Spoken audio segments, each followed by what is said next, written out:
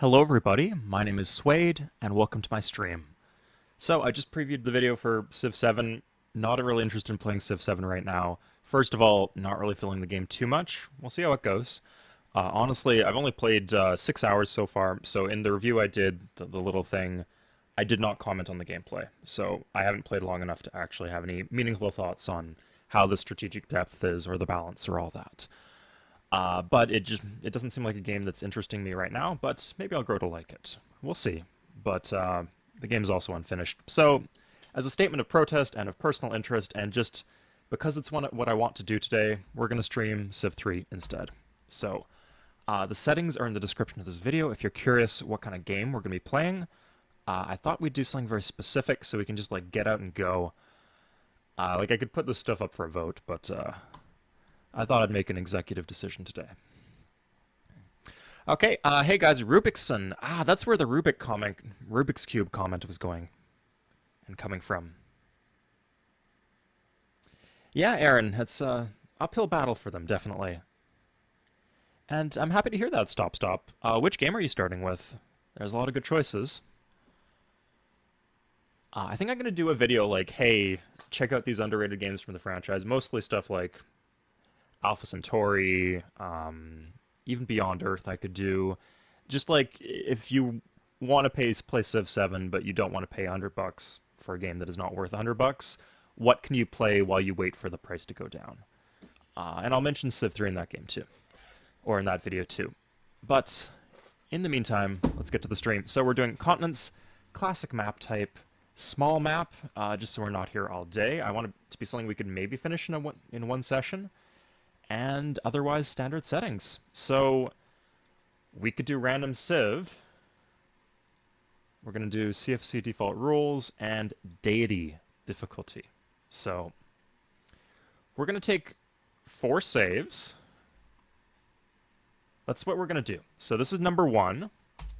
Hittites, oh my god. Hittites fanboys are going to be in chat, aren't they? Yikes. Okay, so that's number 1.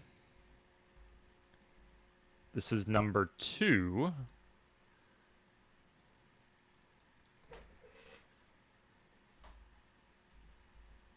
This is number 3 as Rome.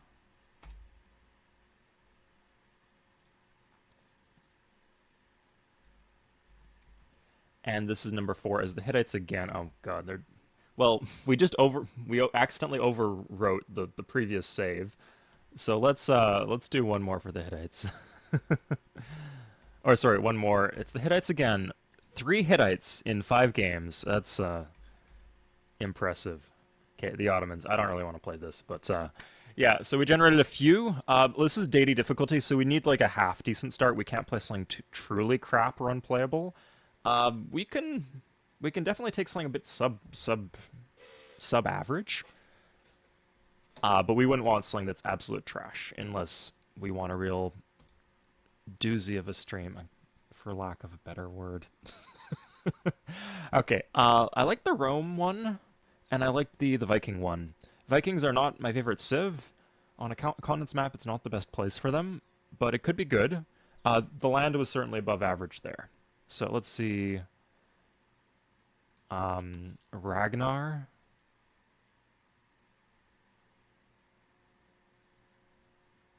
R comes before S in the alphabet. Yeah, so this was the Viking save. We could do this, or we could do the Rome one. The land was a little bit worse, but I do like the Civ a little bit better as Rome. Thank you very much, Benjamin.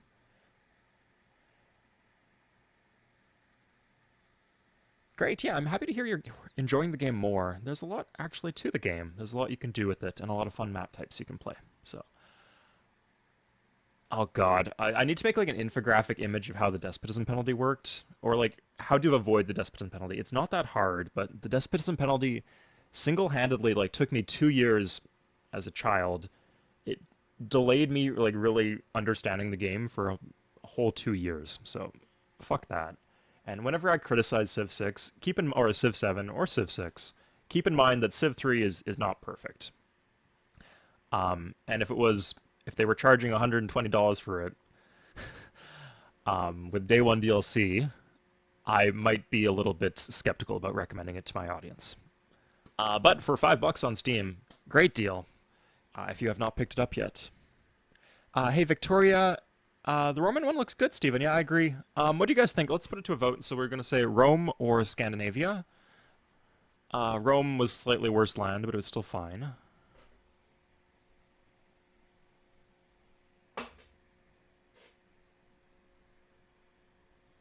Yeah, we're just going to do a minute of this. So I'll load up. This was Caesar.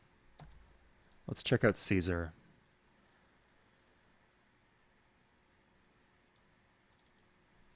Yeah, they just call him Caesar in Civ 3. Not Julius, not, it could be any Caesar for all we know. The picture is very clearly Julius Caesar, but, or what do you think? A very kind-faced man.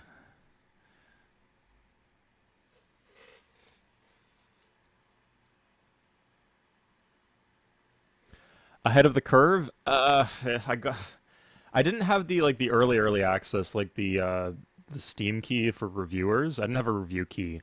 I did buy the game when it was available, for early access, though, which I kind of regret. I don't know. We'll see. We'll see how the video does. But like, I'm not gonna be playing it a bunch within the early access period, so I don't know. Maybe it was a waste in that sense. I guess like it gives you me the first couple DLCs if I do that. I think that's how it works. Yeah, who knows? Okay, so it is Julius. Good to know, Casey. Casey, isn't that not a Roman leader's name? Okay, so let's see. We're saying 71% for Rome. Last chance to vote. But yeah, looks like we're probably going to be playing Rome. And the term doozy? I didn't know that, Paul. Is it a British term, or... the movie Groundhog Day, like, forever in my mind has it ensnared and enshrined as like a cornball saying that I should never be caught dead saying, but yeah, sometimes it slips out. Rome is a classic. Okay, looks like, oh, wait, a bit of a swing down to 62% for Rome. 26 votes. Oh, the gap is closing.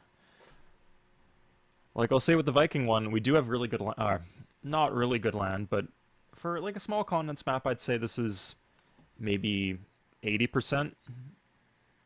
The 20, it's in the top 25% of starts, I'd say, in terms of land quality. I mean, we just generated 5, and it was definitely the best of the 5. Okay, please stop narrowing the gap. Okay, yeah, another vote for Rome.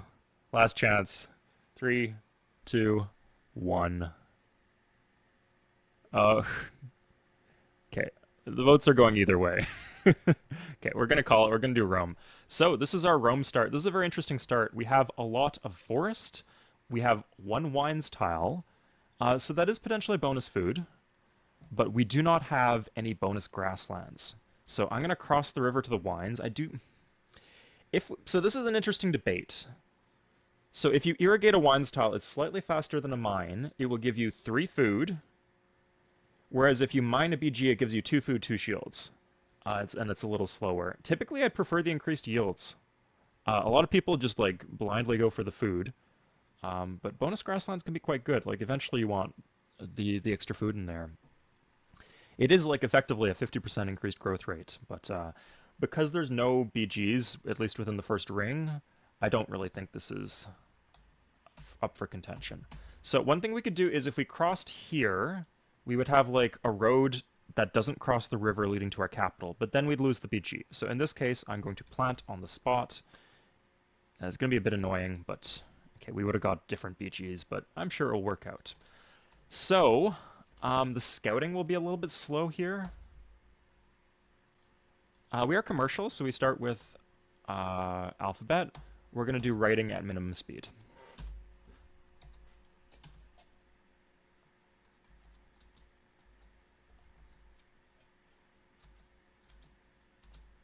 Okay, we're size 2. On this difficulty, we need to turn up the happiness slider. Oh, no, we have wines. What am I talking about? Whew. No issues here. Okay, we're in the north of the continent, so we're going to want to explore to the south. This is a little bit interesting, to be honest. Typically, continents maps, like you'll have a big landmass over here and one over here, So this kind of suggests we're at like the northeast corner of the western continent, but then it keeps going this way. I don't see any water. In fact, the water's this way. So, not sure what's going on. Yeah, I might be delaying my settler a bit here. No, let's actually do settler. No, this is, yeah, we get the border expanded too. You always want to scout north, south, east, and west because you unlock more tiles this way because of no hexagons here, right? Think of the legions? Yeah, I'm looking forward to the legions. There's a lot you can do with Rome. Sorry, you probably do want to conquer, but legions is not the only way to do that, of course. Okay, so Persia's right here. That's annoying. But they don't have alphabet. That's nice. We can get this nice and expensive tech here, masonry.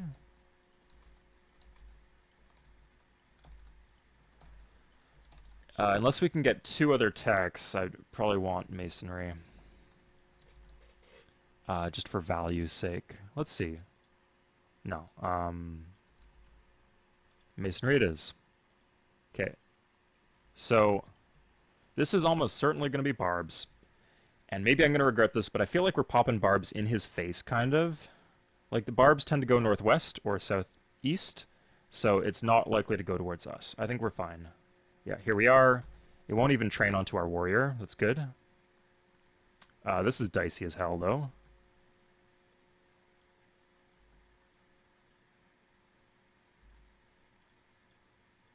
Really dicey stuff. Oh, let's do it again, I guess. Oof.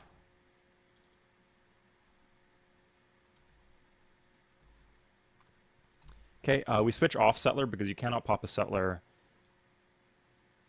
Not likely on this difficulty anyway, but you can't pop a settler if you have one in construction.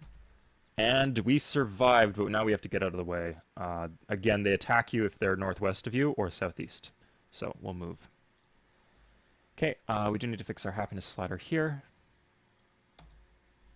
Okay, this is risky. We're kind of just conceding a bunch of land in the direction of the Romans. Maybe popping these huts was not the best idea. I know you guys like huts. But if you ever see me not popping huts on high difficulty levels, this is why I'm doing it, just to avoid this shit. Okay, good. Let's go for the growth. Get military units named after you? I'd be happy to do that. Definitely Victoria. And cities, too. Although, oh my god, I was using, for a video like a few weeks ago, I was using footage from Herson, like the multiplayer Civ 6 player.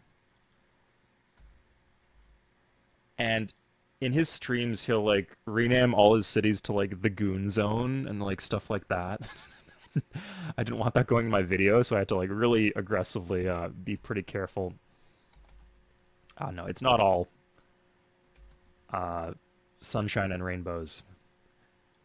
Renaming cities for your fans. It's a risky business. Okay, I think we want a city right here. So this is a nice defensible spot next to the ivory. This will secure us another luxury resource. I don't think on this difficulty, I don't think we can do... Maybe if we went right into mathematics, it was possible to get Statue of Zeus. Typically on Deity, you'd want to have all the ivory to yourself if you're doing that wonder. Or at the very least, like, have your ivory next to your cap, so, like, you can set up the play right at the start.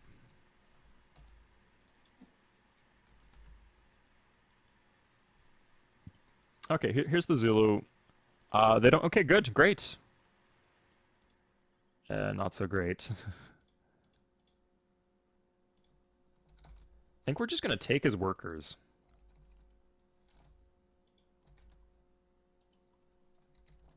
Like, it is phenomenal to get pottery.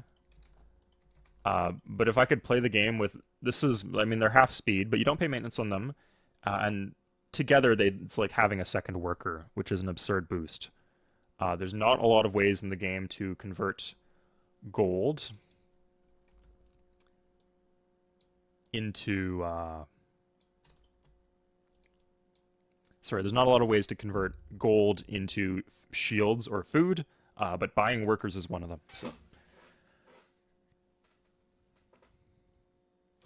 Bean Lord, sure. We don't have any spearmen yet, but remind me when we do build one. In fact, we just don't have a lot of workers in general. I probably would not want to make you a captured worker. Seems a bit demeaning. Okay, we're going to delay this by 1 turn so we get the chop when we want it. They're not fighting, are they? These barbs are just like roaming around being dick bags. Okay, done in 4. That's what I want. We're just doing warrior settler here.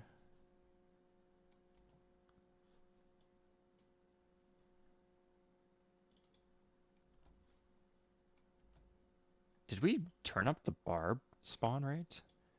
Again, we don't want to be southwest of them. Yeah, let's kill this guy while we can. So by positioning here, he will attack into us, and we have the defense bonus from the forest. So I think we get, I think it's 0%. Like, I think we're even on Deity, but I have the extra health, so pretty likely that I win. Nice, and I promoted too. Yeah, like, we're militaristic, so there's a good chance of promotions if we do win. Yeah, it's pretty bad, the dude. And like I said in the video, like, keep in mind that these are all people who, like, paid an extra 20 bucks or 25 bucks to get the game early. The people who are, like, kind of on the fence about whether they want to play, I don't know, maybe you could argue that the hardcore fans are more likely to buy it early, and but also they're the more entitled ones, but no, just straight up, I think the next wave of people to buy the game on release will like it even less.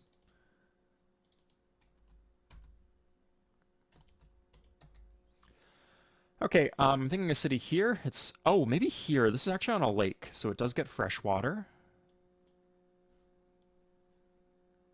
Okay, screw this guy.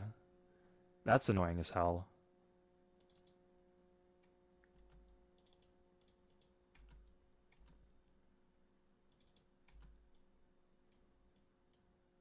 Yeah, we're just really boxed in.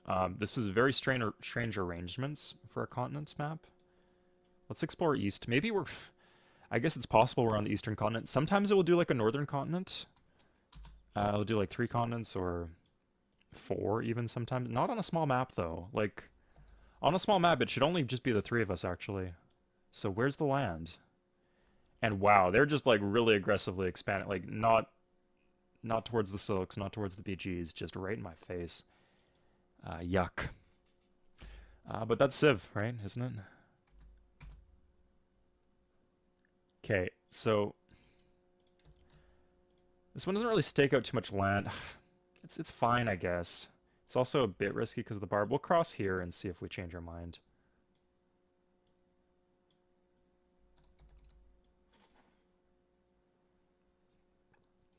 Yeah, don't be scared of planting on BGs, especially if the city's on freshwater, because you get the BG back when you hit size 7.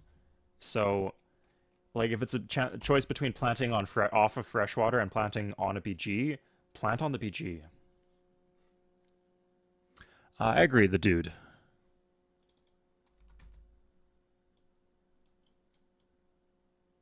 Can we body block this guy a bit? It seems like he's going somewhere we don't want him to be. Okay, 2 workers is tempting, but we'd get trounced here.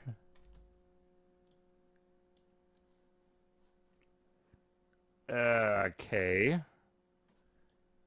Can't go south because he would attack into me.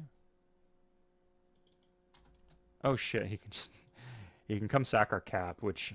no, it's not the worst thing in the world, but... Okay, all right, nice. Here they come.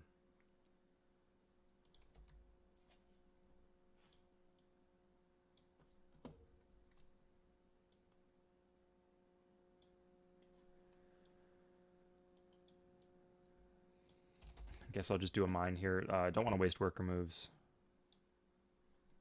Okay. Oh, there's a second ivory. That might be the only ivory on our continent. Maybe it is possible. Like, this is a 6-player map. So if this is the only ivory, and it takes him a while to hook it because it's so far from his cap, then maybe we can just do Statue of Zeus, a very overpowered wonder that requires ivory, if you didn't know.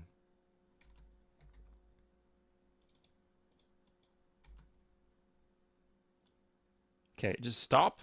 Stop this. Oh my god. He just keeps on walking closer. Like a horror movie villain. No, okay, this... Fuck you.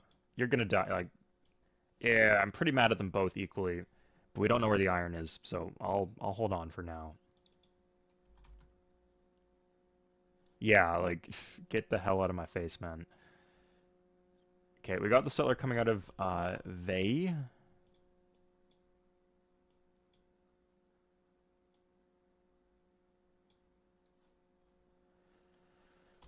We could do this one out of our capital would be okay. Here's where we get the worker, okay? Once your second shield is corrupt, that's when you do worker.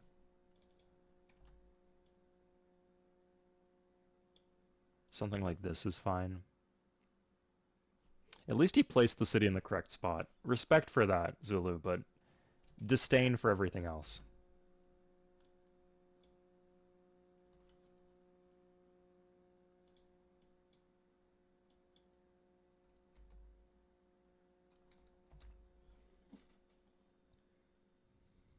The statue of Jupiter? Oh, fair enough. Okay, that fits thematically. We'll call it that. Can we turn down the happiness? No, not in the northern city. But now we can. So it saves us 1 gold per turn. Okay, like there could just be iron on this hill. There's actually a good chance to be iron up here, so this actually secures a bunch of like potentially iron heavy tiles. We will need gold for upgrades, so it's a good thing that we tech to rating at minimum speed. Although having bronze working would be nice. We're going to have to see if we can get bronze working and then iron working. That should be doable. Maybe. Depends on what techs they all have.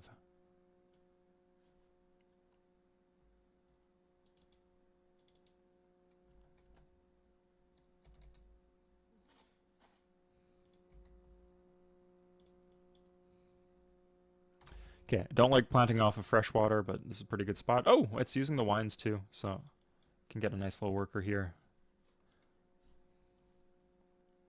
It's important I still scout because I need to find where are the where if there's any other ivory, because like that's another potential strategy that I could just kind of chill and then do Statue of Zeus and go for like a delayed attack. As long as they don't get like feudalism, I should be fine, and that's pretty far away.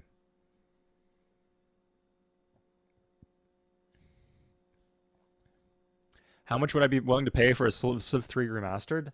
Depends what the changes are. For the channel, like I'd pay what it costs. But yeah, like I guess if they added the despotism penalty, some changes to map chain. I mean, it's all gonna be done on open source anyway, right? So I'm not dependent on them, and that's like a good position to be in. I'm gonna wait with the settler here because I don't want to lose it to the barbs. Hold up. If I get a temple in Antium, I think that would take away the ivory from him. Like he's roading it pretty aggressively, but the issue is I don't have the tech.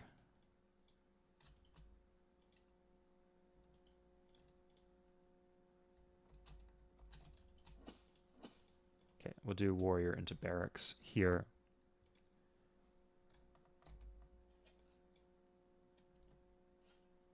Okay, here's writing. There's a chance we could even still get philosophy, but let's see. Let's see what our trades are. So Zululand does not have writing and has math. Does not have math. Okay, well, there's our first step. So we pay what we need. If anyone's not super familiar with Civ 3, these kind of tech wheeling and dealings are very important. So we're going to get mathematics from the Zulu. We're paying gold, but that's okay. because we're going to sell mathematics to Persia. This will give us bronze working and then maybe some of our gold back. No, I guess they're already halfway to mathematics. Interesting. Okay, but this does give us bronze working. That means we can get iron working. Oh, no. What? Come on, man. Ah, like, he was giving us a crap price. Like, mathematics is a very expensive tech relative to bronze working. The price he was giving us was crap. And now he's... Okay, the Zulu have ivory in their cap, so we're not going to get that wonder. Let's kill them. Let's kill them and take their wonder before it produces too many units for us to deal with.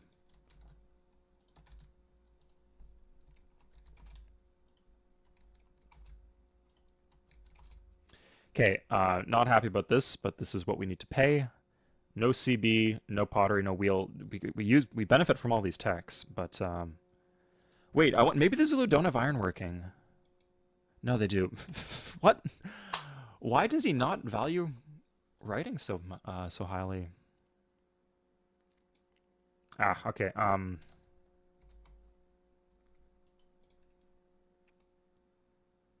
What can we do? Yeah, so the wonder doesn't matter. We don't care about this. It would be nice to keep him off of iron.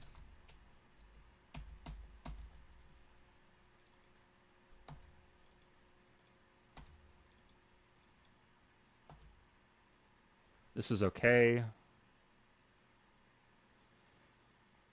Yeah, like we don't even need to hook this iron ourselves as long as we keep him off of the iron. So we could plant like a city here would be kind of nice.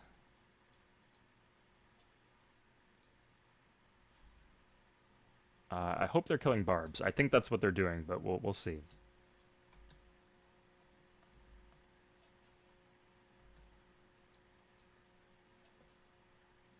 Okay, so I guess this is our continent then. Unless it like connects this way or something, that would be very strange. Doesn't look like it does. So that's how it is. Cool. Okay, so I'd say picking these cities off the Persian. Oh, they planted this. We might not have iron. Okay, we'll go for this iron, I guess. But like we need to secure this iron or some iron. We had we had three choices, now we have two. And this seemed to be the easiest one, but I guess that's not the way the game is taking us.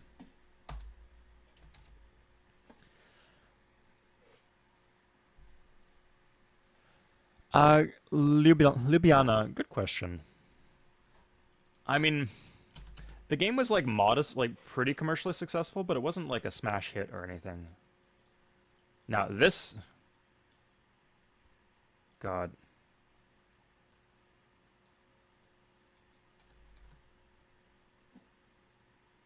Like, I could see why they felt they need to, like, make significant changes to rework the franchise. Because there's clearly general interest in the idea, but Civ 3 was not friendly to casual audiences in a few ways that Civ 4 was. Okay, the hut's still there. Just in case they, like, pop barbs on me randomly. Let's block that off. Okay, we could go for that. Yeah, we still have two options for iron. This gets kind of rough if they plant both of our irons, but I don't want him, like, the Zulu having a city here. That's just obnoxious.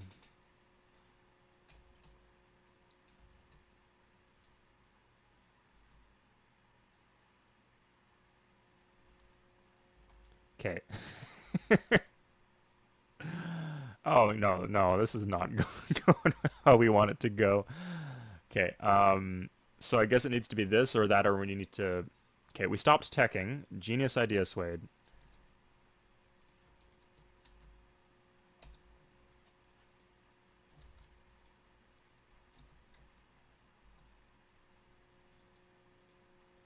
At least I have the gold.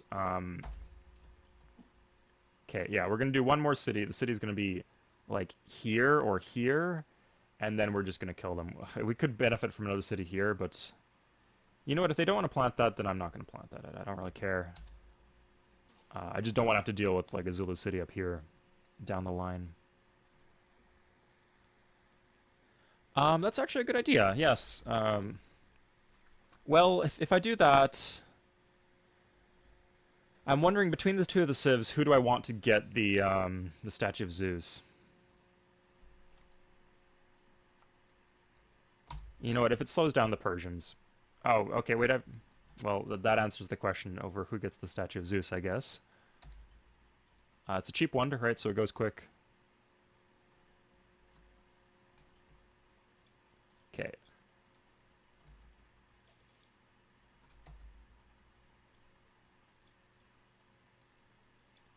Happiness can be at 0% if it's not already.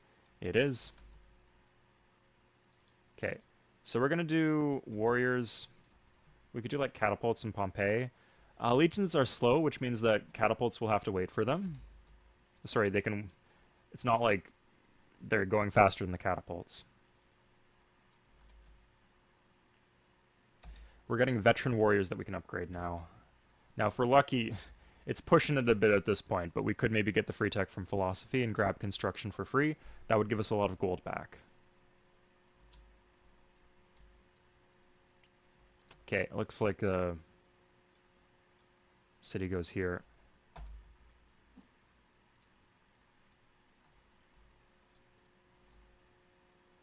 I kind of like the lake positioning. It kind of gives us a way to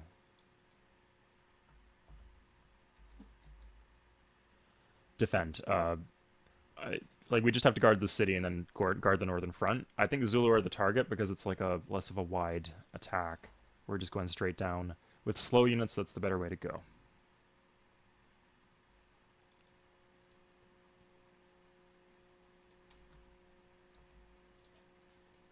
Okay.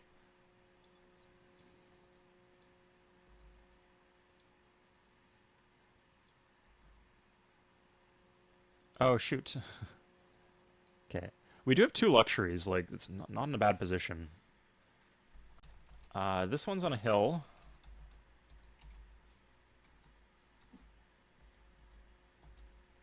Yeah, if you guys don't know what we're doing, we're blocking him off from getting the city where we don't want him to have a city. Still, no, they're not going to be any spearmen. Like, if we want a defensive unit, it's going to be a legion. You picked the wrong horse to bet on in this game, Bean Lord. Yeah, lakes just create tactics. I agree.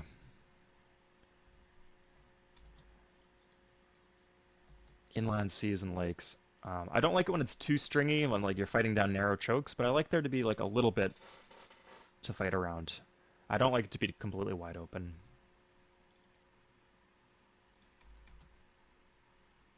Okay, that's dumb. But we're gonna...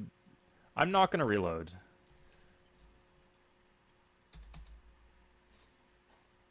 Okay, wasting some worker moves here. Oh, fuck yeah. Okay, we got the free tech. So, for people who don't know, philosophy in Civ 3 gives you a free tech. This is the second highest difficulty, and we were dicking around a lot. Like, we teched writing at 20%, 10%. It took us 50 turns, which is the maximum time it can take you to do a tech. Then we just left our science slider off for like 7 or 8 turns. And then we full teched philosophy, and we got the free tech. We got it before anybody else did. So we now get a bunch of gold. He's sitting on 473 gold. Look at that. Weirdly, he actually does have construction. Okay, that's stupid. If we got currency, we'd be in a much better position. We don't actually need construction. It is the more expensive of the two techs, but they already have it. So we can't get gold out of them for it. So I'm just going to take the gold for philosophy. No, they're just not having it today in terms of the value of my techs.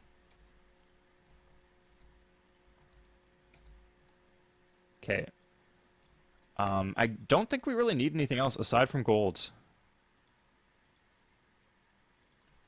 Yeah, like if this is just like 5 for the wheel instead of pottery, like we're not just going to be building barracks, so I'll grab the wheel just so we can see where the horses are. Maybe get a little bit of extra commerce if it comes down to that.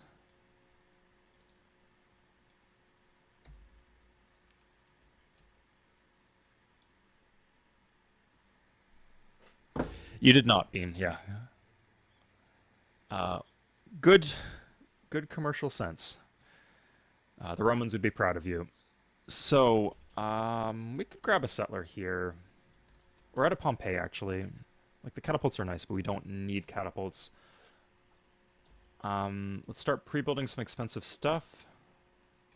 We'll do one more veteran warrior. Like, as soon as we hook the iron, it's hard to build these veteran warriors again, so it's a good idea to do them now.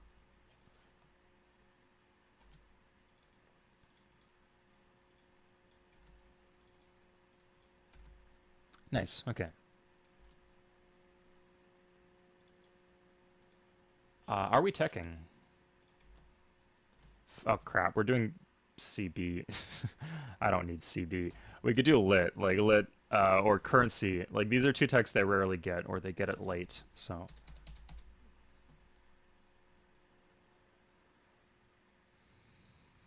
Oh, this times out well.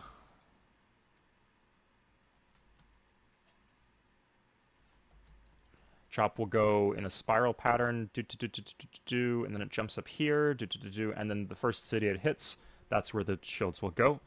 So it will go to Rome. So we don't need to worry about how things are going in Cumae. Again, you'll notice I'm stacking my workers. It's not a good habit, but in this case, we need this as soon as possible. We need the iron as soon as possible to make this play work. But like right now, it looks like we're in good shape.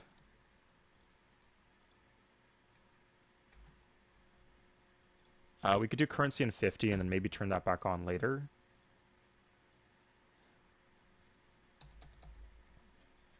We have plenty of forests, so we might as well chop the forest for shields. We have plenty of worker moves, like we're not short on worker moves here. Which is odd because we're not playing as an industrious civ. I think it's because we got the two workers from the Zulu early. Like, you see that like our things financially haven't been going the best for us, but in terms of infrastructure development, we're doing great.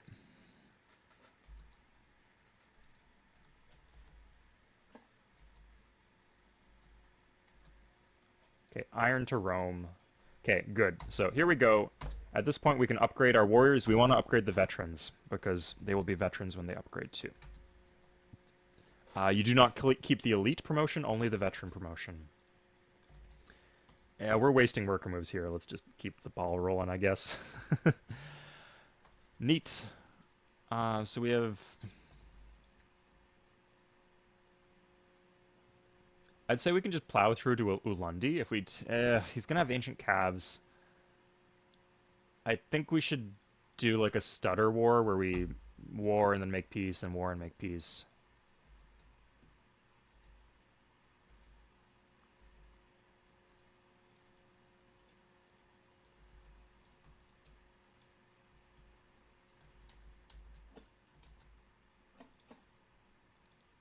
Nice.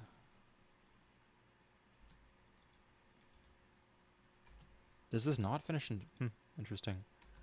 Well, it will finish in 2 from the chop. Not the most shields ever got out of a chop, but it's a few. What turn am I on, Beanlord? So you can check in the victory screen if you want to know. This is turn 77. Turns go fast in Civ 3. We could probably use some worker moves in this city.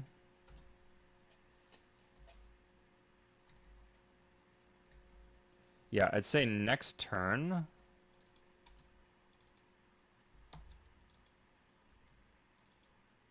Oh, that's nasty. Not the best tile assignments. So this in 2.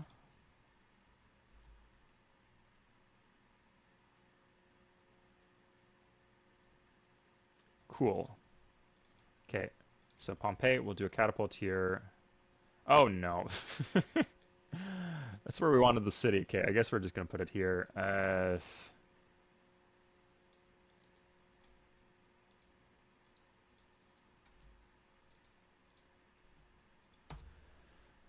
Whatever. And upgrade one last one. We got some stuff coming from the south. Now, if we wanted, we could get Persia in this war. I think because we have legions specifically, if Persia declares war on us, we're not in that much trouble, as long as we, like, get a legion in these southern cities.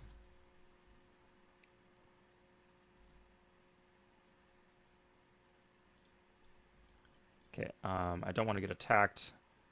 You know what? Let's go in first. Canary in the coal mine it. Yeah, okay. So what we're going to do here... So here you're going to see the advantage of the Impy. He is fortified because he has the extra movement. He's able to escort his settler, but also fortify every turn after he walks. So, great. Okay, so now he declares war on us. So we need this dead. We 100% we need this dead because it can do some nasty things because of the extra moves, and also we get the workers, which is nice. So another worker here. We've got 5 Zulu workers. This is not, it's not unusual to have a ton of enemy workers, but it's unusual to have so many this early. I'm actually going to walk one of these veterans in. Not that confident that we can take the city. At this point, we can take the warriors back because we can just kill his stuff if it comes over the hill. Actually, we're going to be planting this, so we don't really care if he sends settlers. Units would be annoying, though, actually.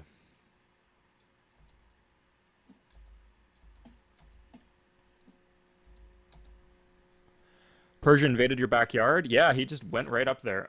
Is there... How far does this peninsula go out? I guess when we conquer him, we're going to find out. That's a conquest for another time. Hey, Power. Sorry for your money loss. Just because a new Civ game is out and people are going to be searching for Civ a lot, I'm sure, my older videos are going to be doing well, so don't worry about money for me. And plus, I get plenty from the channel, right? That's what the monetization's there for. I just want to be sure that everybody else is on the same page, because a lot of creators they're doing their job at warning about the downsides, but I don't think people have, just with the cost. It's just the cost. If they were charging $60 for this game, maybe I'd feel differently. But they're charging a lot more than that. Plus the DLCs and all the DRM crap. It's just not a good deal. It's just bad for consumers. So, okay, we can attack directly in here. We have animate bottles off. If you guys want, I can turn it on. If you want the suspense. This is our first city we're taking, so I guess this is a nice suspenseful moment. Legions have the same attack as the swordsmen, but they do have higher defense, which means they're more resistant to defensive bombard. So the archer's outside of the city now, but maybe he's got another one or a catapult. And maybe we resisted his bombard and we didn't even know it.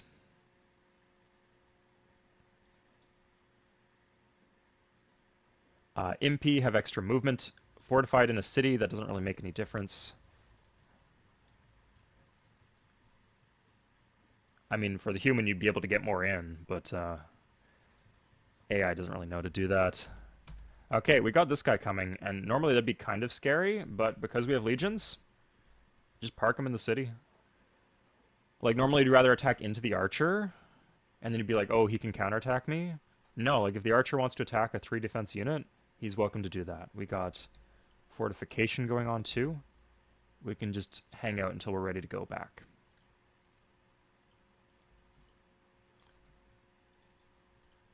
We can also take some... Let's take these guys across the river too. We're going to get a boost of gold from popping this barb camp.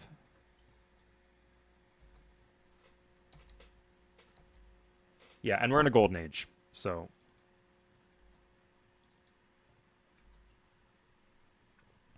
you can see how, with things the way they are now, we could easily outmuscle his entire empire and just kill him. The issue is just the speed, right? We just can't get our legions where they need to go as fast as we would like them to be there. Which is fine. It's not the worst thing in the world, but... it does mean it's a good unique unit, but not the best unique unit. Okay.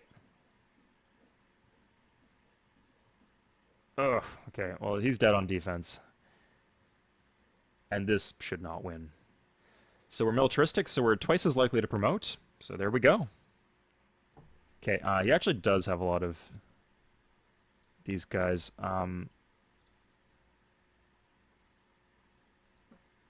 Okay. I do have to defend here, which is not great because I don't have any defense bonus aside from...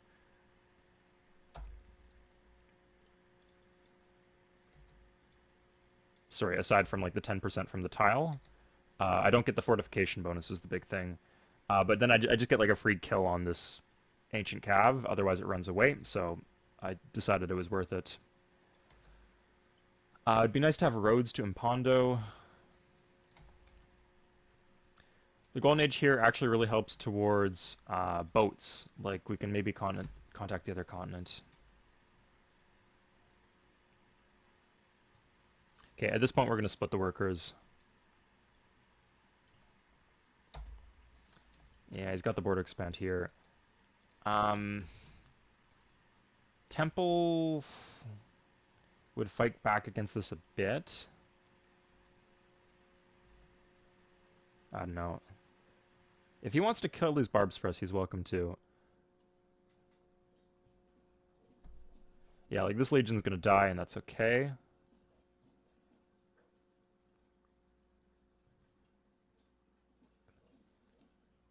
Having walls here would be nice. So we could... You see the retreat functions being really annoying. Like, it's... If we want to kill those damaged units, we have to, like, leave the city, and then we lose the bonus. Huh. The settler's actually unescorted here. That's interesting. Okay, but... We can farm military great leaders.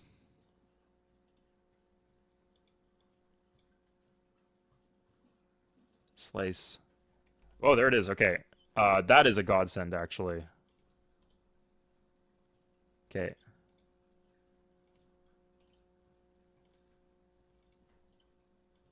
Actually, you know what we can do? We can just do this. Like, he's not going to attack it. We could attack that. Yeah, let's just protect our legion, I guess. And we can start roading here. Okay, good. Yeah, screw that.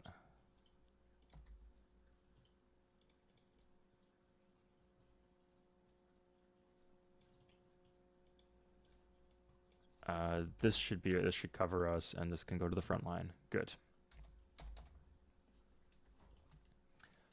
Okay. He can actually kind of fork us here. But as long as you have enough warriors, like, you're good. I'll get the walls, but ooh, zone of control. You don't see that very often, but I guess we have that. Okay. Keep in mind he can just attack our city if he wants to. I don't think it's very likely, but we don't want that to happen. Really? Really? Yeah, God.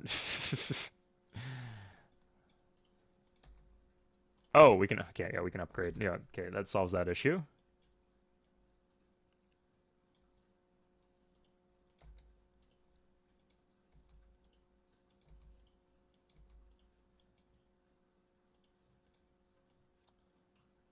Let's do this. Like, we might as well get the veteran full health one.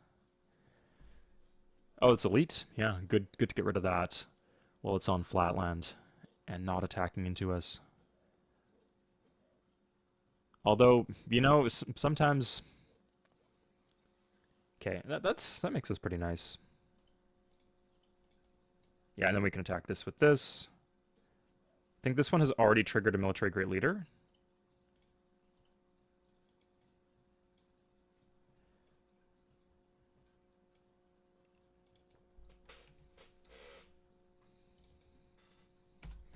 Yes.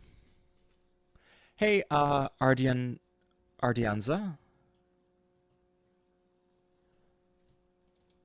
Welcome back. Oh, no, no, no. Oh, come on. How did we build... I don't remember building walls there, which is actually rough because now he gets to retake with walls. Okay, if the Zulu will make peace, we will make peace. I officially hate... 4.1 attack, 4.5 defense. Jesus, man. Okay, so if the Zulu will peace out of this war, I will take peace. I think they'll probably give us some... Yeah. Oh, they will just give us currency.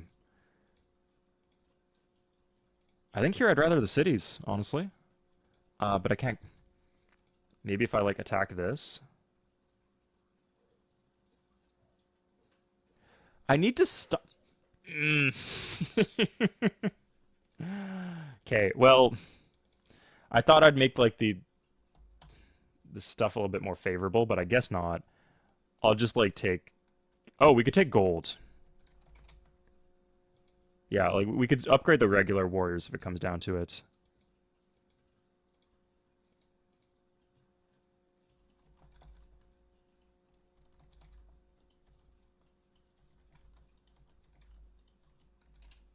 187. Good, yeah, we'll take that. Good, 2 techs and a bunch of gold. And we got a city, right? We got a good city too. That was one we were salty that we lost in the expansion phase. So this is on a hill, so if he wants to attack into us here, he's welcome to do that. We don't need to feel pressure to attack him. And like in case we get a bad roll, we have the warrior underneath.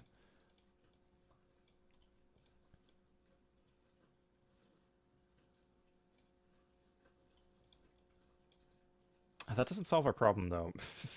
Okay, I guess we're gonna do this. This is kind of dumb, but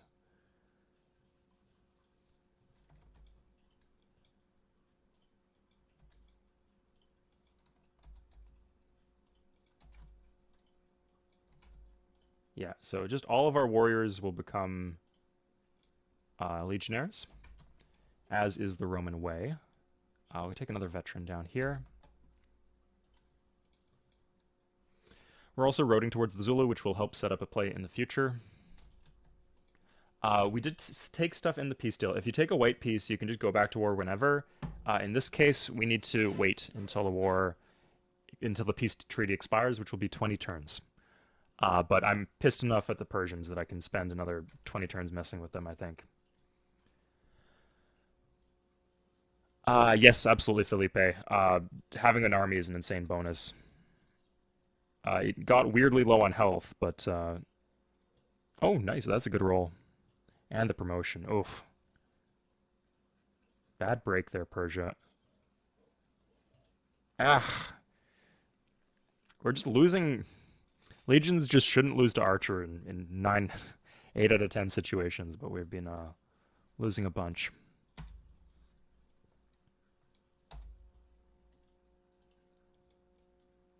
Okay. Yeah, I'd say just generally we're losing a bunch of legions when they should be pretty easy to hold on to. Okay, I like this attack, despite the defensive bombard. Because when we win, we go back in the city. Yeah, and we promote too. I guess that would have been pretty rough if we lost. But it should be fine.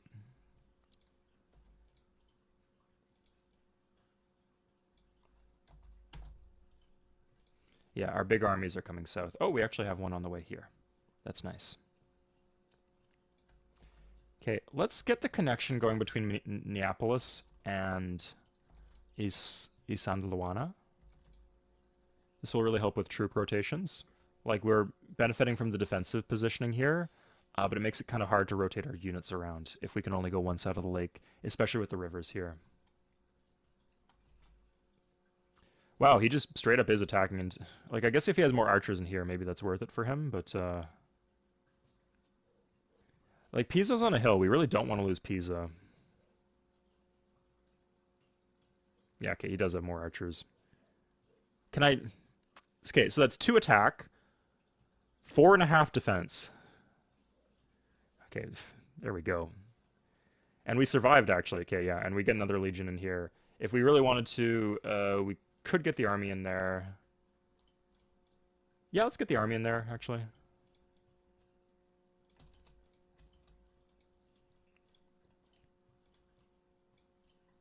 And I think 2 legions should be plenty, more than enough.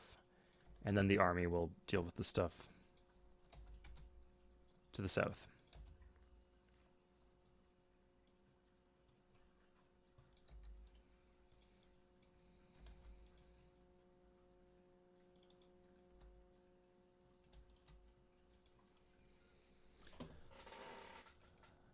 Okay. He actually is attacking into our army, into our 8 health army. On a hill. Kind of throwing units down the toilet, I guess. Yeah, this is how it's...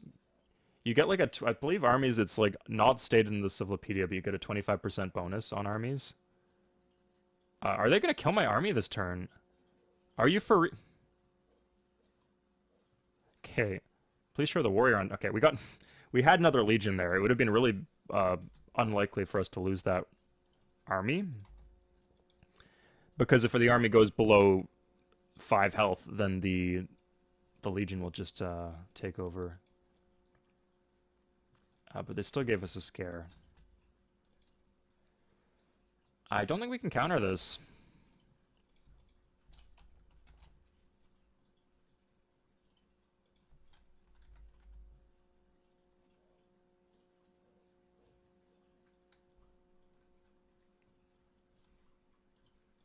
Yeah, like he can just land Ravenna.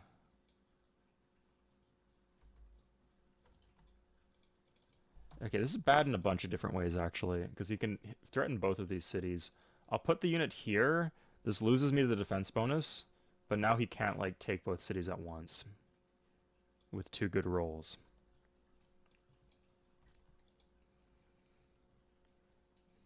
Typically, we'd want to pop rush something here in this kind of emergency, but we don't have that option. It's a bit frustrating.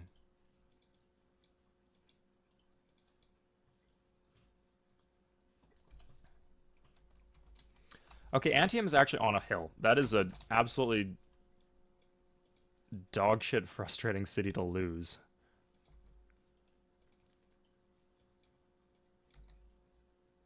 I think I kind of want to get Passagarde first because it's not on the hill. Then I'll like cut him off. Sorry, I need another unit here. Thank you, Wade. Oh, sorry, what's your question, Wade? Sorry, if I'm theoretical question, how big does an island inland sea need to be before you can build a harbor? It's about like 23 tiles or something like that. I don't know the exact number. It's not a ton, but it's not. You could, I believe you can have some salt water, like some sea tiles within the inland sea, and the game still thinks it's a lake. Or on the other hand, you could have all coastal tiles, and it can be sea, like it can be coast. Like you don't get the extra food, and you can build the harbor. So it's not based on the color of the lake, it's based on the number of tiles in the lake. No problem, John Roscoe. Subscriptions are kind of a meaningless vanity metric in this day and age. They don't, like, very few people check their subscription feed, so it doesn't do too much. Yeah, like if you're clicking on the videos, YouTube will show them to you. And if you're not clicking on them, it doesn't matter if you're subscribed, YouTube's not going to show them to you. But I'm a vain man, right? So. Okay, this is actually kind of the best case scenario because we can attack into this. Oh, sorry, I guess if we got some really bad rolls. Like, we only had the 2 warriors here.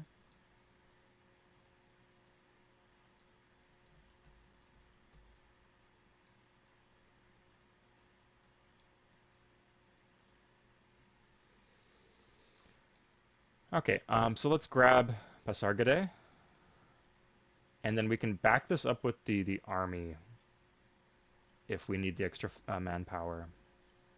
We also have like 5 legions that can go on to Antium. Like, the veteran spear is intimidating with the defense bonus, but if we use the army, that's not so bad at all. Civ 7 is not very good. Correct. It's not very good. I wouldn't even call it good. It could potentially be made into a good game. I do really like the graphics. I think conceptually, a lot of the changes they made sense. I do have some worries about how the play patterns will shake up because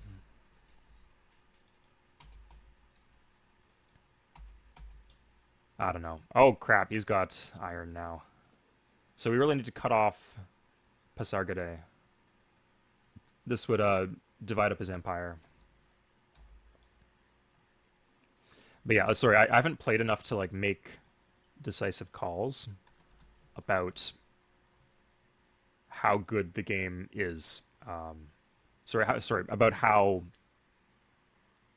good the gameplay is. I can only say about the stuff that I've experienced. It's unfinished, it's unpolished, and it's not worth the premium price tag. How important is early warfare? It depends on the map, Matteo. That's a very good question. A lot of people think, oh, like you have to fight to win on high difficulty levels. It depends. I would say if you're playing Sid, you need to either choose a map where you don't have to fight, or you need to fight. Oh, you need to choose maps very carefully either way on Sid. But on Deity, in this map, I would say at some point I would need to fight. I didn't need to fight immediately, but I would have needed to fight eventually. So I actually lost to the archer there. That's incredible. I do want to take the city out so I can move on. Okay. Now, should I raise the city or should I capture? Antium is my city. Antioch, we can... I'll capture the city.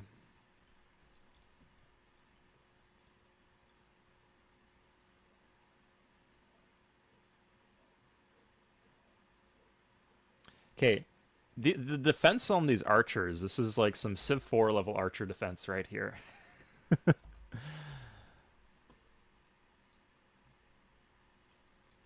We've been okay when they attack us, but for some reason when we attack them, it's not going so great. Okay, we're gonna wait another turn here. In fact, our army is at full health, so it can just swing up and go take Antium for us.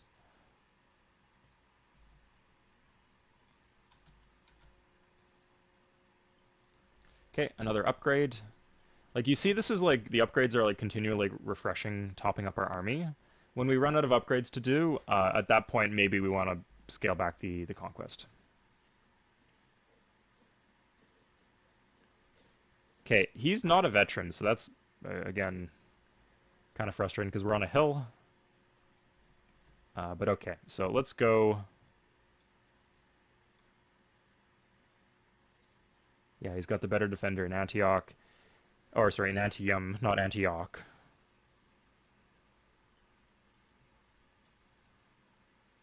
He's using our barracks to build units. Okay, this is good, very good RNG for us. I think if he has another defender in here, though, we want to stop attacking. Like, unless it's an archer. We probably had that coming. Okay. Yeah. Nice. Okay. Oh, we destroyed it. We destroyed our own city. That's benevolent empire, I guess. Honestly, that city we don't really need anymore, as long as we get Antioch.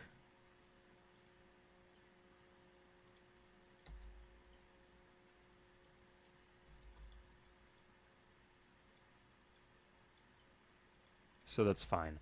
We're not going to leave too much in Pasargadae. The city might flip because it has foreign citizens in it. So we'd need to be careful.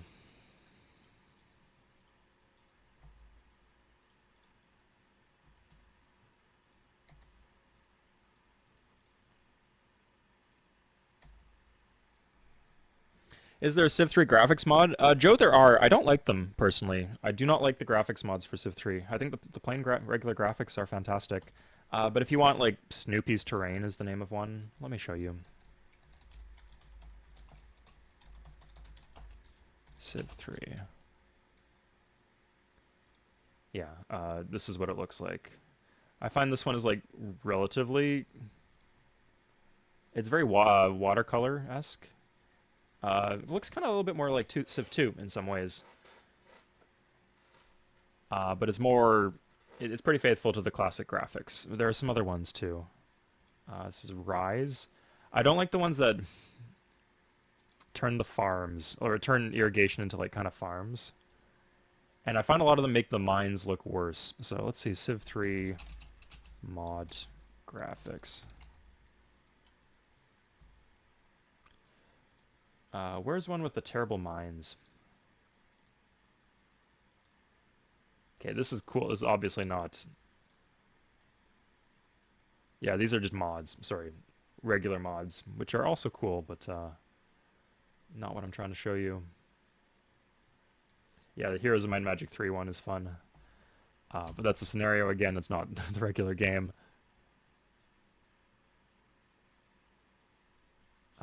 This is not the one I'm talking about.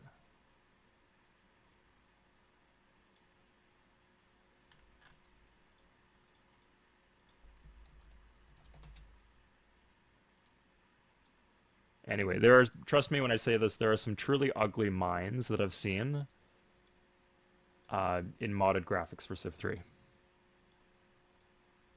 Yeah. Okay.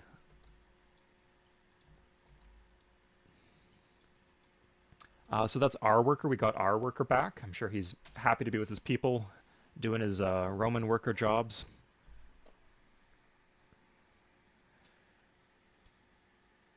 Civ 3, best game in the series? In my opinion, Haram, I've done a whole video on this. I believe so, but I can see why like this is not the majority opinion. I've been respecting Civ 7, or Civ, sorry. I've actually been disrespecting Civ 7 quite a bit. I've been respecting Civ 5 a lot more lately.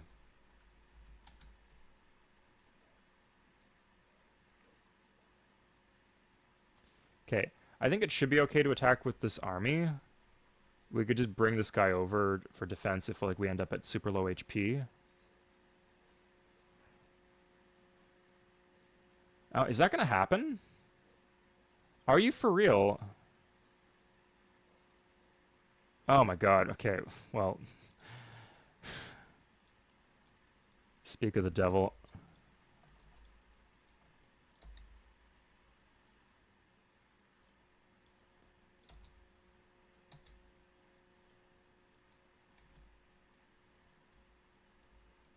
Okay, our golden age is going to end eventually, so we're going to want to mine some of these bonus grassland tiles.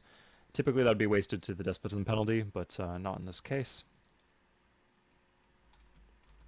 Sorry, not when the golden age ends. Sorry, mining bonus grassland tiles is always good, except in golden age, but the golden age will end soon, so we can start on the mines right now.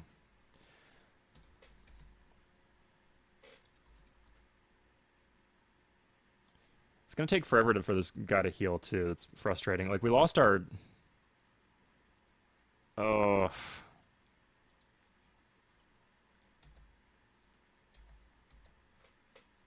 Yeah, we're gonna wait one more turn. Oh, we can bring the catapult over. Okay, yeah, 2 catapults. That's not so bad. That's reason enough. Okay, let's grab this temple. This border expand is kind of pissing me off. And we can use these... Let's get the road up here.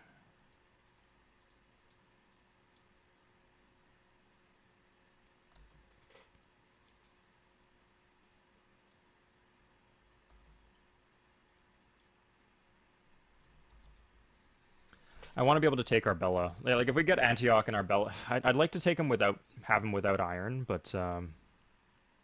Really, we need them to fight each other, because now the Zulu just have a bunch of units. No, like, that guy... like, Shako is frustrating me a bit. This guy's really, like, sending me up a wall, so... No, we're not going to make peace with him.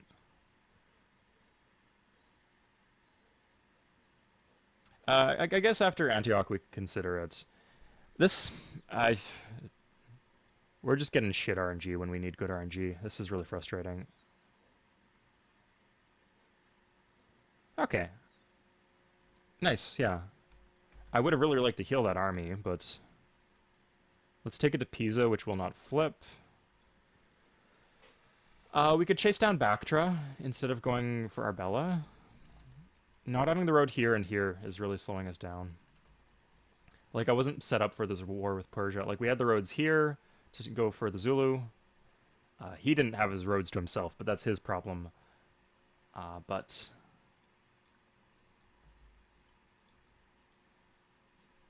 Yeah, okay, let's see what we'll get. He's just in the next era. What does he have? He has polytheism. That's the thing that Persia's missing.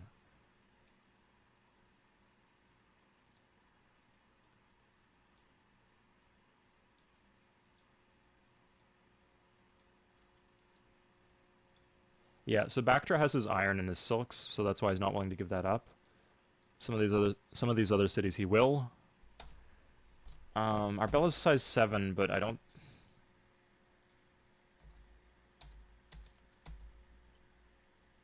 Like, we're spending units on this if we go for this.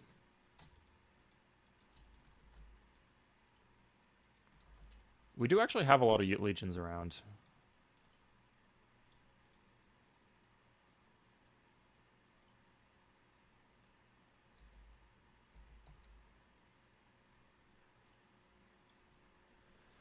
Hmm.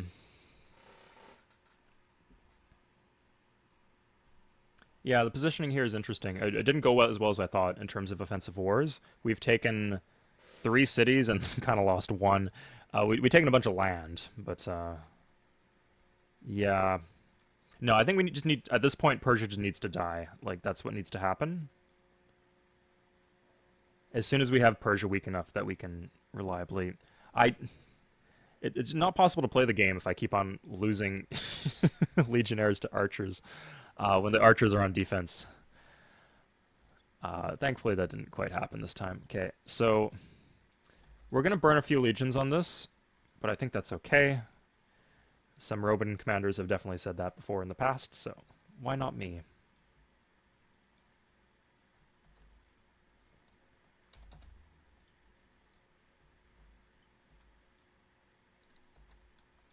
And we got these two to back us up if this goes multiple turns. Like, he's not showing a veteran here. The city's, I don't concern myself with this too much often, but the city's also like exerting a lot of cultural pressure relative to its production. So we're gonna go with the elite first. Maybe not.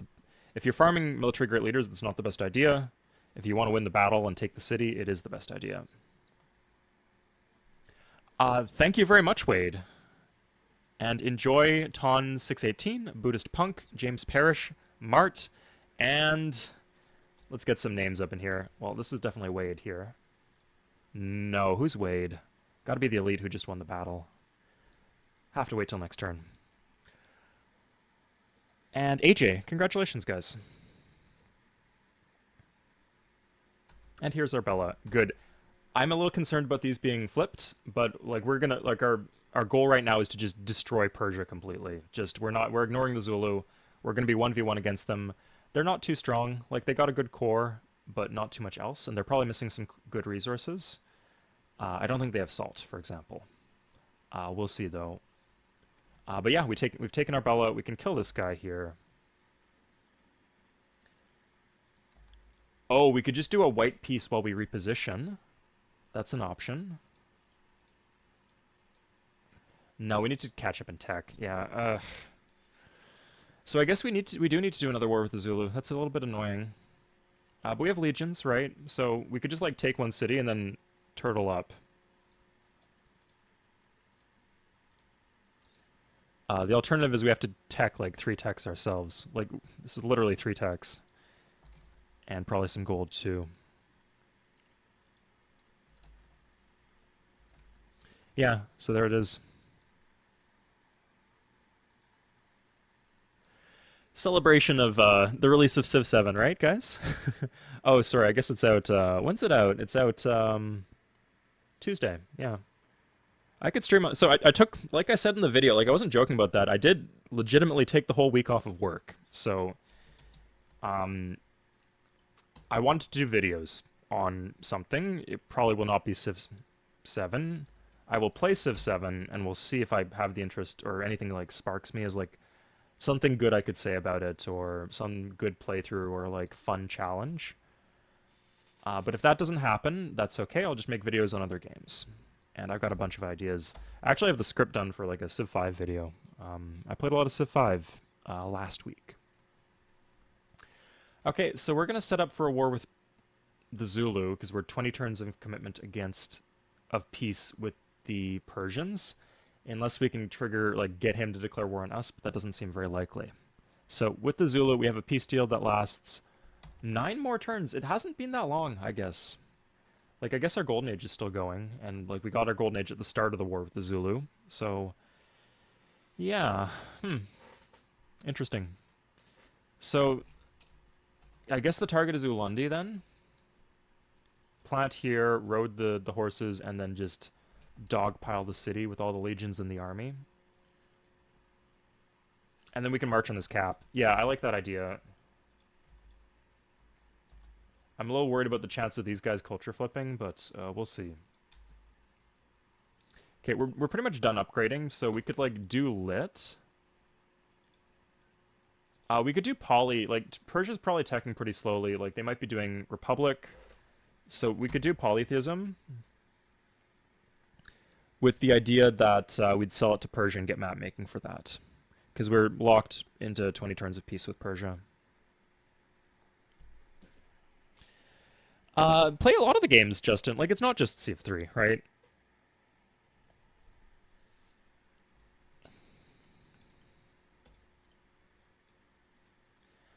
I don't. There's only a few things I have left to say about Civ 3. I've got a lot of things to say about other games, and I'd like to play the other games a little bit more so that I have even more to say about them. But with Civ 3, like, for like 80% of the things I could possibly make videos on, I've already made the video. Sometimes the quality of the video is not very good, and that's kind of bad. Like, I wish a lot of the older videos were up to my newer standards, like the government tutorial and the diplomacy tutorial especially. But yeah, and I'll still do more Civ 3 videos, but I'd love to do streams and videos on other games and get good at those other games too. How much is Civ 7? I posted the screenshot. With taxes in Canadian dollars to get the Founders Edition, it was $147. The thumbnail was not clickbait. That was how much I paid, unless you forgot that I'm Canadian. If you forgot that I'm Canadian, it might be kind of clickbait.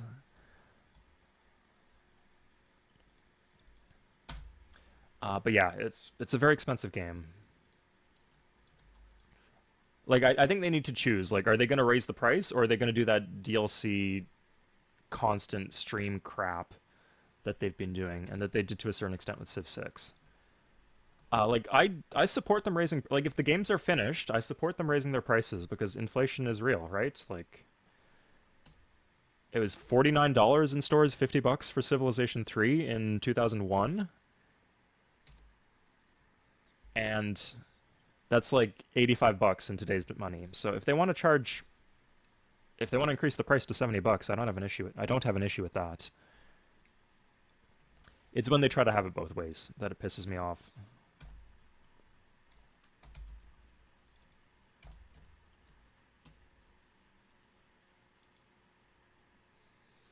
Yeah, I understand that consumers can be like really frustratingly sensitive to prices on things that they have like ingrained on their head in their head as a certain price.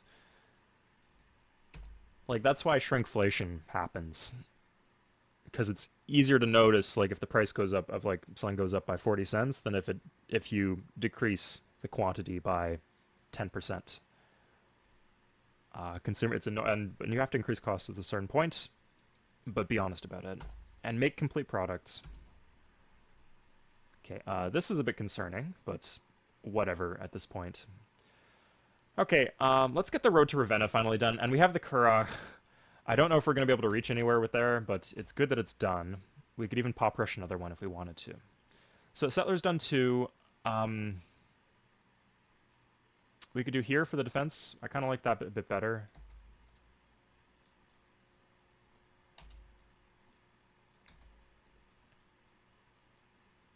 Yeah.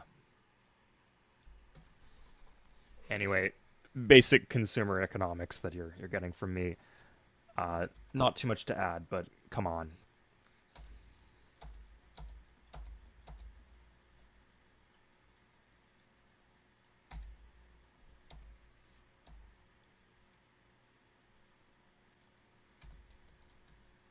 No, it's nice. I'll say that's nice to have an audience with regards to this topic who isn't desperate to be catered to. If anything, it's the other way around, where I'm sure there's some people in this audience who are like salivating at the mouth for the idea that Civ 7, the new game, might be bad if their favorite game is Civ 4 or Civ 3 or Civ 5. And there's always an audience for that, and we should try to be realistic about it. I don't want to catastrophize. It's not that bad of a situation. It's fixable.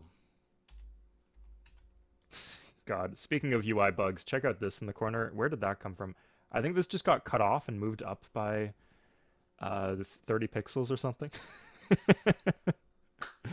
Like, if this happened when I played Civ 7, I'd be like roasting it in that video I just did. But what was alarming was yeah. So it wasn't that the bugs were alarming; it was how fast I was able to run into them. That was kind of alarming. I did not like. You can check on my Steam profile. I've got like 6 hours of playtime, and some of that is like me in Discord shooting the shit with other people while talking about the game and not actually playing it. And then I've found all those weird things and oddities in just that time. Take Bactra. It is the iron. It's on a hill, so it's a little tricky. Now that I have Antioch, I've got the road to it. It's a bit of a better choice, I think. But I'm locked into a peace deal. So in Civilization 3, you're committed, right? If I break this deal, then my trade reputation is ruined, and that has disastrous outcomes on the rest of the game. Sometimes you need to do it, but in this case, like just taking this one city, I wouldn't call that worth it.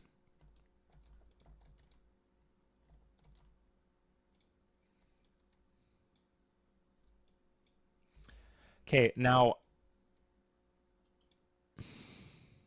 I might even be able to get a war with the Zulu before the peace treaty runs out.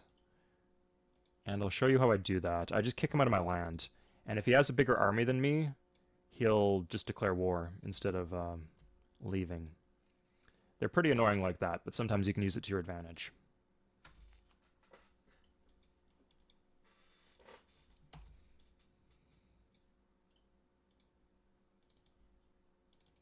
Okay, we should be starving the city, or actually...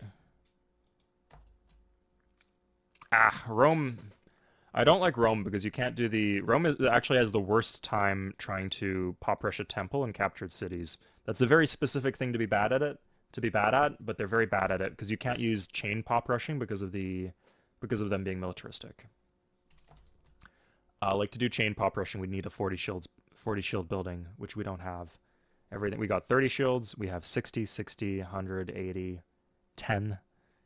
Yeah, we don't have what we need. Oh, Majed. So what happened was they opened up the criteria of what it means to be a leader in Civ 7, which I think is a fine thing to be outraged at. But then weirdly, the community, like when they announced Harriet Tubman specifically, who is like an African American civil rights leader, there was a lot more dislikes on that video than the ones for Machiavelli and Benjamin Franklin and all those people. So it is partly or a reaction to the humankindification of the series, and then it's partly people not liking Harriet Tubman and then seeing it as DEI woke stuff, I guess.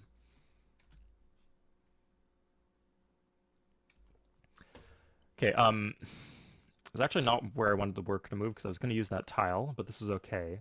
So I think, oh, our Legion stack is over here, so we need to wait a bit anyway. Interesting that he's roading in our land. I wonder why he's doing that, but we don't need to question it too much. Okay, just in case this flips, let's just keep 0 units in it. There's no resistors, so we're fine. That could flip too. This can pop rush. Yeah, I'll say, like, personally, I really like the...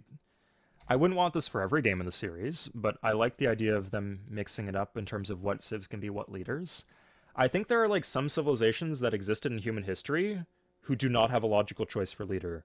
And on the flip side, like, especially, like, ones where their leader is, like, a mythical being. And on the flip side, there are some leaders who were not really part of a notable civilization. So being able to mix and match, if that's what they want to do, being able to choose 2 different bonuses, it actually makes sense for me that they're doing it that way. Again, I wouldn't want it to be in every game like that, but in one game, sure, as a little mix-up, I think it could be fun. That's why I say, like, your opinion may vary, but conceptually, I like a lot of the changes that they made in Civ 7. I like the shorter eras, right? I like the focus on quick gameplay. You know me, I don't like playing huge maps all the time. I like the quick victory conditions. That's one of the reasons I like Civ 3. On the flip side, though, I don't like some of the changes to... Okay, well, we said that we were prepared for that to happen, and it happened, so it's how it is. Where is he going? Like, he must be going to take our city, but at this point, there's nothing we can do about it, so we just have to pray. Pray, pray, pray. Eat, pray, love. No, just pray. Yeah, so I don't like some of the the way they took away tile management and worker management, like I like that stuff. I don't like the game being super micro heavy, and if it makes the game faster, I like that. But that particular change is not catered to me. It's okay. Like some things are going to be catered to you, some things are not. Hopefully, it's a mix of both. Maybe if you're lucky, it's all of one, and it's a lot easier to decide if you want to play the game or not. But that's okay. Change is good. But releasing unfinished games is not. The most hated mechanic from Humankind. I did find that to be a bit funny, Justin. I wonder if the development cycle started before. Again, I never played Humankind. On paper, I don't have an issue with it. But it certainly was a choice, right? Like, I wonder why they did that. Crap. Okay, so Ulundi got to size 7. I don't like that because now I have to attack into the defense bonus. But let's see how this goes. So, we got him to declare war on us. That's a good first start. You know what? Better now than when he gets pikemen. So we'll do this war now. Yikes. Okay. We could kill this, or we could protect this legion down here.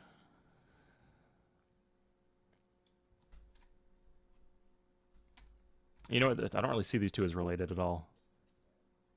Okay. We need to stop losing veteran legions to regular archers on hills. This has happened so much this game. Specifically that. I don't know why, but that's how it is. Okay. So everybody's marching in.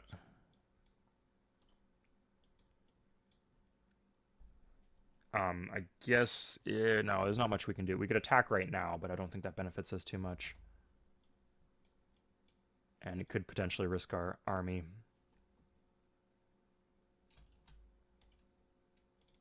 Okay, at this point the Golden Age is over, so I could, like, consider building some cheaper units.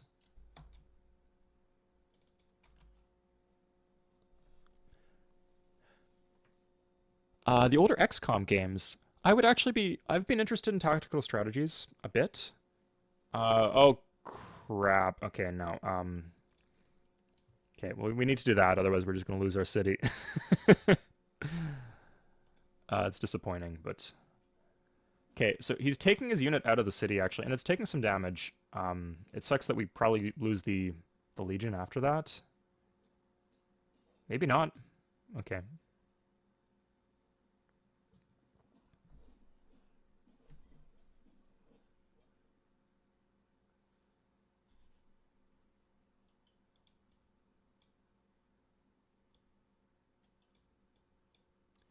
Okay, so we attack with the army. It would be nice to have, like, the second attack on the army so that we have the chance at 2 hits. But, you know, like, if we get good enough RNG that we have the option to attack again, we'll just call it a happy day. Maybe I should raise Ulundi. Okay, here we're going to keep the elite up. At this point, you could see, like, a second army would be pretty grand.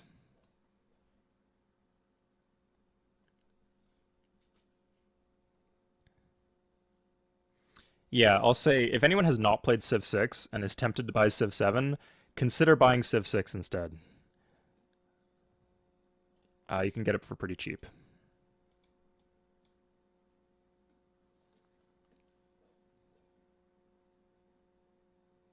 Okay, this is... Wow, okay, so it's the pyramid. Yeah, I'm not gonna not take the pyramids. I'm not crazy. Now we just have to figure out how to hold the pyramid. Wait, hold up, hold up. We could just push on to Zimbabwe, maybe.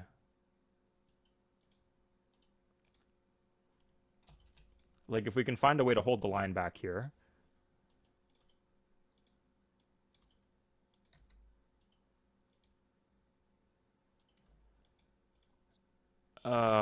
God. You know what? If I finish the tile improvement, yeah, well, I'm happy with that.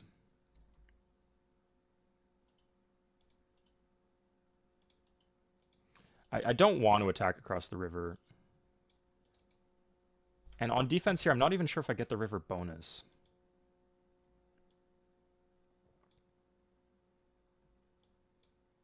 Let's attack. Because, like, while the city's in resistance, you don't get defense bonuses. I'm not sure what that applies to, though. Like, does it apply to the terrain bonus? Like, do you not get the hill bonus?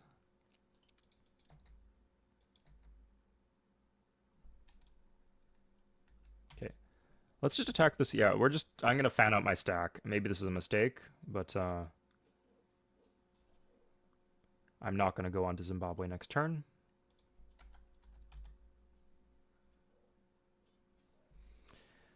Ooh. Sorry, I'll turn on the sound for you guys. The sounds that Legion make is pretty satisfying. Okay, so we're just going to put everything in here for a turn to help put down resistance. And it gives us some flexibility of deployment next turn. Okay, so in this specific case, I'd rather have the Legion in 2, I think.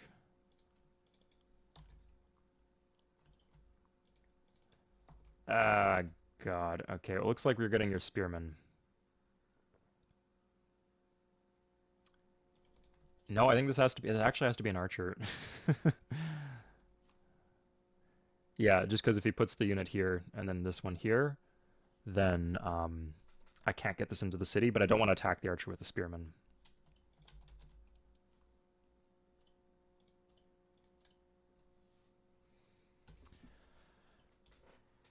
So I do have the option to move this here. Is this going to be enough to hold? I think it will. We'll say that it will. No, actually, I need to take this work. Like, I don't want him to pillage this road, so we'll do this and then that. Okay. Sorry, I'm not paying as much attention as I could be to chat. If there's anything important, put a ping on me, and then I get like it's all in orange, and I can see it more clearly. You're tempted to reinstall Civ 5? I've been learning Civ 5 just junk. It's not too bad. It's pretty fun to learn. Just like look up broadly what is the general meta playstyle, and then do your best to imitate that, and you'll have a good time.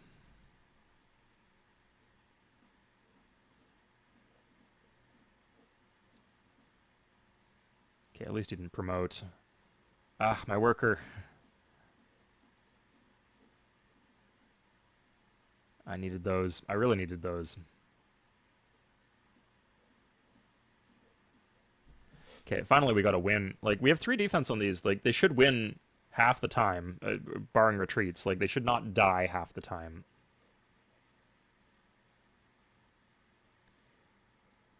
And again, the Archer to the Legion, persistent issue. Like, we've done fine attacking into cities. Everything else we've got slammed this game.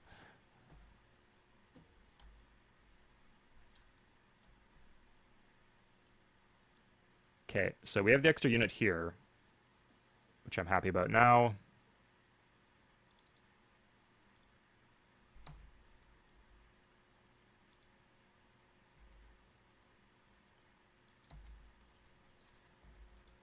Okay, the catapults are really nice too in this specific case.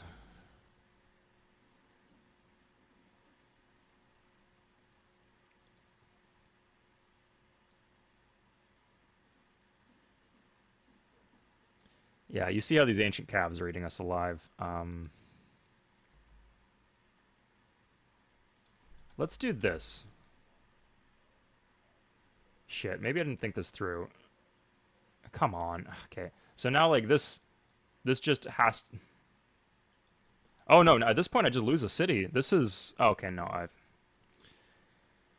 It's annoying, but I can make it work. I just need to move the army. In fact, while I'm moving the army, let's slice this guy up. Like, you see these MP are really doing a number on me. In fact, let's get... guys are really frustrating me. The army has 2 movements, so we can't retreat here. Yeah, the workers just get away, I guess. I need to put down the resistance, so I'm going to risk the flip for a turn. It's a bit frustrating, but I think that's what I have to do.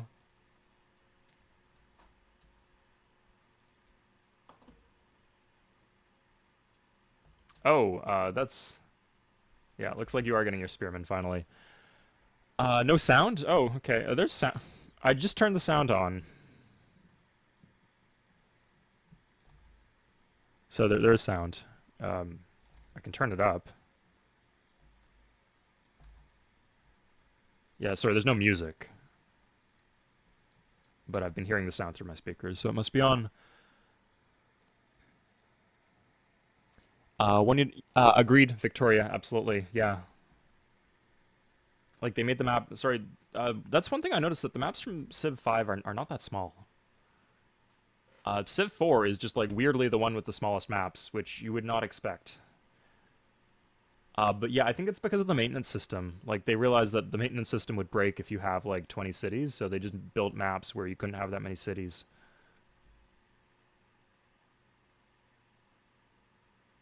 Okay, this is across a river.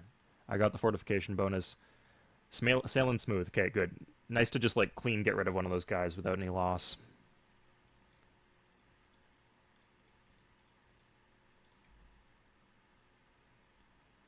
No clue what happened to the galley, but it's okay.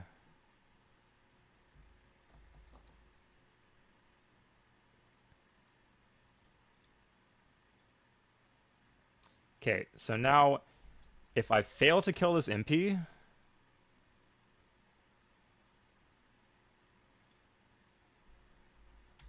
if I fail to kill the MP, I don't mind chasing him down because at least I get the worker this way. I would have needed to take my army back, which would have been really annoying.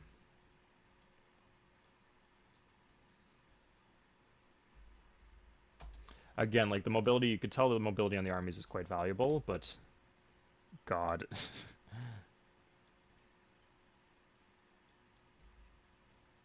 Do I think I can go for his cap? I think I can. I think, yeah,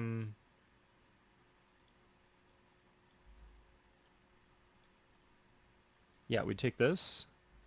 Everything else. Get in, loser. We're gonna go take Zimbabwe. We're gonna take the statue of Jupiter, or take the statue of Zeus and rename it to the statue of Jupiter, in honor of our god, Peter. Sure. There's no sound or music. Yeah. Sorry, that's just Civ being weird, guys. Not.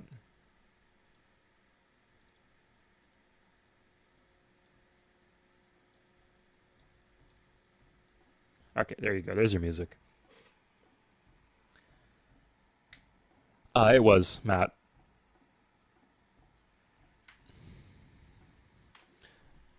Like, there's a reason a lot of the best-selling games are like indie games, like even Minecraft, games that you could certainly have better graphics than, but they very clearly visually express what's going on in the game. Like, imagine Minecraft without the blocks. The blocks are an integral part of the visual language and the way that things are communicated to the player in Minecraft. You can't have Minecraft without blocks.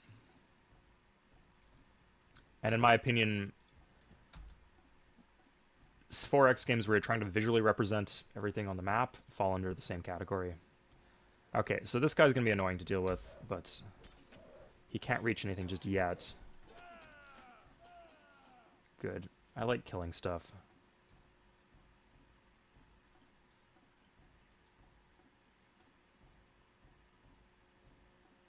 I might regret this, but I'm going to put the army in the city for a turn.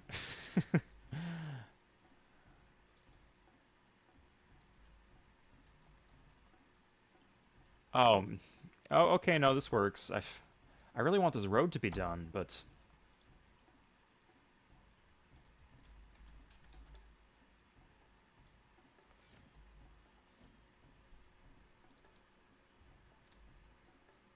okay, if we micro properly, Rome probably has Legion per 3. Oh shit. Okay, you know, if the trade was ever available, we missed it. This would lock us into peace. We don't want that. I guess we're just doing map making. No, the city's just gonna flip back. Like, keep in mind, like, Ulundi will just flip. Like, 100% that will flip. Like, we need to do a decisive blow on him to keep the pyramids. Resistance is over, at least. So we'll stop doing that. Oh my god.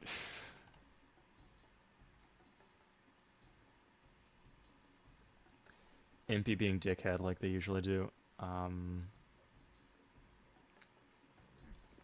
Okay, we're gonna do that.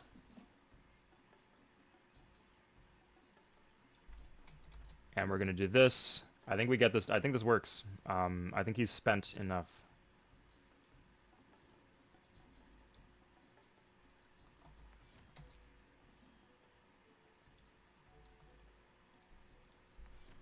Let's heal these legions.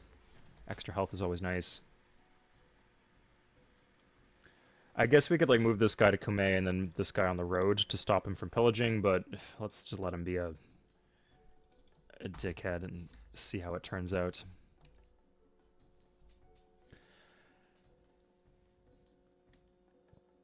Yeah, Joe, tell me about it. Help with the YouTube channel a lot if that was the case. I fall down a lot of rabbit holes with these games.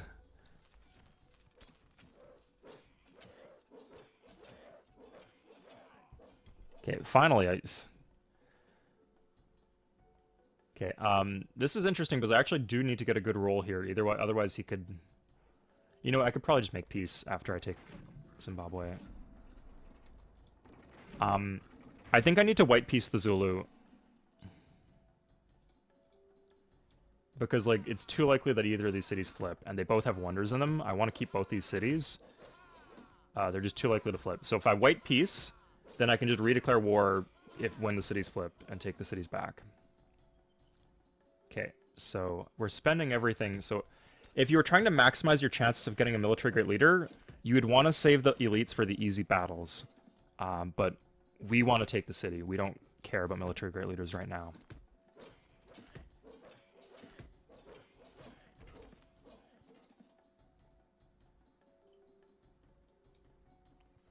Yeah, this should be in the bag now. Like, if we don't get it this turn, we'll get it next turn when the army hits again. I guess he could theoretically have a lot of regulars there.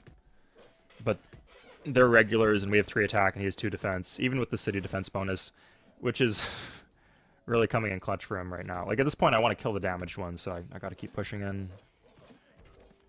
Okay. Okay. Yeah, so that means there's no more regs. Oh, God.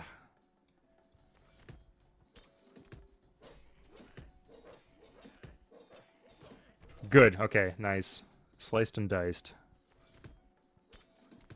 Good, he's at 1 health. Yeah.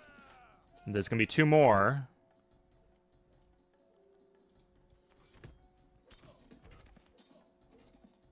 Oh, no, it was just the 1. Okay. Good. So we got the Mausoleum Mausolus. Think you're, neglecting to mention something right here. We got the Statue of Zeus, too. All the units that go in the city should go in the city to put down resistance.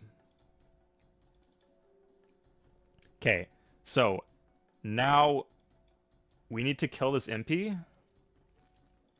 We're going to do it like this, actually. So if we attack with this guy, then the MP will retreat onto the mountain if it retreats. And we don't want it to go on the mountain, especially with the defense bonus from the river. So we're going to attack from a different angle. Just from here should be okay. Now, we need to get him down to 1 health, and for him not to promote... Okay, so now if he retreats, we have to make peace. Or if we lose the battle, of course. Okay, well... Oh, okay. Good. Okay, great. Okay, we got a military great leader. We're okay to keep on fighting this war. It's a little bit hard to run into to get troops that we need.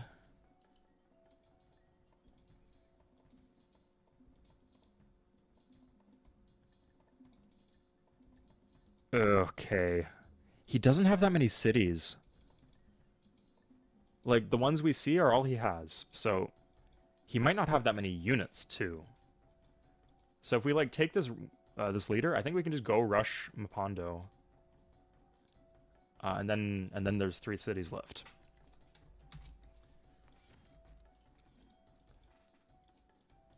He's lost his horses now, so we can, like, safely assume that he won't be attacking us with horses.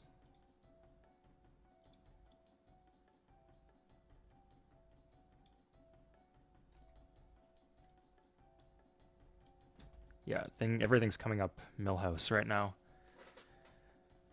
Never punished? It would have been fine. It would have just been bad RNG if we lost that. Heroic Epic? No, we don't have. We need units. Like, we're not suffering from lack of armies. We're suffering from lack of units.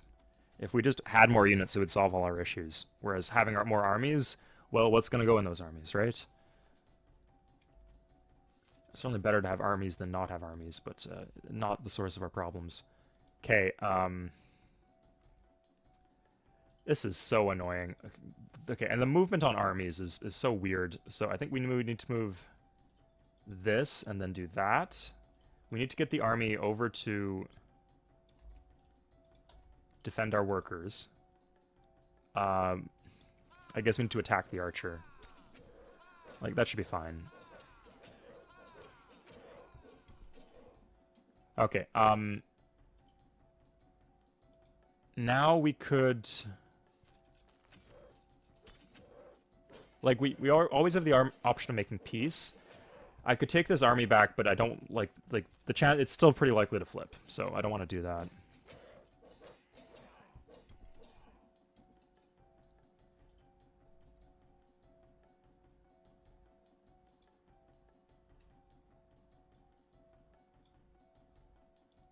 And we have contact with the other continent. Okay, this paid off. The Lakura there and the coastal plant.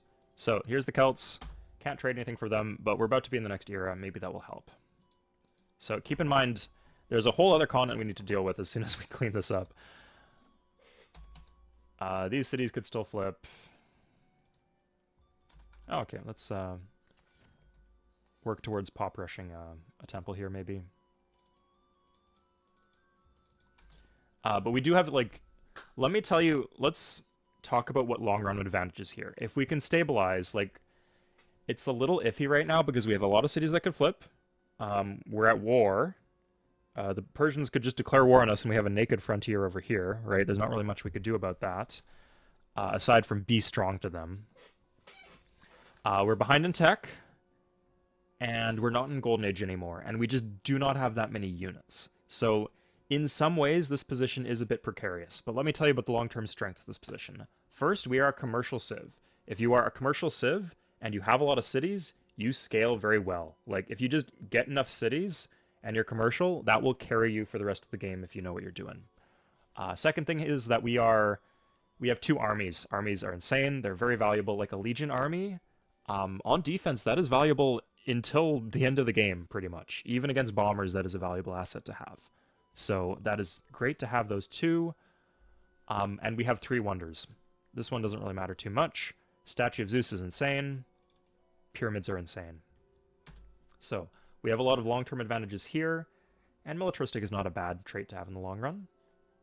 And once we redeploy these legions, like, they are good units to have around to, like, kind of shore up your empire once you can put them in the right places that they need to be.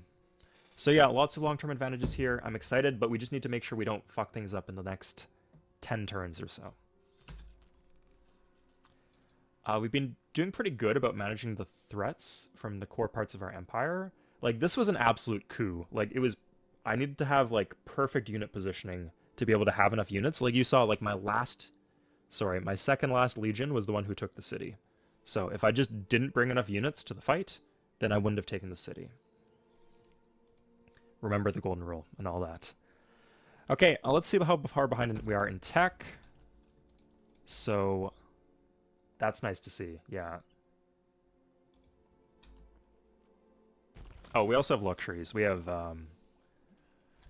we don't have silks. Are there only 3 luxuries on this continent? So we have the ivory, the wines, silks. I think that's it. So it's interesting. There's 6 civs in this game. So with 3 civs on this map, we should have 4 luxuries. I'm wondering if the other landmass is pretty big. Like, this is not a lot of room, so I think that's the most likely case. Okay, but Celts have feudalism, but not engineering or monotheism. Zulu have no tech, like they just don't have any techs up on me. And Persians have engineering. So let's go for mono. Oh. Now, the issue is that feudalism is really expensive. I was thinking some deal where I buy feudalism and, like, trade it for engineering. That would be very valuable for me, but I don't think that really works. Just because of the relative prices of those two techs, plus the monopolies.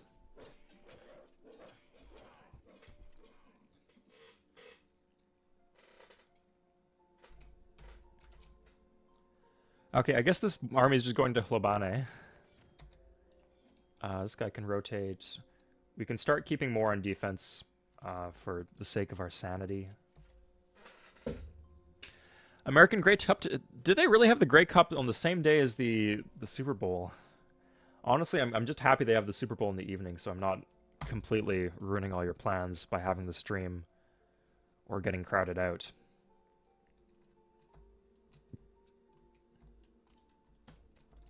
Let's grab a settler here. There's no barracks in Pisa. And I think this BG we want, right? Don't waste good tiles that near your cap.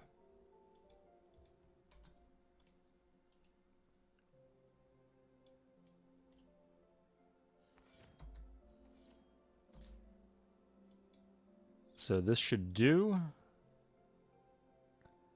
This one can actually make it in time to attack Hlobane, so we'll do that. We do still need to put down resistance. But you know what? We'll do it with this guy. That works okay. Good. So guys, keep in mind, there's still a very high chance that either of these two cities will flip. And then potentially this one too. So we're not out of the woods yet. Like, this one's fine if it flips. This one would be a bit more annoying, but it would be okay. These two would be very annoying, but we're at war, so we could at least attack them and get it back.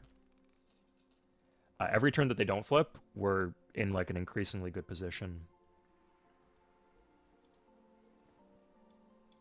And in fact, like at this point, if we lose the game, it's probably something like Persia attacks us, very bad RNG, or culture flips. It's going to be two of those things. Like, it can't just be the one. It would need to be several.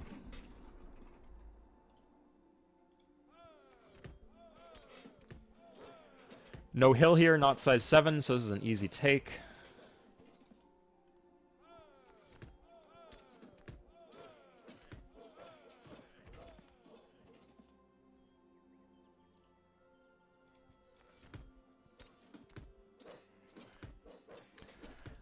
I love the chanting from the general. That's nice.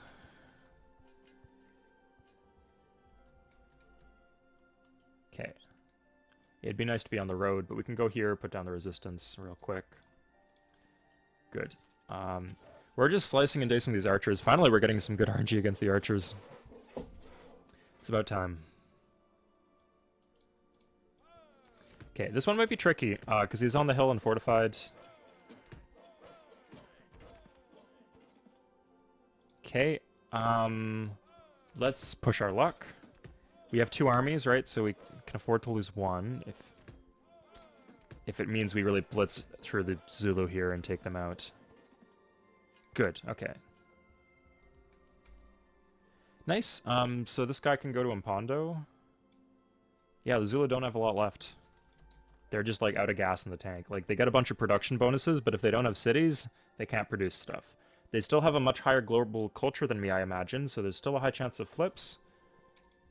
But we're mostly out of the woods in terms of military defeat. As long as we're not stupid enough to leave our cities, our units in the cities, where we will lose them if they flip, we should be okay. Also nice, we didn't raise any cities so far, and it looks like we're getting away with it. Typically, that's a bit greedy on Deity. You want to raise some high-pop cities, high-culture cities, so that you don't get caught with your pants down when they flip. Does Suede... I do not know who won the Great Cup, Majid. Why don't you tell me? Great Library, Johnny? No, that ship has sailed. We don't have the production to do it. Like, our capital's just not that good. Like, when we had Golden Age, maybe it was an option, but nowadays, no. But that's okay. We don't really need the Great Library. If we just have our continent and we're a commercial civ, we will run over the game here.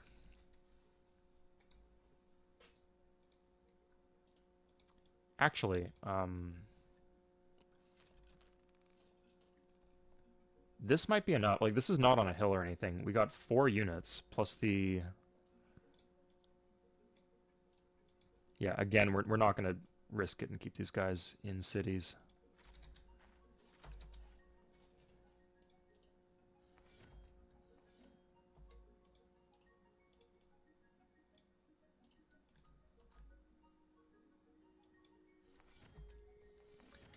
Is there anyone who follows Canadian football aside from Canadians?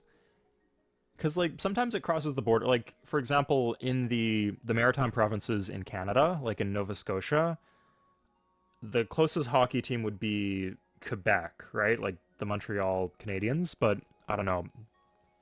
English-speaking Canada and French-speaking Canada don't relate that much, and it's not that close.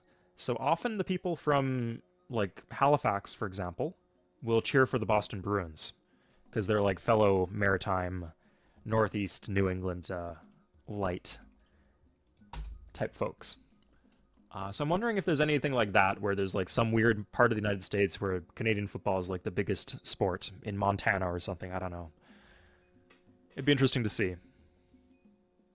Um, caps locks, Jack Hewitson.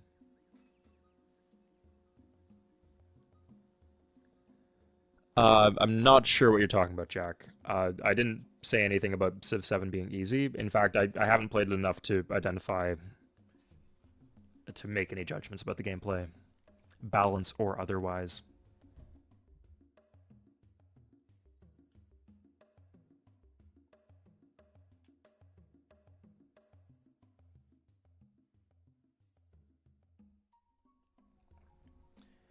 But yeah, it's not, guys, it's not nostalgia. Like, I think classic World of Warcraft kind of proved that there was all that like hate and doubt from upper management. They were saying, "Oh, the game is just objectively better. You guys are just blinded by nostalgia. You would hate it if we brought this back." And then they brought it back, and then it surged in popularity. Like, not maybe as insane as it was back in the day, but more insane than what they'd been doing with the newer versions of World of Warcraft. With retail, they say. So yeah, like maybe Civ 3 would never be a mass market game that everybody should play, but we're not, the people of us who like it are not being blinded by nostalgia when we say that we like it. This is our genuine opinion. We just prefer different games.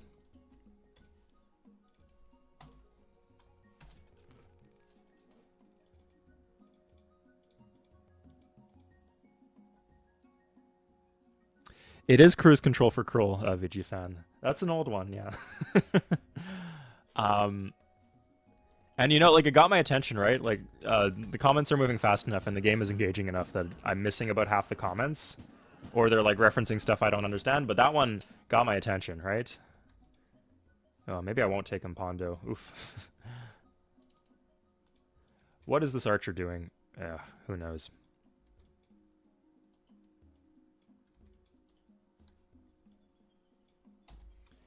Ideally, I'd like to have the Zulu dead next turn so that if he lands me, I don't have to deal with it, but we'll see. I haven't been building a lot of workers, which is... a lot of these new cities have all the tile improvements they need, but... and now let's finish this off.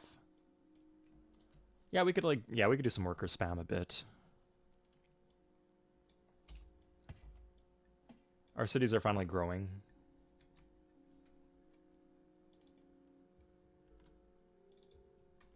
You guys will notice that, like, as much as I hate on temples, and a lot of other very good Civ players hate on temples, I do build some temples. Like, if you need the border expand, that's what you do, right?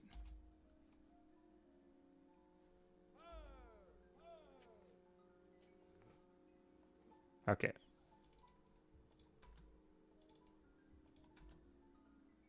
Oh, he's got iron. Of course he has iron. I'm sitting on the iron.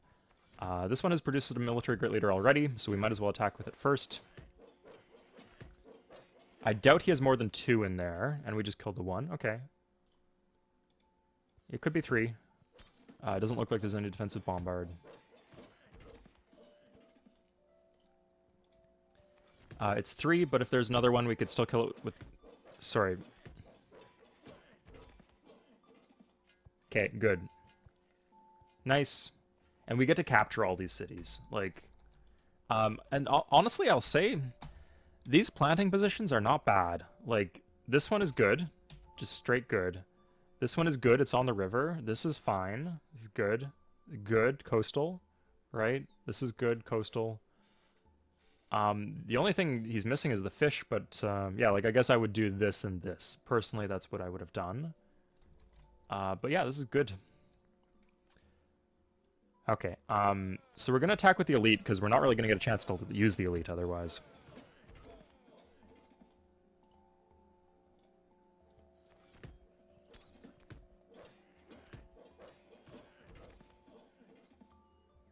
Okay, there it is. He's dead. That's it. Good. It would have been nice to get some text from him in the peace deal, but we'll take what we can get.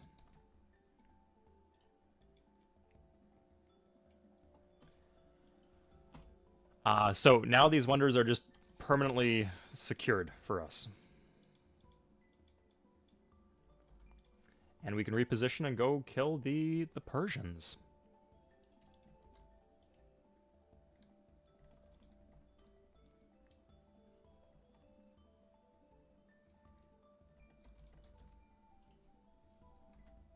Okay, we can fix this because we have the road for luxuries. Age of Empires 3 is not going to happen. XCOM I'd be open to. I've never played XCOM before, but I'm curious. I'd probably be interested in like the older ones. I don't need hyper modern graphics. Give me the most classic one you can possibly give me, and that's what the critically acclaimed one from back in the day. I'm sure it exists. Thanks, Steven. I'm having fun too. Yeah, let's not talk about politics, guys. Obviously, it's a frustrating situation for Canadians and many Americans, but I don't know. Until if troops cross the border, I'll have something to say about it. But at the moment, it seems like things are just business as usual.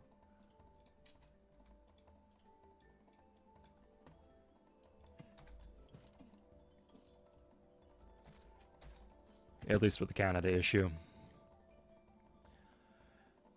Tim Hortons has declined. That's correct. Majid, have you been to Canada? But yeah, 100%. They had this like flatbread pizza thing, and they were very aggressive about marketing it. And actually, I got like a gift card to Tim Hortons. So I like had to spend money at Tim Hortons. So I was like, I bought like one of these flatbread pizzas, and it was awful. It was just like the kind of thing you'd make in your house and when you didn't have the right ingredients, and they'd be like, well, that's what you get, right? But no, they were selling that for like $9 a pop or something, Canadian dollars, so maybe cheap by American standards. Anyway, yeah, they have gone downhill. It's I've always defended their coffee. Their coffee is usually fine.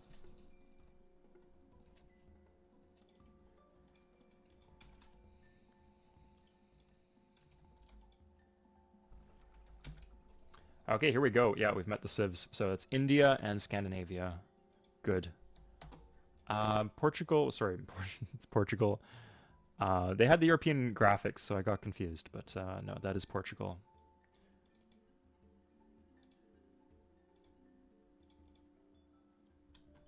Okay, at a certain point, maybe we would want to start up building military units, but not soon. Crap. Okay, so he is getting iron. He does not have feudalism yet, but we do not want him to upgrade his spearmen to pikemen, because then it will be a huge slog of an uphill battle. So, just declaring war would be enough to cut the trade route between Bactra and his capital, or between Tyre and his capital. But of course, we're not ready for the war yet. So, actually, are we even able to declare war? No, we're good. We can declare war if we want to, but we're just not ready to fight it yet. We got some good buildings in these cities we took, like barracks, aqueduct. It's like 100 shields worth of buildings that we don't have to build.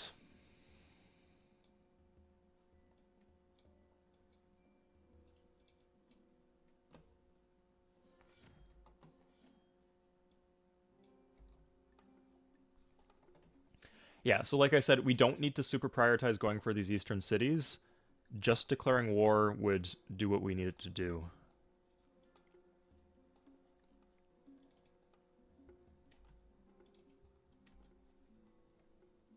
Portugal, hey AC, yeah.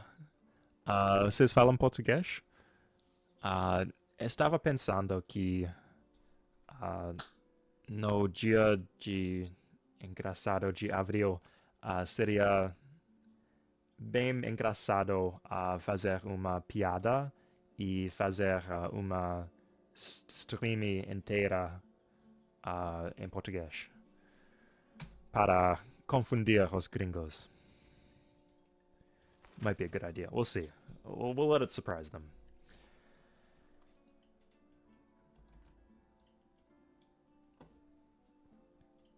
Okay, we'll just rotate this ancient cav around. Like, we need one legion in Viraconium.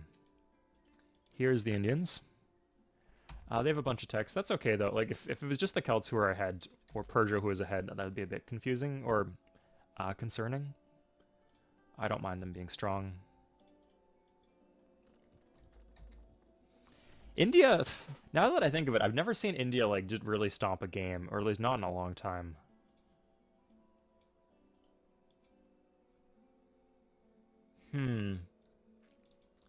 Maybe I actually do want to do a two-prong attack here.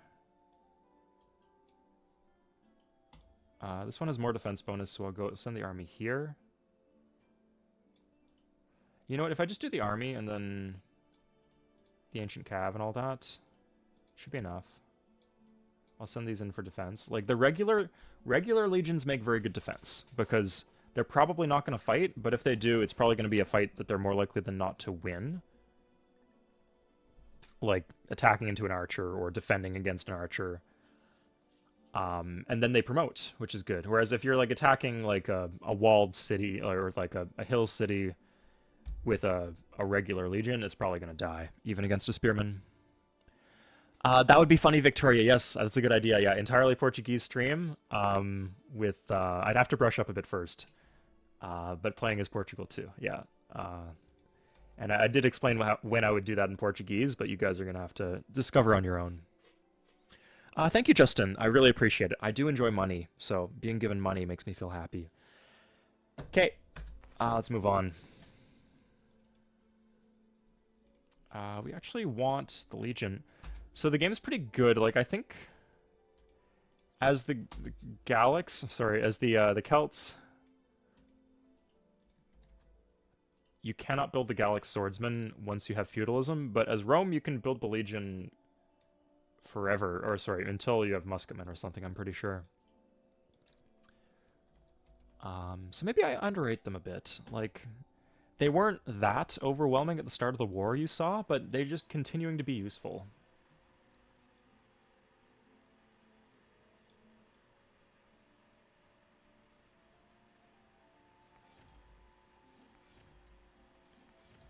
Okay, next turn we're going to attack. That's when it's going to happen. It is, yeah, Landon. I'm very grateful. What's the story about you knowing Portuguese? It's personal stuff. It's my life. I'm sorry, I'll say I'm a teacher, so knowing languages is quite helpful for my job. And I just love, I mean, I love history, I love geography. You see that a lot in the stream. But I love languages too. That's a lot of, like, they tie in so neatly and so wonderfully with all the other cool things about the world. So it is a lot of work, and I wish I had more time to do it. I was actually learning Chinese for the last year. I made some okay progress on it. Not as fast as I would have liked, but I was picking stuff up. But when it came to September, like, I made the big pledge to you guys that, hey, I'm going to open up memberships because YouTube's offering me money if I open up memberships, and I'm going to do a bunch of videos and start doing videos every week for the channel. So once I was doing that, I just didn't have time to learn Chinese anymore, and it's too bad. It would have been quite useful. But, like, I'm getting paid for this, right? So making videos is good for me in a bunch of different ways. It's a lot of fun. It does suck up my free time, but that's what free time is for, right? You got to choose what your priorities are in life. And for me, at least at the moment, the YouTube channel is the priority. That's the decision that I made. Okay, so the decision I'm going to make right now is that the Persians have got to die. So we're going to declare war on them. Do they have feudalism? They don't. So again, they have iron in Bactria, but now that we're at war, they do not have a sea trade route that runs through, because it runs through my land, right? Their boats cannot pass through my land, so they can't trade from Tyre this way, and they can't trade around north this way because of Ravenna. Unless they had, like, the Great Lighthouse or something. They don't have that, do they?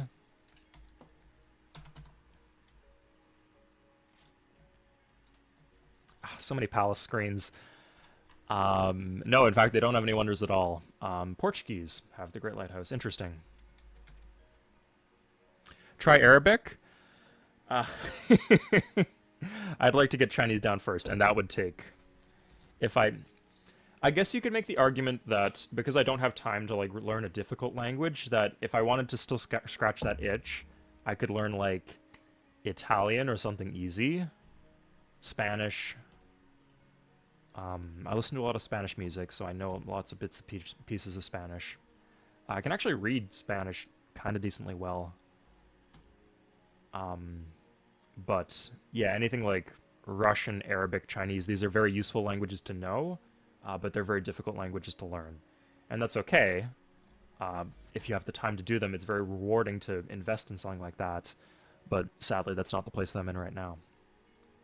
But maybe someday.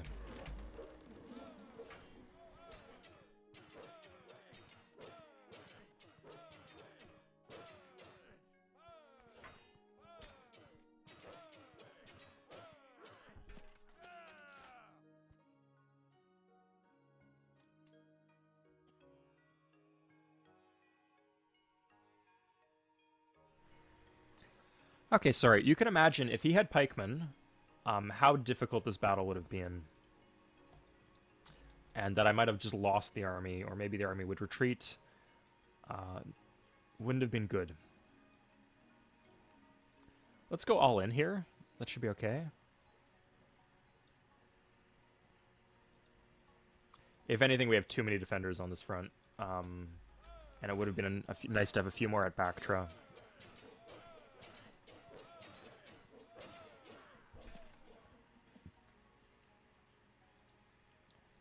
We're going to be disciplined and delay the attack here, because if we lose this battle, we don't have another unit to follow up with for defeat in detail.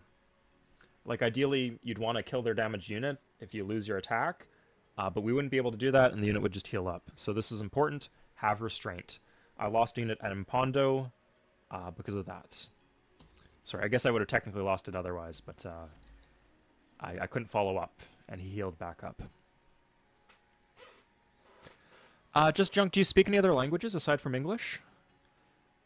I'm Canadian, so we learned French in school, and I was pretty good at French in school. So French, and then I learned Portuguese too, right? And it's just so similar to both of those languages that between the two, it's very easy to figure things out.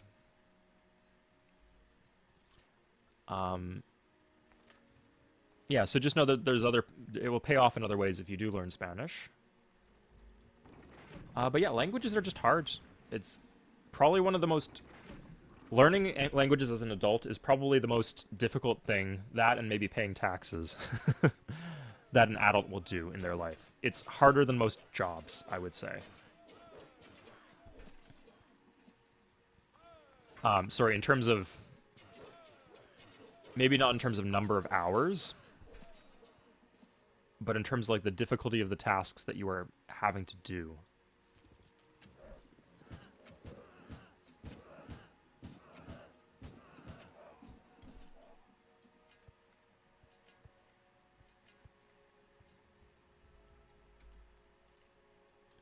Okay, yeah, so here you'll see the Immortal, because of the lack of mobility. Sorry, I guess it technically could have attacked my army there, but it couldn't have threatened my cities. This is annoying. I guess he can pillage. It's not an important road.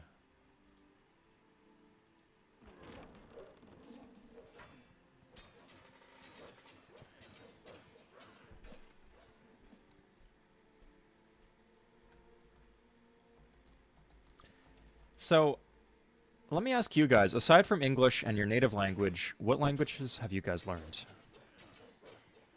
And how is your experience with it?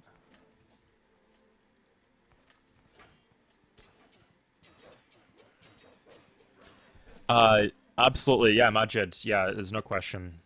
And I think Americans and other English-speaking people often overlook how privileged they are in that sense.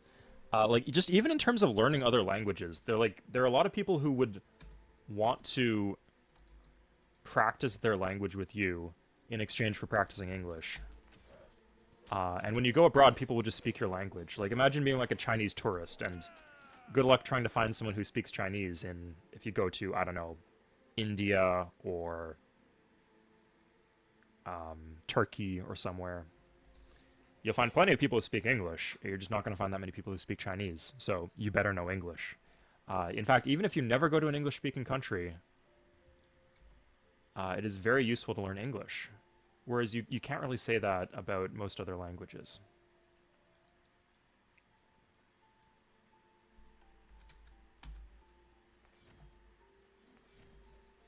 Still, I've always been a fan of like doing quirky, unique things for the sake of being a weird little snowflake. It's honestly part of the Portuguese story.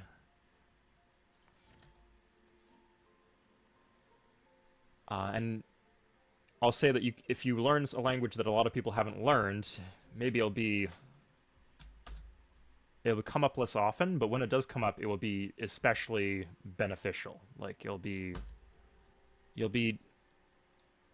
paving new frontiers or all that.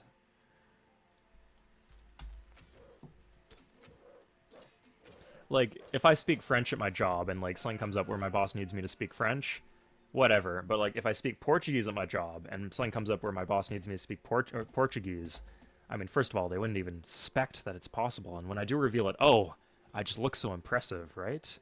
And the person who needs it is so grateful for it because they didn't expect some help in their native language, right? Yeah, there's some benefits, but often those benefits are not worth the hours and hours of study, and it's best just to go to with a simple language that not a simple language, but a common language. Started learning Russian, Max. Oh, sorry, Orguk.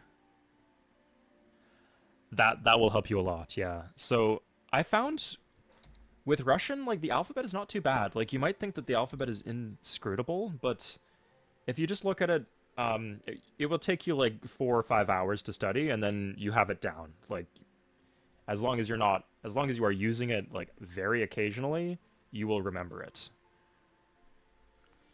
Just the grammar for Russian is brutal. Like they I know like there's extra conjugations in Spanish and French that really trip people up if they're English speakers, but there are things that you wouldn't even think could be conjugated that you need to conjugate in Russian. So you have to learn these conjugations before you can even form simple sentences.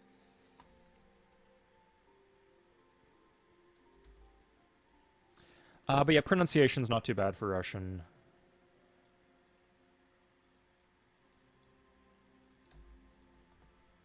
It's quite useful. There's a lot of good media, a lot of good music, a lot of good films in Russian.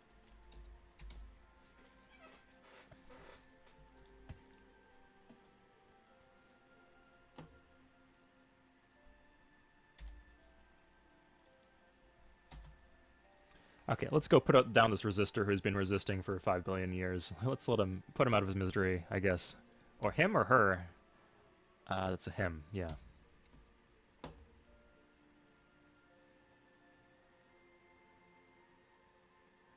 Okay, we need Republic at a certain point. That's actually a lot of archers there. So should we...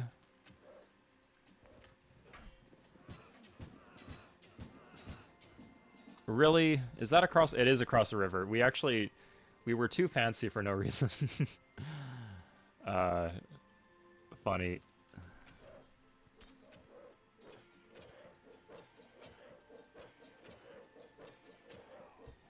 Okay, good. Avoided a frustrated grunt there. That's nice.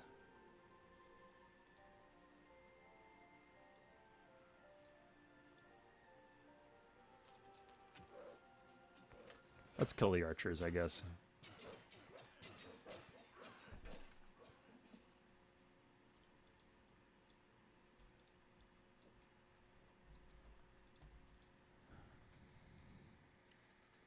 Cyrillic is like Greek, but dumbed down? Yeah, yeah, absolutely. And Greek's not that bad, right? Well, I mean, just like a bunch of the letters are just like the same as they are in English, right? So you got those for free.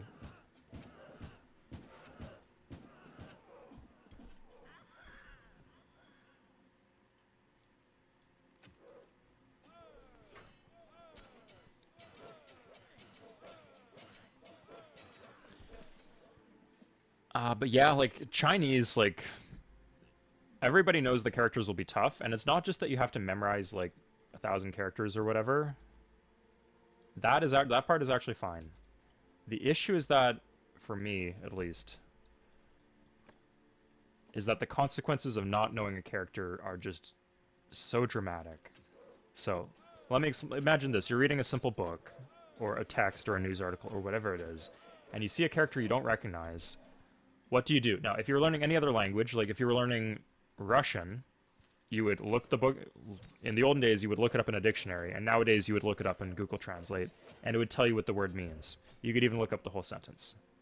In Chinese, you're fucked. Like, you don't know how to write the character.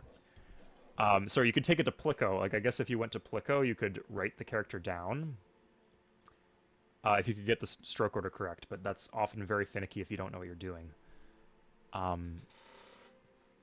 But yeah, like if you don't know how to to write a character in Chinese, you need to know how to pronounce it. So you can't look it up if you don't know what it is. Really frustrating. Is that true, Sinula? Maybe I'm wrong about that. And that's true, Sejanovka. Yeah, absolutely. That a lot of the Slavic languages are similar.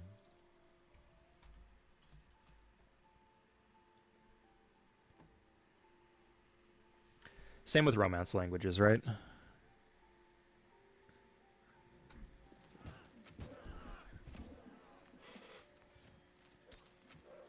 Yeah, and with Chinese, that just never stops being an issue. Like, it doesn't matter, even at like the lower advanced level, like you'll still be running into unfamiliar words.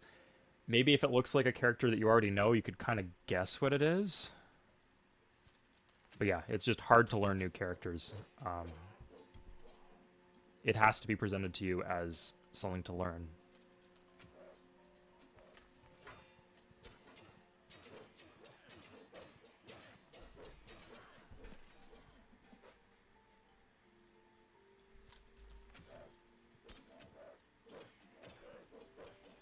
Okay, I think at this point I should turn off the animate battles, because we don't need the suspense anymore. We seem to have things mostly in the bag.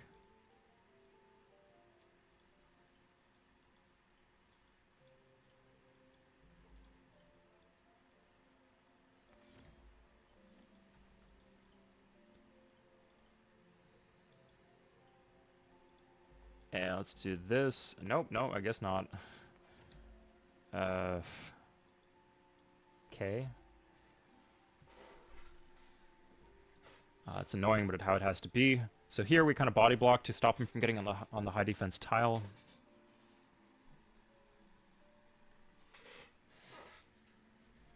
Anyway, enough about languages.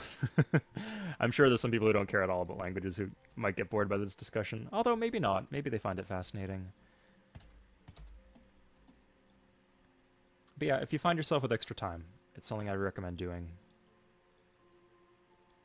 Oh shit. I didn't even realize I attacked twice there because of the animate battles was off.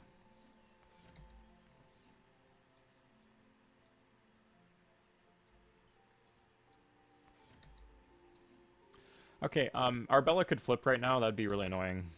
Not much we can do about it.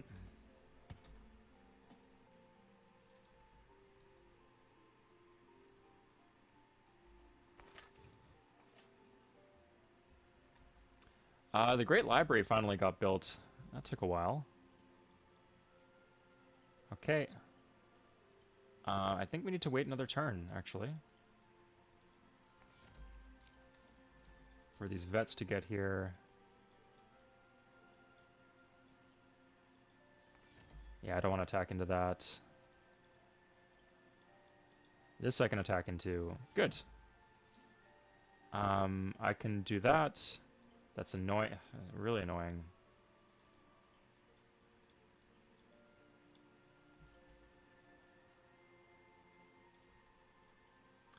Okay, I'll say that having literature for libraries would be good at this point. Let's attack again. Yeah, that's fine.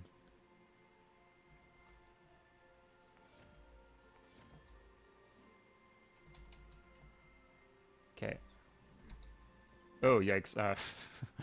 Backtrack could flip, so I think just healing on the spot, like, yeah, it's 4 health. That should be okay with the Legion defense bonus. If those were Galax, maybe it'd be a bit dicey. Fair enough, Jimmy, yeah. It looks like people are talking about a bunch of different cultures in chat, which I appreciate. Fen Economist, what country are you from, by the way?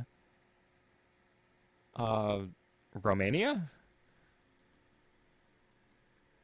Sorry, you were in chat with us the other day, but I didn't catch your accent if you had an accent. Okay, Legion per 2 in cap. That's good.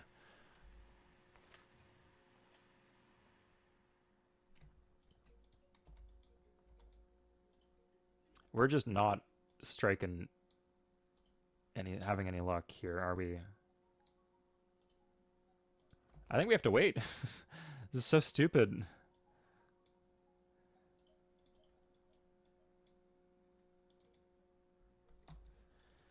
Oh god, we need to put down a resistor before we can starve it. That's stupid. A lot of stupid stuff going on.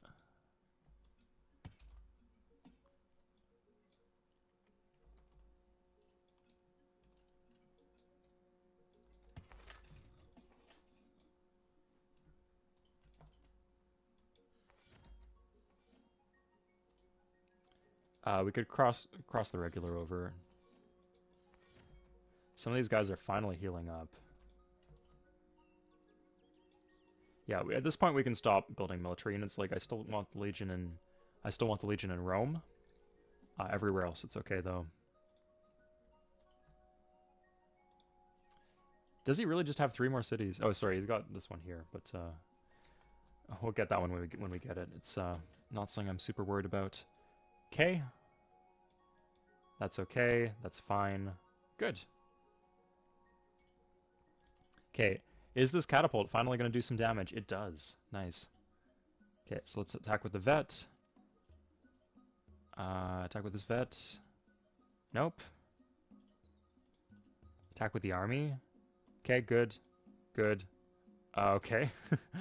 Good. Okay, we got Persepolis. And at this point, like, he's so close to dead that we can just take cities. It's okay. There's not too much worry of a flip. Engineering would be useful here. We could just move right on in, but it's fine. Okay, and this should be okay. Good. Really? Oh, God.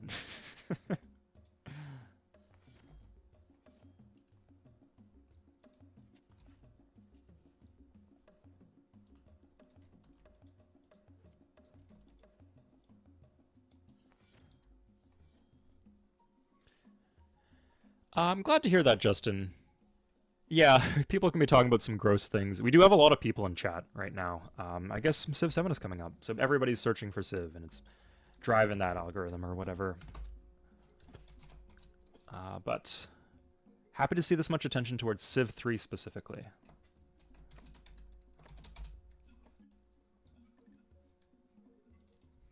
If anyone's new, hello everybody. I'm very good at this game. So the other games, it's a bit a bit iffy. Like I can win on the high difficulty levels, but don't trust me to know what I'm doing, right? And in fact, like if you're a pro player for Civ 6 and you see me play Civ 6, you might feel you might not want to see the sausage getting made, right? It might shatter your illusion of that I know what I'm talking about or that I'm a competent human being. But for Civ 3 specifically, I know everything inside and out. So it makes me happy to be able to share my knowledge and play the game that I love.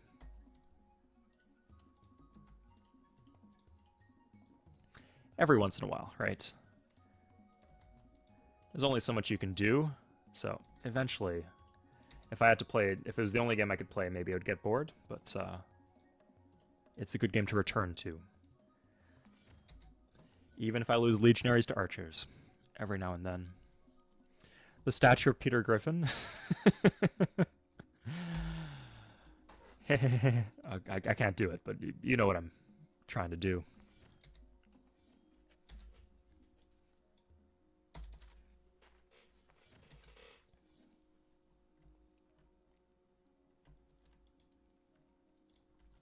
Okay, at some point we'll need to,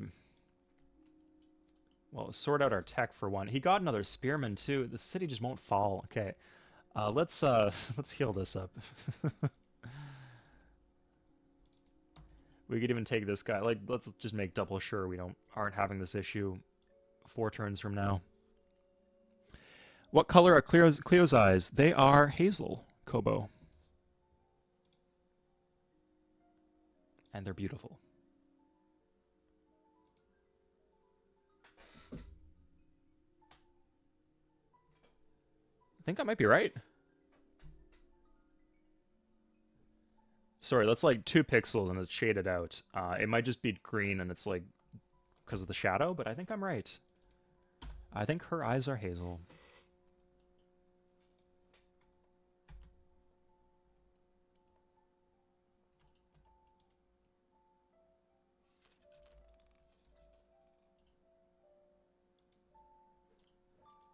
Okay, let's just snipe that guy before he causes any more issues.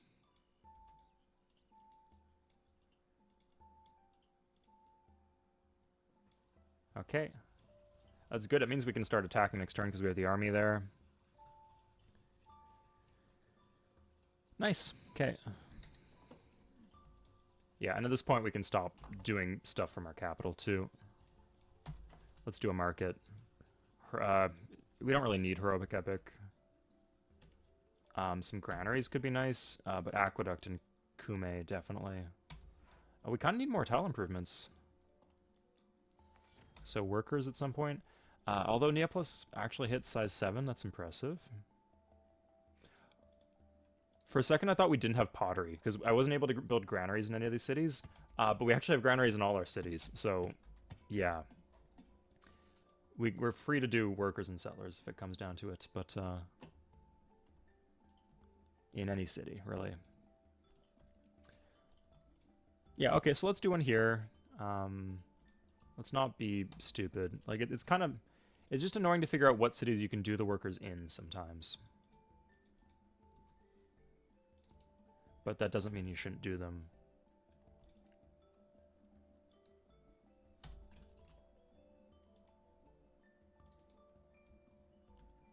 Harbor here, half priced because we're militaristic is nice.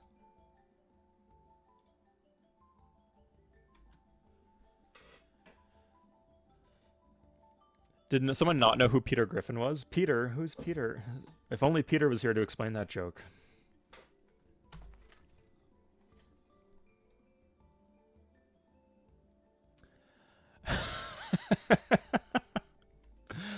Okay, that's not a direction I thought chat would turn, but okay. Yeah, fun fact for everybody. Peter Griffin is a character from the animated show Family Guy. We're learning so much about American culture today.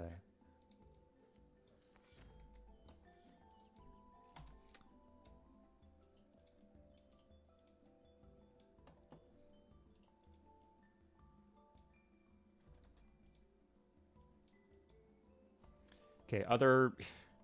Where's the other worker cities? These are pretty far apart, and I really want the temple here. Should be that. Okay, actually, finally, is it going to happen? No, he got two more. He got two more worker or two more spearmen somehow. I don't get.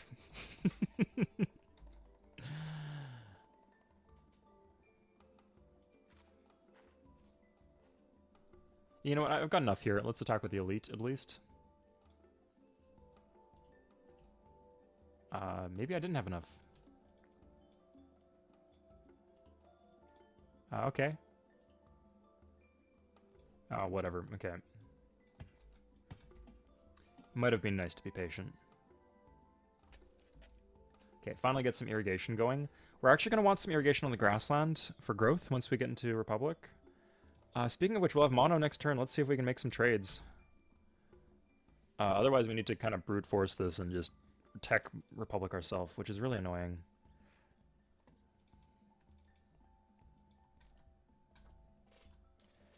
I think we'd be fine for unit support in Republic.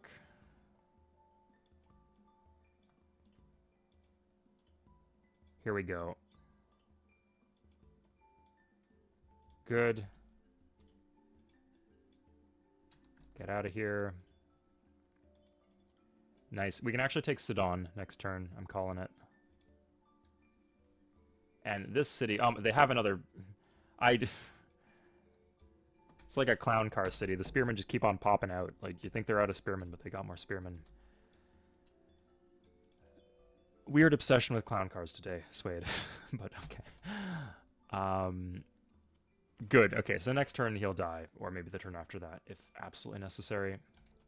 Good, we're getting some workers, too. These are captured workers, so we do not pay maintenance on them. It looks like he doesn't have any island cities. Oh! Like, he hasn't... Like, this... hasn't been flipping at all. Let's...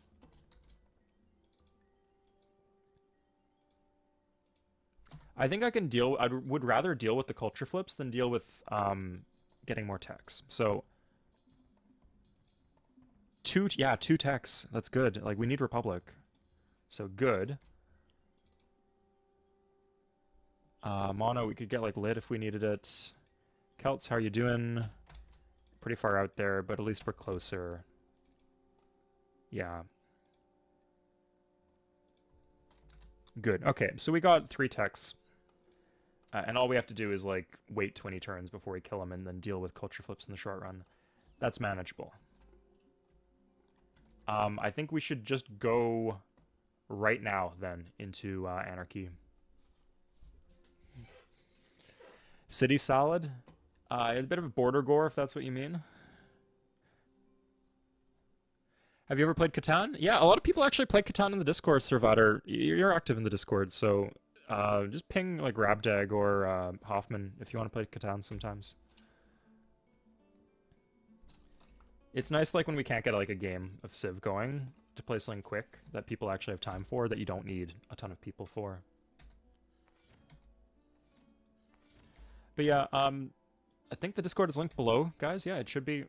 If you're interested in Civ community stuff, there's some stuff for my channel, some stuff for Civ 3 multiplayer, but some stuff for Civ in general and other games. Lots of cool stuff there. Okay, so we actually... Sorry, I was incorrect. We actually cannot build any more legions now that we have feudalism. That's too bad, because they are strictly better than the pikemen. They are very strictly better than the pikemen, but I think we have what we need here to roll over the rest of the continent. Plus, Zimbabwe will produce stuff. So that's okay.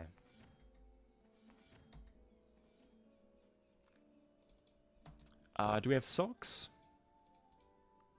We do. I don't know where... Oh, at Bactra, I guess.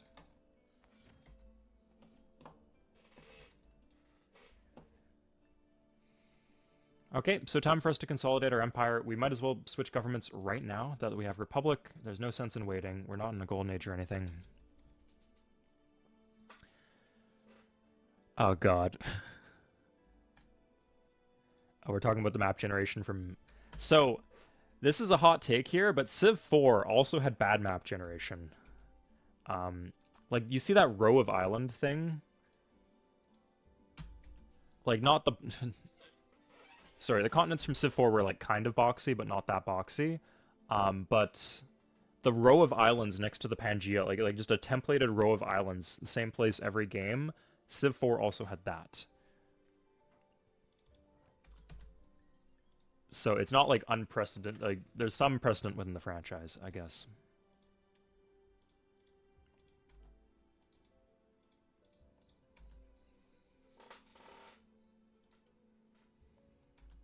Okay, resistance is over. That's nice. We should not be stupid enough to keep stuff in cities. In fact, the catapults specifically, we should just disband. 5 shields back. That's not bad. They've done a lot of good for us. They probably saved like they've probably each saved us like 2 units.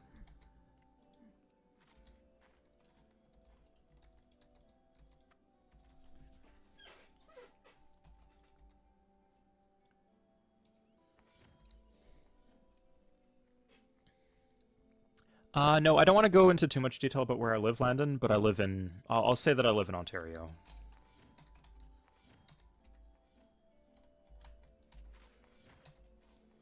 I've got roots within different parts of Canada, but currently I'm in Ontario. AC, I'm not sure, but typically there's like a rotation. Like, one of the guys from Colonization was on Civ 3 in addition to Soren Johnson, who was like kind of a newcomer to the industry at the time. Obviously, Sid Meier was not in Civ 3. He wasn't even in Civ 2. So like, and I think was it Will Briggs or Jeff Briggs? Sorry, the person who did Civ 2, I believe, was split off and then did Alpha Centauri instead. It's always been common for there to be a rotation of designers. I'm not sure about like the individual low-level staff, but that's really not their job. It's really should be on the lead designers to choose the direction of the game and choose when it's ready to put out. Ontario is huge, yeah. Well, if it wasn't so huge, I wouldn't be. I mean, if I was from New Brunswick, I probably wouldn't say I'm from New Brunswick because that's too specific information. But yeah, Ontario is huge. And this is completely off topic, but this is like a pet peeve of mine when Americans say, oh, Canada isn't that big. You know, it's smaller than California. There's less people in California. Australia's not that big. There's less people in California. Do you know how many people there are in California? There's a lot of fucking people in California. It is massive. Like in terms of like the biggest subnational like provinces, states in the world, California is like in the top 5 or something like that. Sorry. India and China have a lot. Probably not in the top 5, but 40 million people, 45 million people, whatever California has is a lot of people for a state. Like if you say, "Oh, Canada has as many people as Iowa, Illinois, Minnesota, Wisconsin, Montana, North Dakota, and South Dakota put together," you'd be like, okay, that's about fair. But it seems really small if you just say one state, California. Canada's pretty big. Canada has a lot of people. Canada's like within the top 10 wealthiest countries in the world in terms of GDP. And then in population, we're like top 40 or something like that. Out of 200 countries, we're in top 40. So Canada's not small. Yeah, that's something I want to say, I guess. A lot of people are thinking we're Greenland, and that's not the case. Yeah, Ontario's big. Like, it's big in the way that Florida's big. It probably has about as many people as Florida. And it's in geography, it's pretty big, although most of the people in Ontario live in a narrow strip of land between Ottawa and Detroit, basically. 38 million people, yeah, and a bigger economy than Canada, right? Because Canada's got about the same number of people, but we do not have the same GDP per capita as California does. In fact, like in terms of GDP per capita, like we're up there with like just random U.S. states, like what? Like Arkansas. I'm probably not Arkansas, but we'll say, yeah, like our GDP per capita is going to be similar to like Maine or South Carolina or something like that.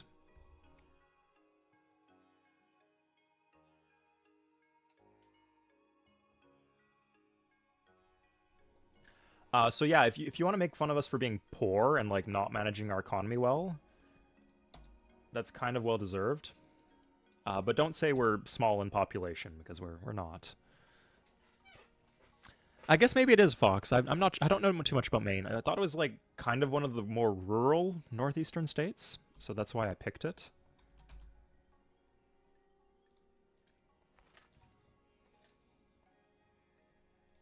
Oh no, the marketplace. Oh no, that's an expensive building.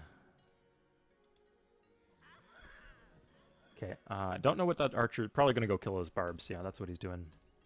Okay, so we're switching off of military units in all these cities. We have adapted the way of peace. Pax Romana is back. Yeah, it was slow. Yeah, I think the crucial moment was when we pushed in and took these two wonders. As soon as we had that, unless we got really bad luck, we were okay. If that had failed, like, imagine the attack on Zimbabwe fails and then Ulundi flips, suddenly we're in a very bad position, but that's not what happened.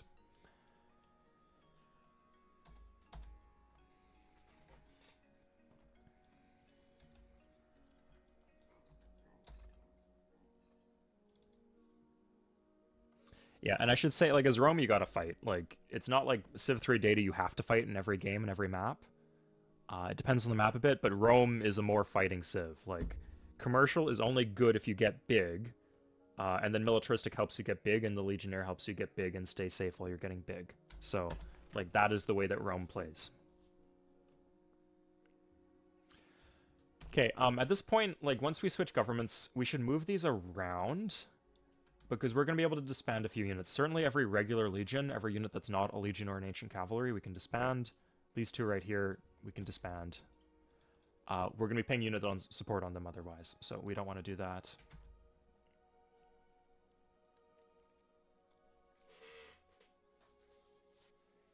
Oh, Cardinal, interesting. Yeah, well, you said like 53k per capita, and I was like, oh, that's a little less than Canada, but then I said, wait a second. I get, it's Canadian dollars, right? That's like, it got to be like 77k in Canadian dollars or something. So yeah.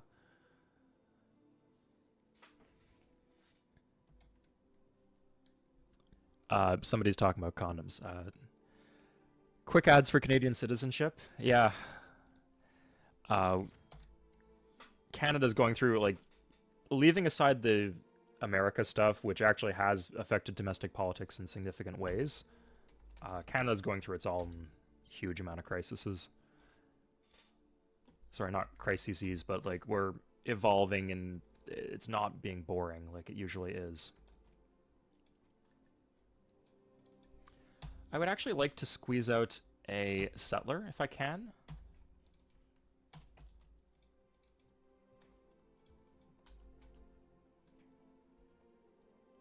How long of an anarchy did I get?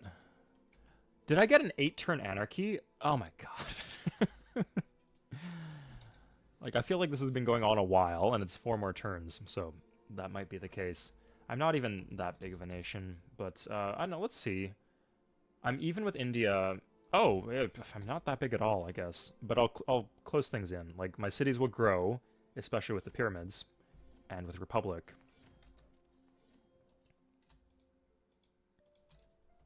And then on top of that, I will fill in my borders, so my land area will grow too. Louis, don't joke about that kind of stuff, okay?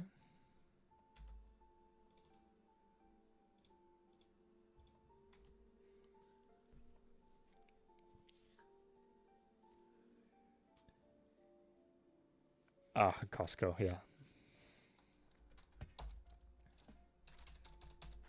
Anyway, yeah, like it's sad that like there's a lot of politicized stuff going on around Canada right now. So I'm enjoying talking about my country, but it's hard not to like say political adjacent things when we get into it. But yeah, like I said in a previous stream, in the past I was more than okay to just splurge my political opinion into any discussion, but nowadays trying to be more professional a bit when I stream in a few different ways in terms of like filters on my voice and then putting on the music when I play the game, but also that means not shit talking about politics and making chat a disaster. Although in chat it was never too bad. Now in the Discord it was shit at one point, but you guys are generally pretty chill. Foxat? Like, so who's higher than us, Foxat? Like, America's much higher than us, and then like some small countries like Switzerland or maybe the Netherlands, maybe Belgium, maybe Monaco, maybe like Saudi or maybe Saudi Arabia actually, but certainly like the Gulf states, yeah. But I don't think like even countries like Great Britain, I think they're more on par with us. I don't think they're ahead of us. Maybe I'm mistaken though. So like I can't look this up right now, and you can. So if I'm wrong, go ahead and tell me because I like to be educated. But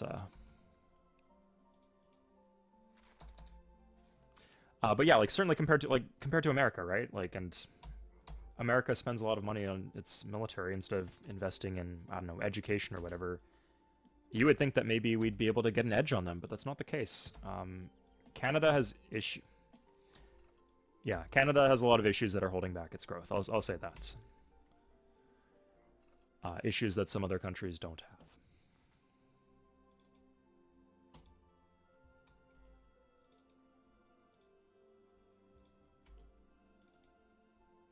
And you know, like I guess growth's not the most important thing in the world, economic growth, but it is nice. It is nice that I get paid from YouTube in US dollars and not in Canadian dollars.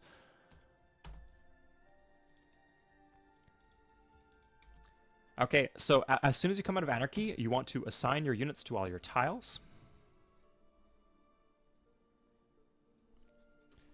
Because when you're in Anarchy, you're not getting the happiness slider, and you're not getting any military place either, so your citizens will become unhappy. But as soon as you exit Anarchy, you do get the happiness slider, so you have more happiness, so you don't need to use as many entertainers. So yeah, like, notice the issues with Arbella just solve themselves. The city's okay. Buddy over here still lost the market, but it's fine. Yeah, and that's okay too. Good. So how long do we have left on this with Persia? Did we have a 9-turn Anarchy?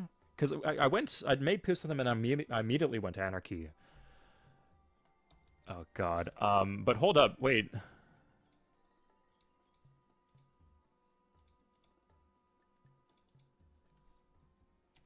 Like, if I can get this tech from him, I'll take it. It doesn't look like I've had one city flip, which is good because now I know that flips are on. But since then, it's been nothing, so... Notice that because I've respected all my deals with him, he's still willing to take my per-turn trade gold. Like, he's not refusing to accept credit for payment for this tech.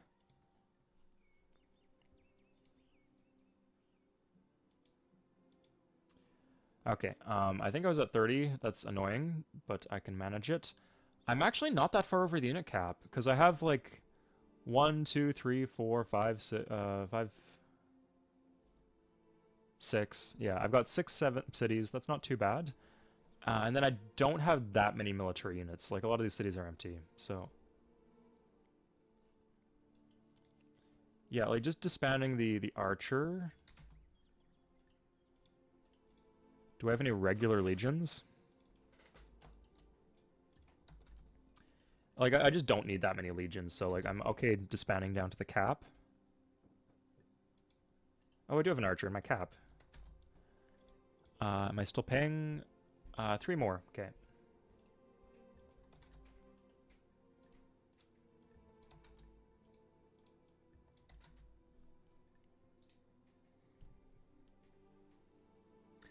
Thank you, Louise. I appreciate that. Celts of I'm looking to win space race or diplomatic here. I don't want to do a culture unless if one of these people starts to consolidate control over the other continent. Maybe I'd start to think about it. But right now, I'll take a pass. I just want to spam my workers and hit end turn until the game ends.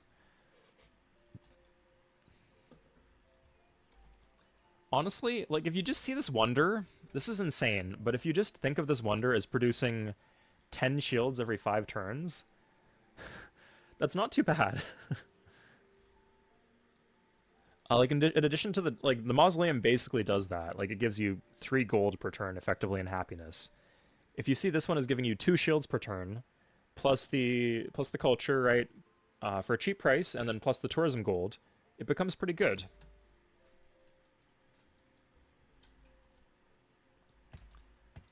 So yeah, on any way you could possibly shake it, Statue of Zeus is an incredible wonder. Okay, fanning out these workers a bit.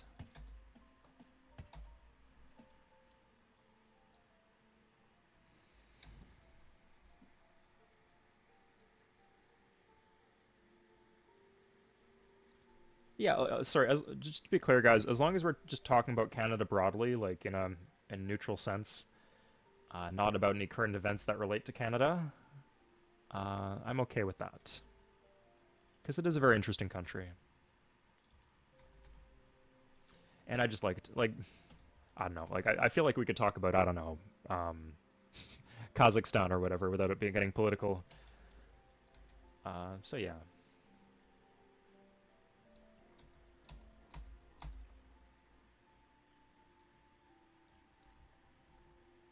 Okay, we're under the unit cap now. We're still gonna get more units. Oh, interesting. I never noticed. If anyone's not super familiar with Civ 3, one of the features we really liked was this feature right here. We could look inside the city.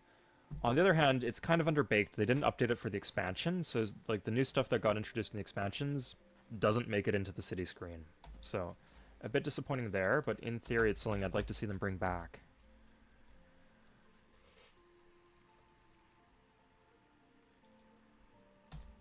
Speaking of them releasing half-baked products. Exactly, Majed, yes. Although that's not really been in the news as much lately. Oh, sorry. Like, I guess because this is a media, like, I'm a media channel, talking about like stuff relating to like CanCon and them trying to like lock out news posts from foreign stuff. Yeah, that maybe affects me. Hey, Pavel. Clickbait title: Bert Blondo. I mean, I'm doing what I said I would do. If I was playing Civ 2, then that would be clickbait. Depends how you. I mean, there's two types of clickbait. There's the sensationalizing things, and then there's hiding information. Sorry, just lying or sensationalizing, and then there's hiding information. Doing both is especially bad. Uh, Either one, I don't know. This is embarrassing, but I actually get a lot of my think pieces from YouTube. I read too, like I read news articles, but I was watching a video about I don't know, like ethics for YouTubers the other day, specifically about clickbait. And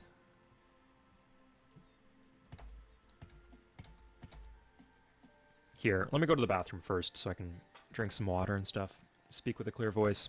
I'll be right back.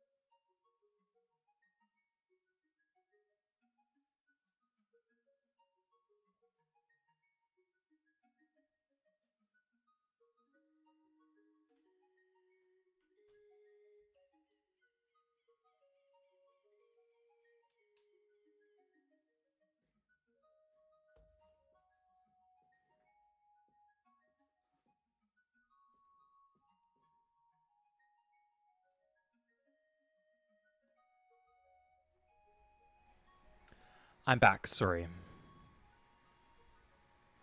And I forgot, I was going to say I had something to talk about, but maybe I'll come back up. Yeah, it's a bit of inevitable with politics, but yeah, I think we can try to keep our cool. I appreciate people for not whining about uh, me wanting to limit what you're talking about. Sorry, let me catch back up on the comments. Yeah, City View absolutely was cool. I definitely agree. I really wish it was more cool, but they should bring it back.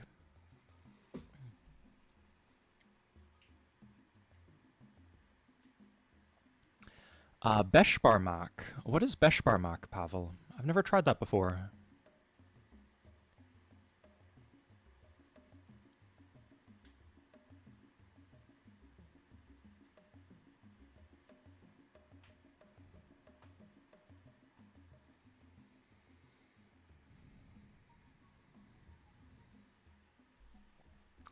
I think you'd find most of the Canada that where most people live is a lot like parts like Minnesota or Michigan.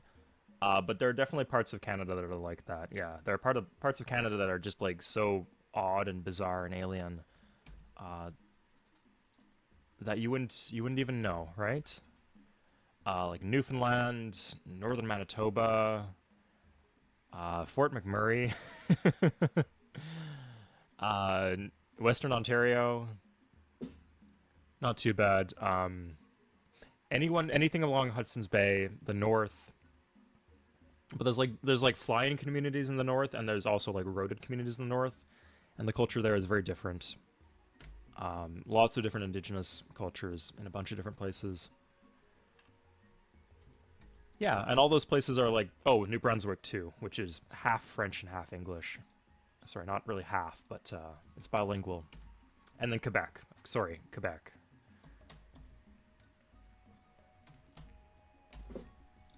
So yeah, again, that's most Canadians live in cities that are pretty similar to ones you have in the United States, but there are parts that would very much confuse most people.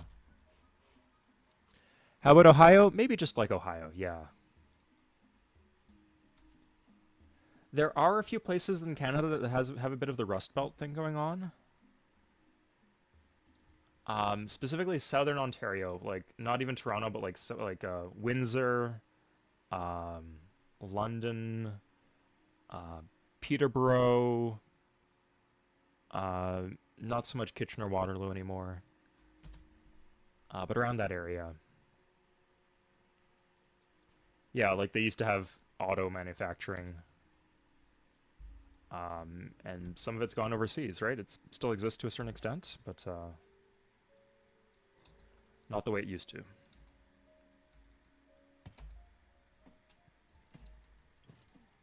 Yeah, and then Winnipeg went through its big boom like 100 years ago, so all the architecture is really old.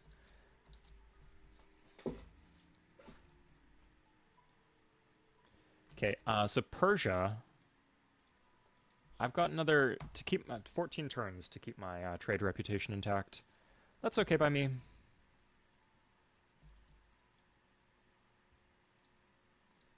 I'm okay slowly playing catch up. It would be nice to decrease the happiness slider. I'm wondering why these cities. I should be able to do 20%. Like with 3 luxuries, I should be able to do 20%. And in fact, with astronomy, like they have astronomy because I saw them build the Wonder.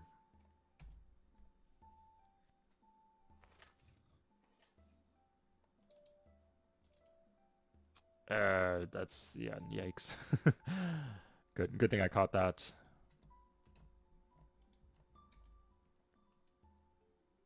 Okay, the cities are growing. We're expanding our yeah, we're well under the unit cap. Good. Foxat? Yeah, I've been to Peterborough before. It's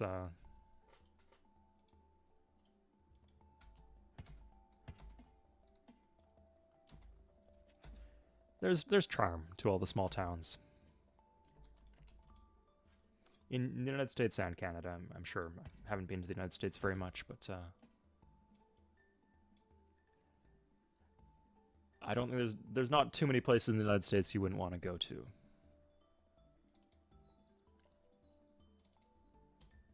Okay, great.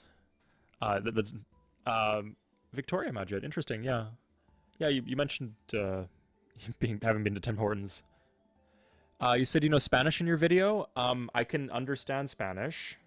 Puedo hablar un poquito. Uh, but no, I've never formally studied Spanish. It's just knowing Portuguese and having been exposed to a lot of Spanish. You pick up bits and pieces. Tip for foreign language learners. Yes, absolutely, Servator. Anki, as an app, Anki, for studying vocabulary, invaluable. And actually start speaking to people if you can. Find people who want to learn your language, learn their language. What else? Do tasks, okay? So think of things that you can actually do in the language. Don't just like memorize tables of things. Think about things you would actually use in the real life and practice doing that. So like, don't like practice forming sentences with, I don't know, modal verbs. Practice ordering coffee. Ideally, you do this in the foreign country or with a friend or, or with a teacher. If you have a teacher, that'd be good.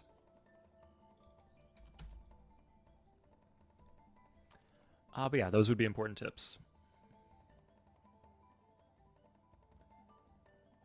No problem, John. Thank you for watching. Yeah, like I started because people watch, I don't mind streaming regularly. I've started the schedule of streaming every weekend back in September, and I've stuck with it, and I'm happy with it. I look forward to it, too.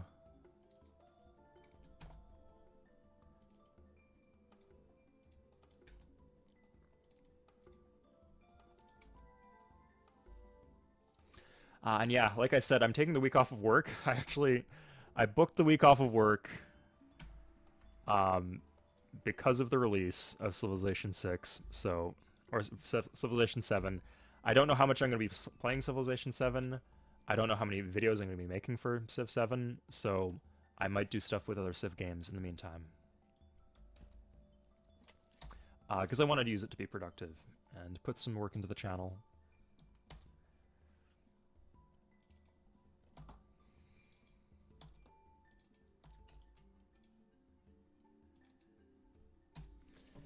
Yeah, like my plan was to make a video where it's like, oh, I played like 50 hours in 4 days. I played 50 hours of Civ 7. Here's my thoughts on the game, but I don't really want to do that now. I'll play it more. I don't want to play it that much. How do you deal with an AI that consolidated their continent? That's one of the hardest things, or one of the harder things you can run into. Try to keep them at war. So ideally, like, you'd be able to avoid war weariness themselves, but you would force them into fascism. But just generally, runaway AIs, you want to have them at war, and you want to have them switch into shit governments. So that's something big. Getting railroads as fast as possible is important. It depends really if you've consolidated your own continent. In that case, especially if you're a religious civ, in that case, and you know what's going to happen early, maybe go for cathedrals to deal with happiness. Because if they have the whole continent, you're going to be at war with them, so you're not going to be able to get their luxuries.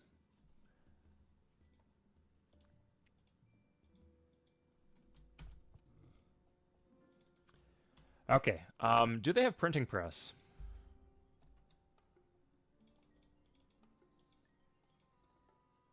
Oh, he's got chivalry. Okay, it looks like keeping him alive had some other benefits. And I don't have to, like, give him another whatever terms of gold. Not sure I actually need chivalry. He has printing press. Okay, it looks like we go straight on to education. Yep. Portugal's a bit behind. That's interesting. But he might have some random island cities.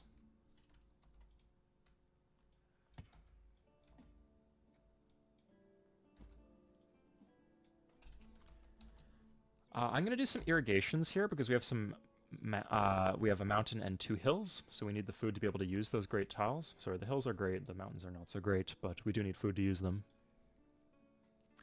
No problem, Servator. Good luck with learning French, and feel free to practice learning or speaking French in Discord. Or in chat, I guess, right now.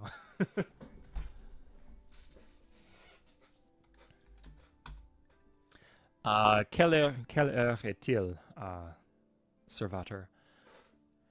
Can you live stream? Can I live stream Civ today? Civ 7 today? I don't want to. I would consider doing it on Tuesday, I guess, because I'm not working, and I do have the game, and the game will be out. Honestly, I don't know how to play the game very well. And as like a little bit of a cheeky protest statement, it would be nice to like stream Civ 2 or Civ 4 instead.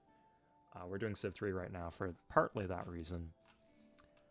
But if that was what people wanted, we could do that, I guess. I don't have any huge inherent issue with it, aside from kind of not wanting to. But we'll see. Like, in the next 2 days, I'll definitely play a little bit. Maybe I'll change my mind. Maybe I'll hate it more. Who knows? Sorry, I don't hate it. That's rough. That's a bit of a harsh statement. Is it not fun at all? I will say that I did not really have fun playing it, but I only played a few, like, of actual gameplay, I only played probably about 3.5 hours or something. So, it's a deep game, certainly. It's probably more complex than, maybe not more than Civ 6 with all the expansions, but certainly more than all the other base games for all the other Civs. I would say it's more complex. It's also just hard to learn because the UI is bad. Like that's the consequence of the UI being bad, that it's hard to learn. Like, I still don't know if I overbuild something, does that, and it shows me yields, is that the yield, like, after the building it replaces, or is that, regardless of, or before replacing the building? Exactly, Majid. Like, some of the other content creators have been saying that they certainly understand the game better, but they don't feel that they understand it well. And that they're like kind of specializing in particular builds or with particular leaders. Because there's so much to the game.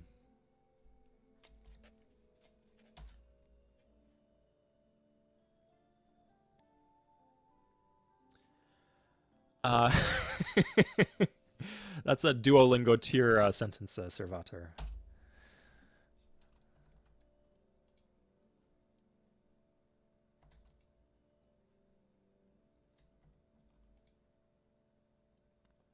Okay, let's just suicide the galley. We don't need it anymore. I guess we could take it home to disband it, but might not even get home.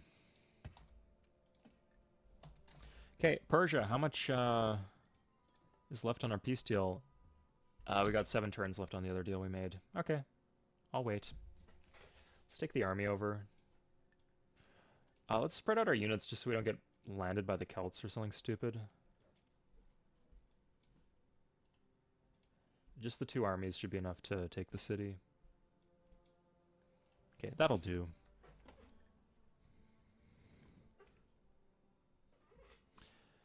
Yeah, I'm sure it's so far back that I don't remember Majid, but I'm sure I did. But like Civ 3 is just not nearly as complex a game. Like if you just learn a few things, like Civ 3 is fine. But you just have to constantly be learning things as you play Civ 7 and Civ 6.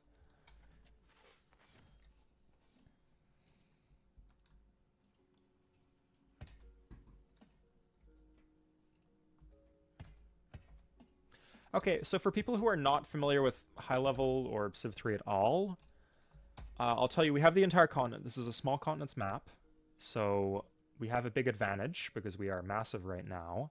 We are 24% of the world's land area, same as India, but 33% of the population. So even though we're behind in tech, we should, as we grow, we should be able to catch up. Like, our cities are low population, and we're missing some key worker moves in a lot of these cities. But they will grow, and we will catch up, and we should be able to close out the game. As long as this continent doesn't consolidate, we should be fine to win this game just with Sorry, without conquering them. We don't need to like go to them to conquer them unless one of these civs starts killing the other civs. So, yeah, that's the pace that the game will generally take. It's going to be more of a chill building game now.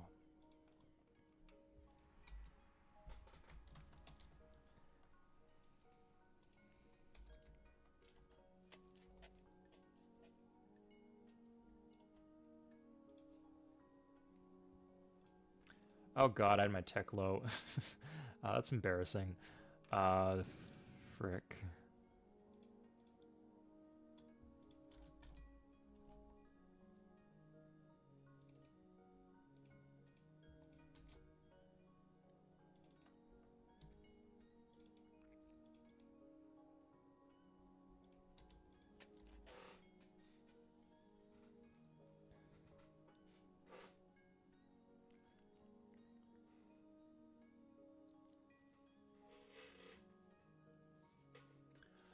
Oh, for Civ 6? I agree with that. I mean, maybe it's one of those things like Civ 3's. I mean, I just found the districts to be very expensive, so even if you didn't know what it was, you might find it frustrating and you wouldn't really know why.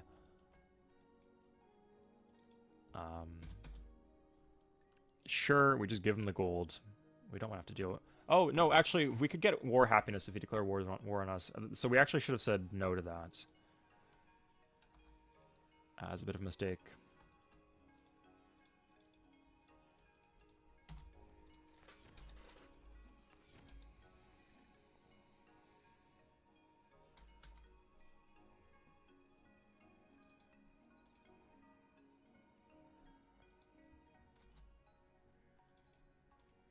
Oh, we need the aqueduct here.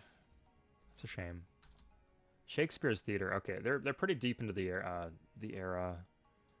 Again, this is still okay. Like I still think we're still scaling. Like their cities are max pop, right? They're not going to get any stronger. Whereas we have the pyramids too, so our cities are growing fast. Honestly, happiness is the big thing. So if they have navigation, oh hello, that's a good pickup. Yeah, even if we're paying this gold, Persia's being weirdly useful right now. More useful alive than dead, I think. Because our cities aren't flipping to him.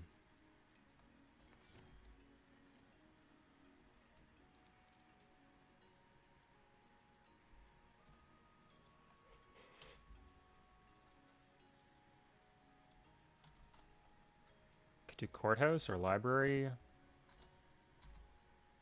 Oh, we have the gold. Yeah, let's buy... Like, this city has a bunch of tourism gold. Let's buy the courthouse. So that the tourism gold is not corrupted. Look at all this corruption here. So we got 4 gold coming in science. Let's see if we can fix that. Or improve that.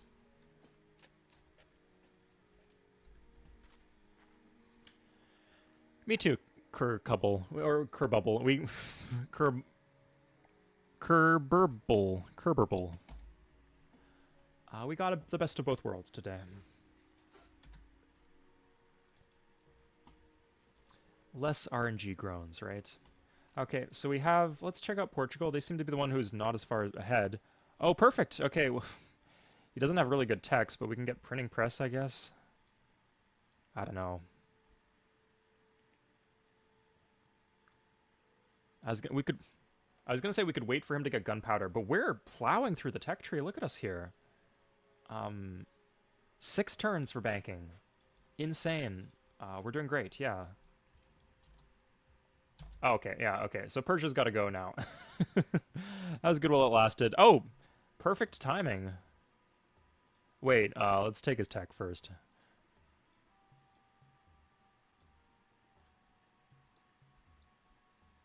Sure.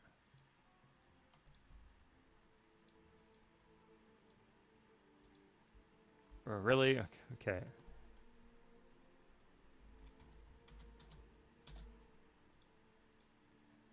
Wonder how big his army is. I don't know. It could be pretty big. He's got these boats, too.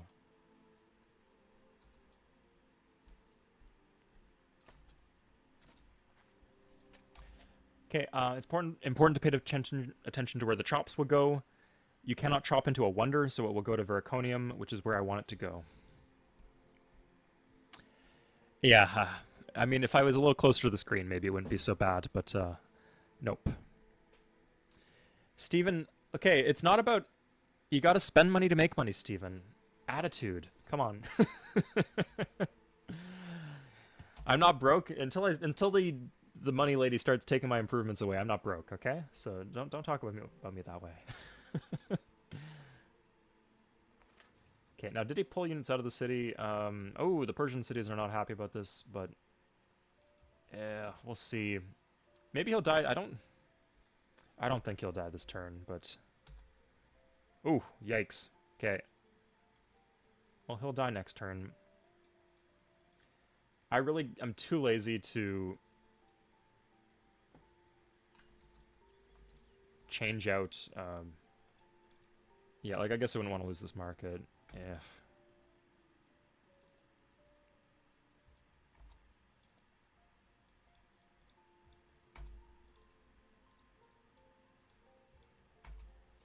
Okay.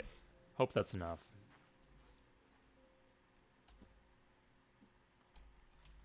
Now Pisa could really benefit from like irrigation right there, so we'll chain it over.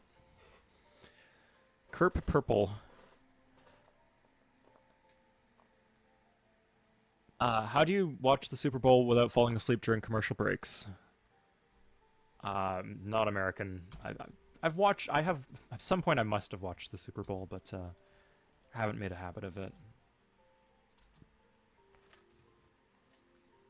Football. I think I compared in one of my videos. I compared football to Civ because it's like a turn-based strategy game in a sense.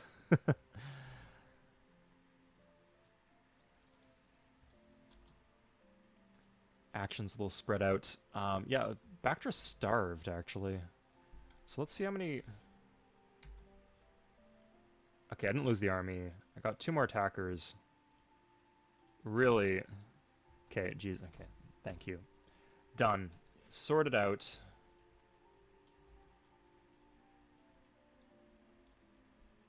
Yeah, not so bad, is it?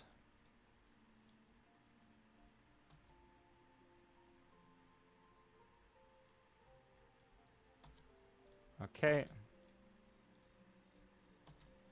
I just didn't want to lose the improvements, but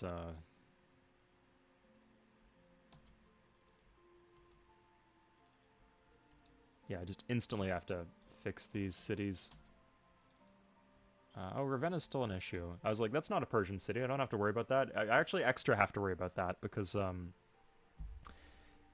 I kill the Persians, it doesn't become more happy.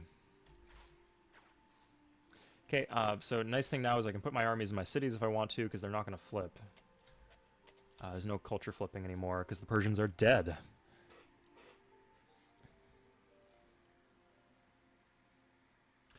Yeah, that and the halftime show. Although Kendrick Lamar seems like a lot of people are excited for the halftime show this year.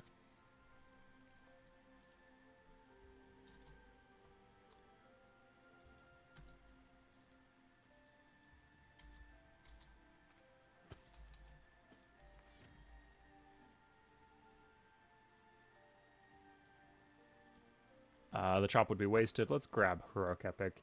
Interesting how Leo's is not done. I don't really want Leo's, but funny that's even an option.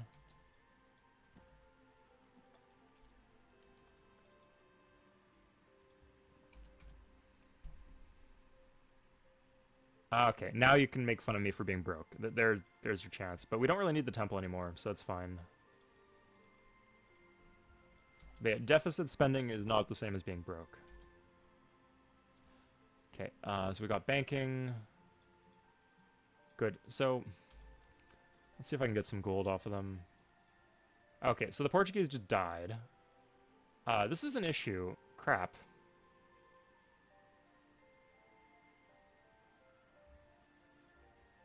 Because if they die, then I can't win a diplomatic victory. Like, it's just off the table. I don't want to babysit them for... or play zoo for 200 turns, though, so... we'll just let them die and win another way.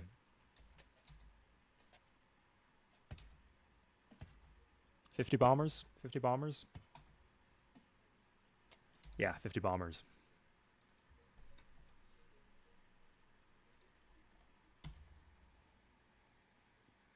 The superb owl. Oh no, not the library. Ah, God. But I would have. It would have slowed down banking. Okay, let's take this down. 60% is fine. Okay. No. Okay, here we are. So I can finally trade. Like that's fine by me. Sorry.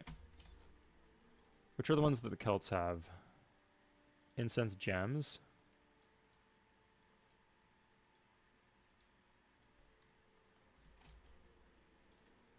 Okay, good. Yeah, we're good.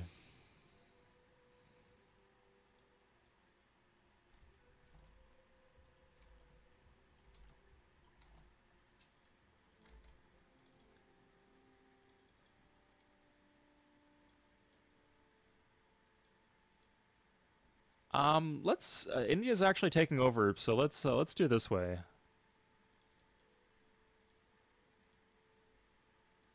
Yeah. Okay. So Celts are doing okay. They have iron now, so they should hold. Okay, Portugal actually will hold for a bit. But India's the big dog, I guess. I mean, it makes sense. They got war elephants, right? But yeah, so that's the runaway civ we have to deal with. I thought they were both crushing Portugal. Looks like they got the one city off Portugal. And that's it. That's it, yeah. Everything else went to India. Although Portugal, it looks like they just had the 4 here. They had these 4. And this. Okay, so India didn't actually get that much. They were already pretty big to begin with.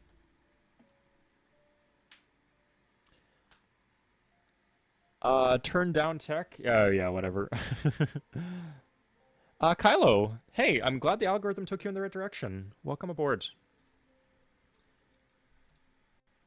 Yes, there are still a ton of people interested in Civ 3. In fact, it's maybe not as many people as, I don't know, 2002, 2003, but more so than 10 years ago. It's making a comeback.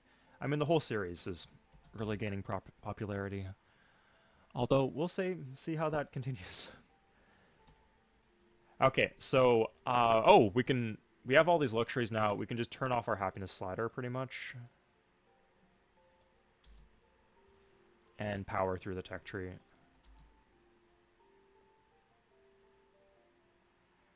We're getting important buildings in all our cities. So even with the bonuses they get on Deity, we should be able to catch up to them.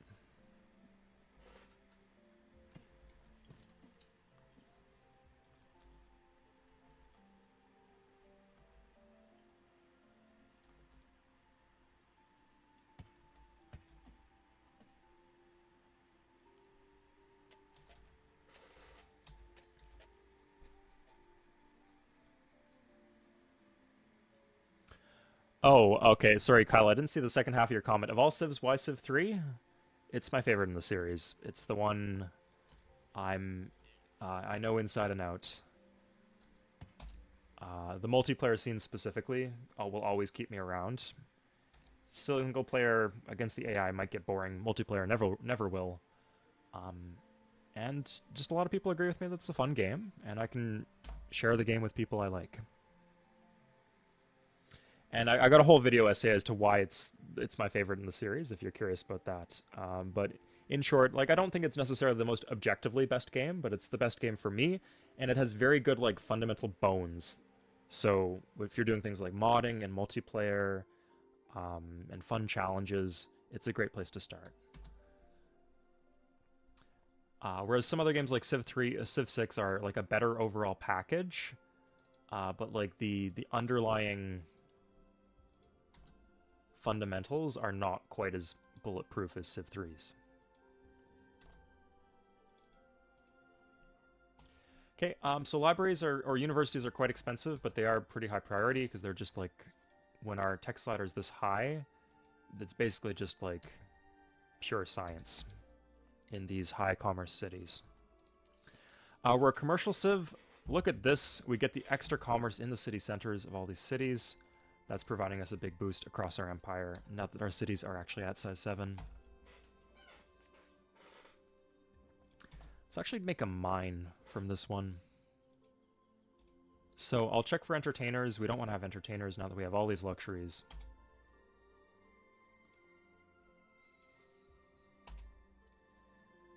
Yeah, certainly any city with a market is fine to grow to size 12.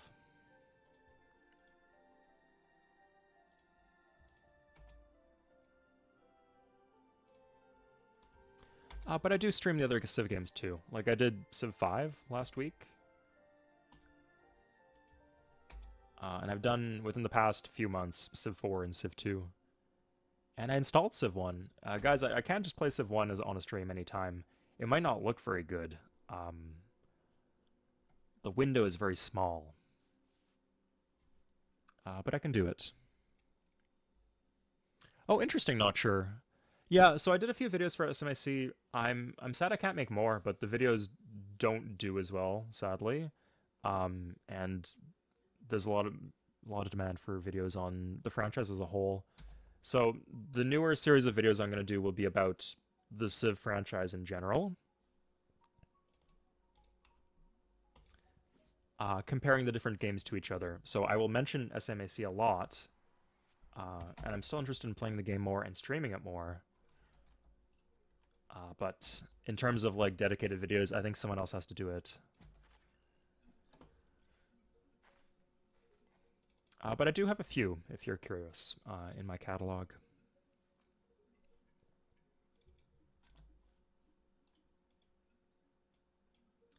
Okay, a little irrigation would be good here, because the city is growing pretty slowly. Verconium. This one can do... Should probably be an aqueduct first, actually. No, they love me, just derp. What are you talking about? Get out of here with your silly jokes. Good night, Majed. Fundamental bones.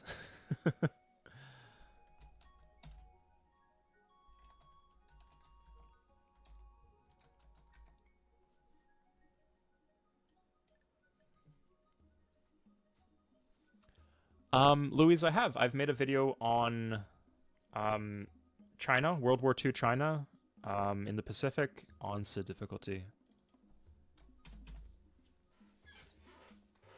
And I'm sure I've done some streams on them in the past too. Okay, we have Astro. I guess bottom text we just have to do manually. It's a bit annoying. Maybe Portugal magically got something? No. They're not in the industrial era yet, though. I guess that's the one thing I can be thankful for. India doesn't have horses, so they can't build cavalry. That's good, because I think if they had cavalry, they could potentially run over the Celts.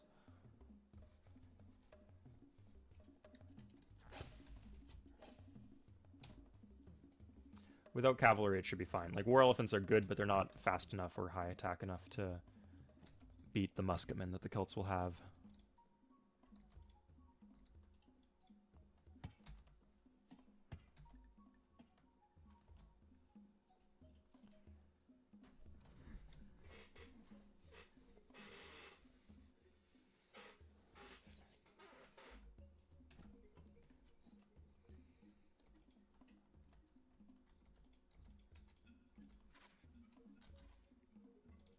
Okay, I think at this point, to speed up the stream a bit, I'm going to hit Shift-A with the workers, so they will be...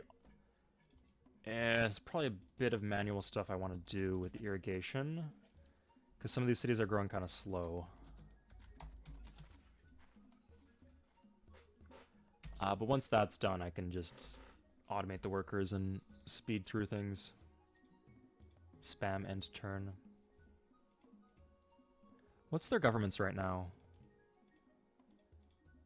Oh, they went democracy. Interesting.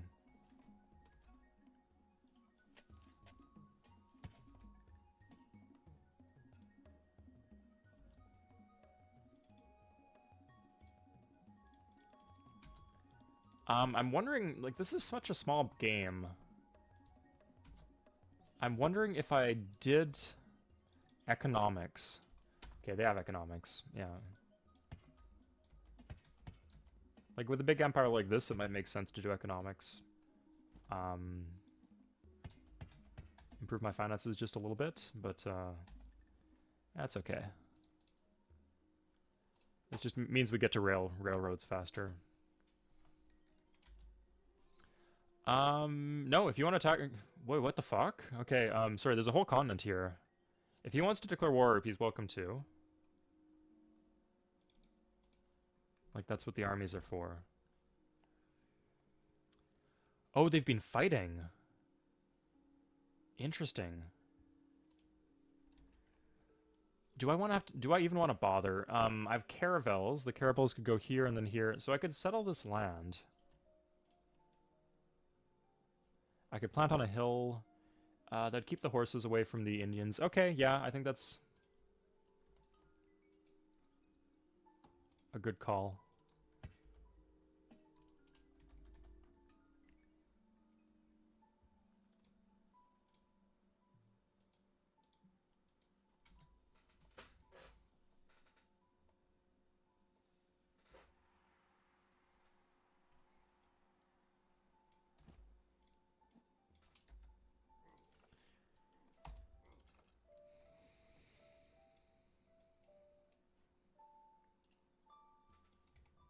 Okay, 104 gold. That's okay to spend.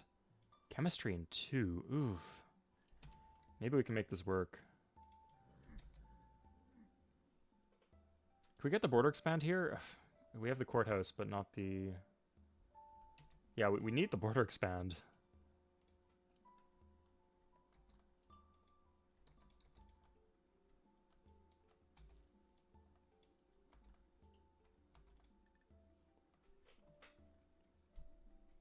Okay, here comes the next era.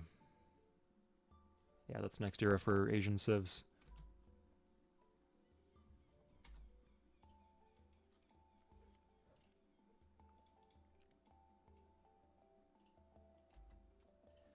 Okay. Oh, Persian settler, that doesn't really matter. It's okay.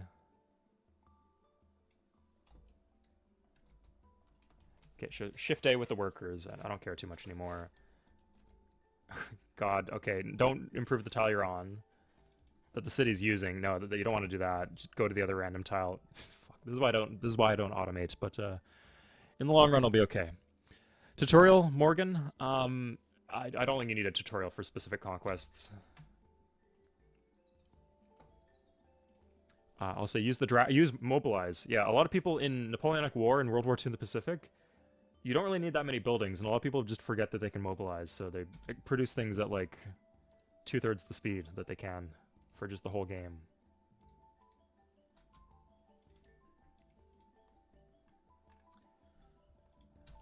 I guess we can grab a bank in our cap.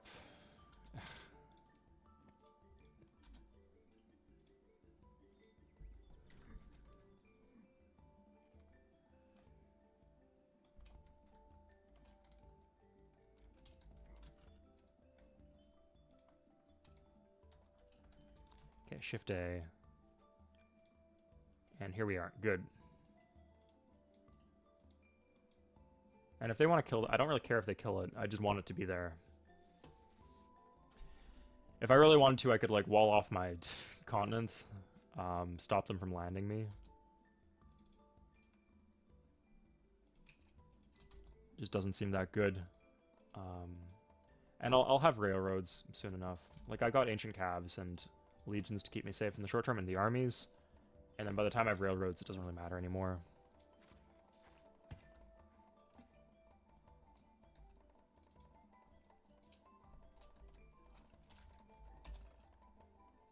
Okay. I think we would need one more after that.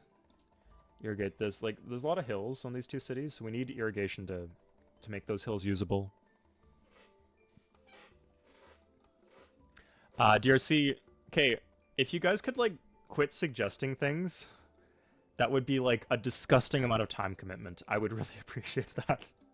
So, like, oh, you should, like, play on a very huge map.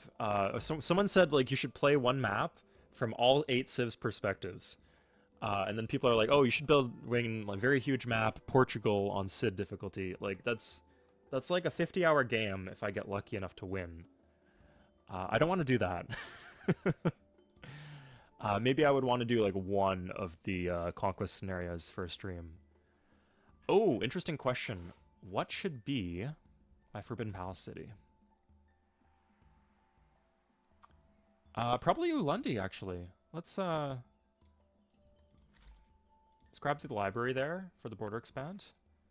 And then we can just do Forbidden Palace. Yeah, this seems like a great candidate. Good land. Not so corrupt that it can't do it. And actually might take a while. Could do His Palace. Yeah, that's probably better, actually. Let's do His Palace.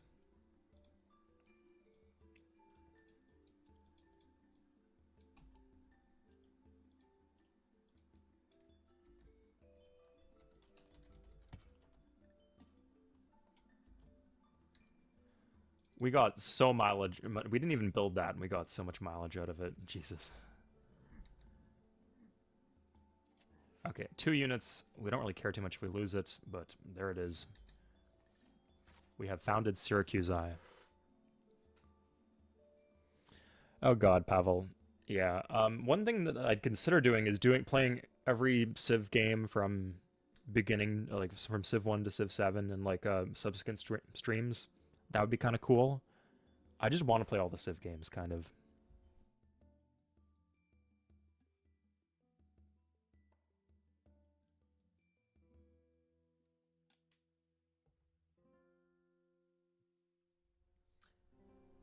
Yeah, that's where I'm at right now. I enjoyed playing Civ 5 last week, was it? I'm enjoying playing Civ 3 now. I want to play Civ 1, Civ 2, and Civ 4 on stream. And eventually Civ 7, I guess, once I understand it a little bit better.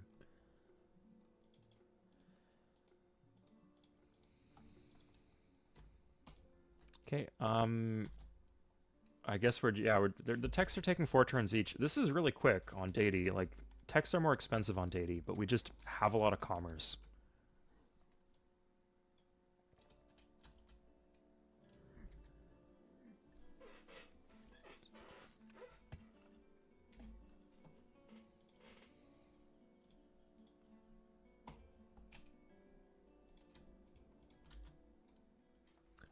We don't need a longbowman. Okay, we can start using production queues to speed things up.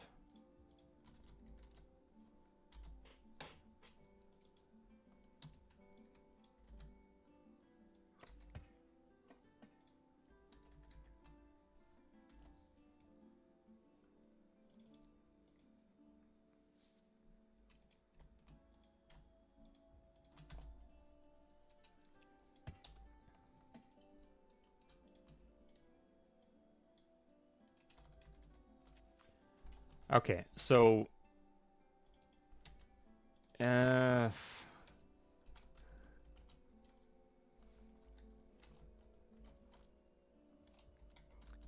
I want the irrigation to Pompeii a bit. Like, at least 1 irrigated tile so we can use all of its hills without running out of food. Okay, here we go.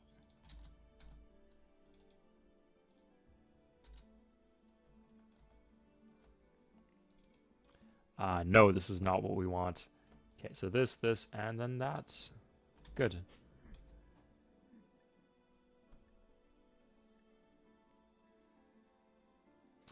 Which game did you buy a month ago, DRC?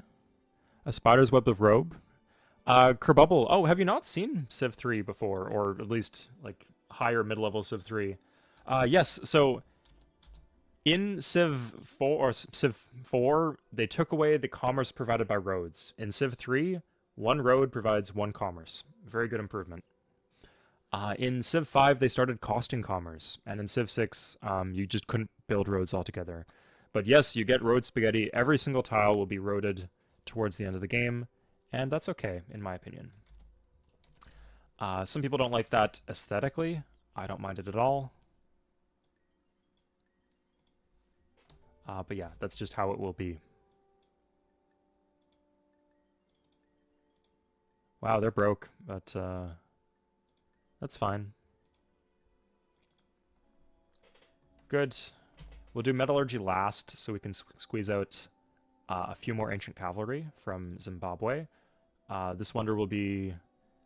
It will expire with metallurgy, so...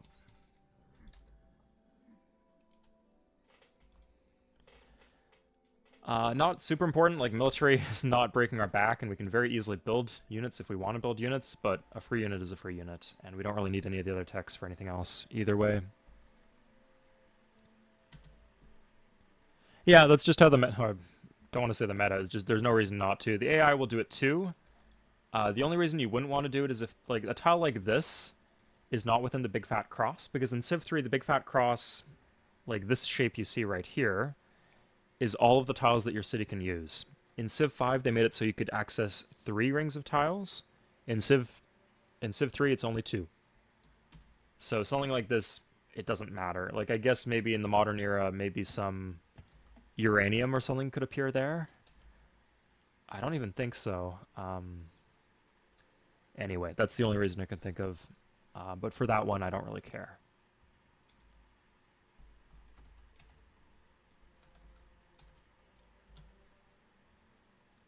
Okay, where are you going there, buddy? It's a little suspicious.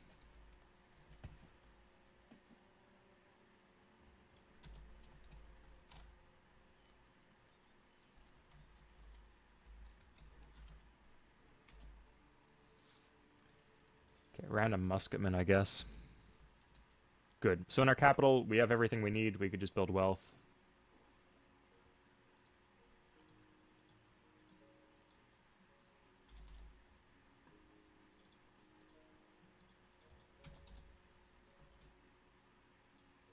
Oh, if we could give like... No, we're not going to get Newtons. There's no way.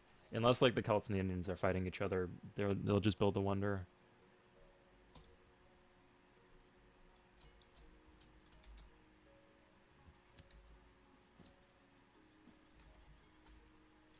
Okay, notice how we are well below the unit cap. I guess we should build knights.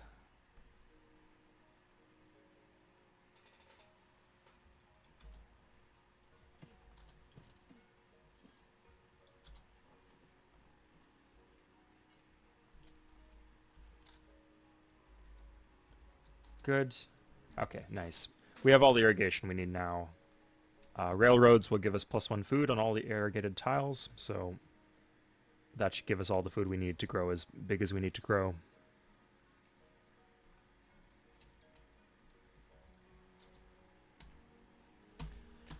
Yeah, there's the wonders we were looking for. Tragic, but we got some good early game wonders that we're still using, like the pyramids.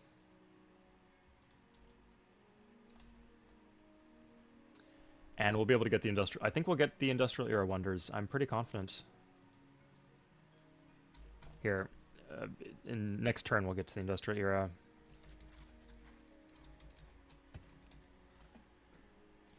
So let's see what's in store for us. We're not scientific, so we don't get a free tech, but straight to steam power. And finally, we're not getting things in 4 turns anymore. We're getting an 8. There's like a big jump in cost when you enter the new era. But that's okay, because a lot of good things happen in this era.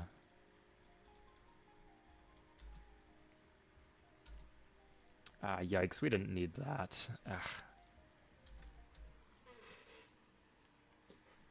Yeah, Portugal got conquered by India. Looks like they're consolidating a bit. Celts are doing fine. Like, I think there'll be a... Here, I'm going to embassy the Celts, just in case they get declared war on. I could check, like...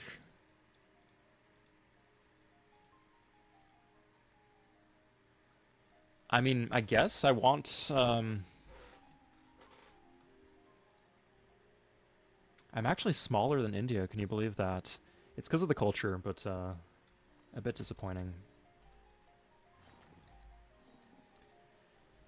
Anyway, at some point I'd probably want to manipulate a war between the two of them. I'd need to guard Syracuse, but it would force them into shitty governments, which at this level is something you need to do.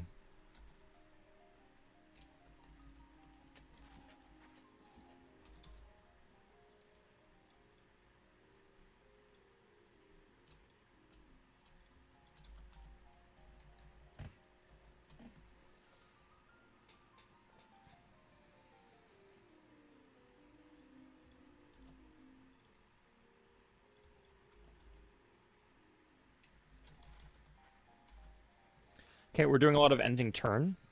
The game's going pretty fast now.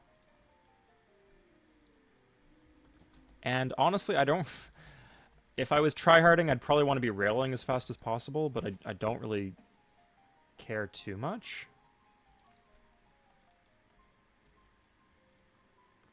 Ooh, I would actually lose a lot of my happiness if I fought a war. So maybe I actually do want to delay a bit. So we're going to go industrialization for factory coal plant, and then try for scientific method for the wonder there. We have ironworks. Where's our ironworks? It is Pasargadae. Interesting. Okay. It's not like so bad that we can't build it.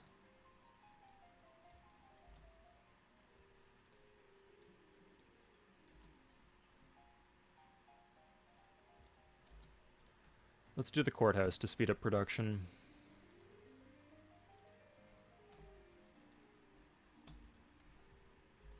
Okay, there we are.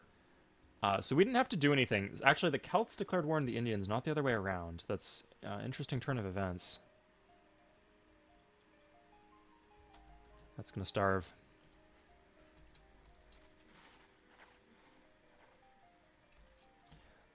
In some of these wealth cities, we want to do workers. No, Kirkubble. So what railroads do is they double the effect of mines or irrigation, which is an even better bonus than giving extra commerce. So it kind of replicates the Industrial Revolution, where like you suddenly have these big, massive urban centers, causing pollution too. So they're producing more, and they're also growing bigger. It's a nice little thing. They also give you unlimited movement, which is interesting. In Civ 10, did I lose a luxury? Okay, I guess I lost my luxuries.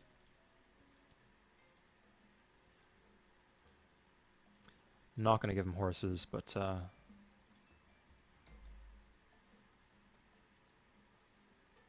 Oh, I'm losing gold per turn.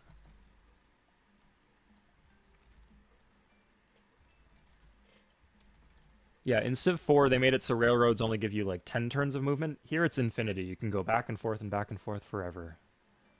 It's wonderful.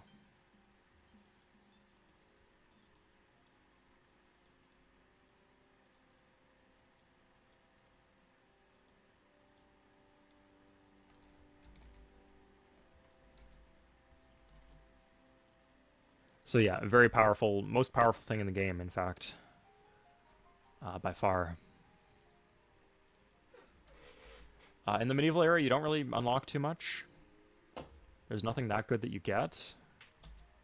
I guess like one big thing is astronomy and navigation give you trade routes. Like the reason I'm able to keep these cities so happy is with luxuries from the other continent. Okay, Celts have rails, so they'll be... Now, do the... Yeah, okay, so the Indians do have railroads too. Oh, wait, they lost Lisbon and Oporto. Okay, so Celts... I don't know if they'll win the war, but they'll die slow at the very least. Which is very good for me. Khaled. Yes, it is very important. So the reason that Republic is good is not because it's the crazy, crazy good government. It's because every other government is bad. There's nothing that any of the other governments do that is as good as the commerce bonus of Republic. Republic does come with some downsides, but you can play around these downsides like 8 times out of 10 or 9 times out of 10. The other governments just don't have upsides, so you can't really... Your options are play around Republic's downsides or just have a shitty government. So the big thing is you want to grow your cities to size 7. So right now, like I don't really have unit support issues, right? I'm allowed 75 units. You don't need to guard every city. If you have high mobility units, especially with railroads, or if you have safe cities like these ones inland, nobody's going to attack them. You're okay. So disband extra units.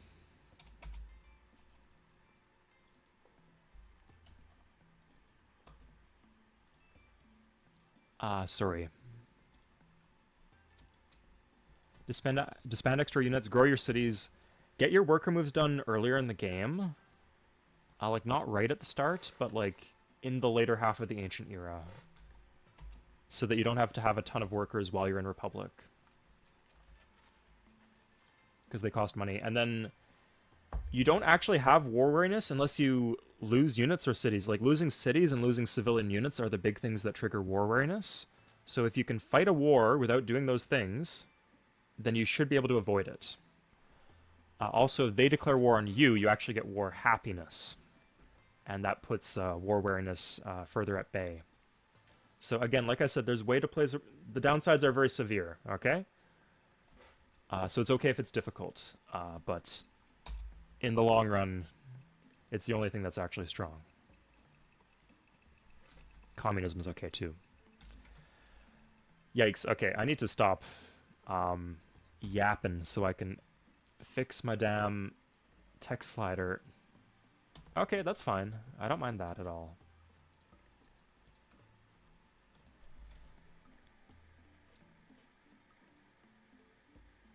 Uh, Ducky Ducky?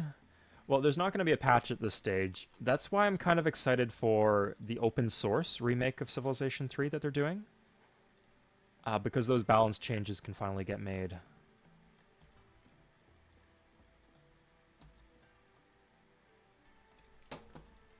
There could be like a balanced version and a classic version too. Okay, so we have industrialization. So now we can do factories.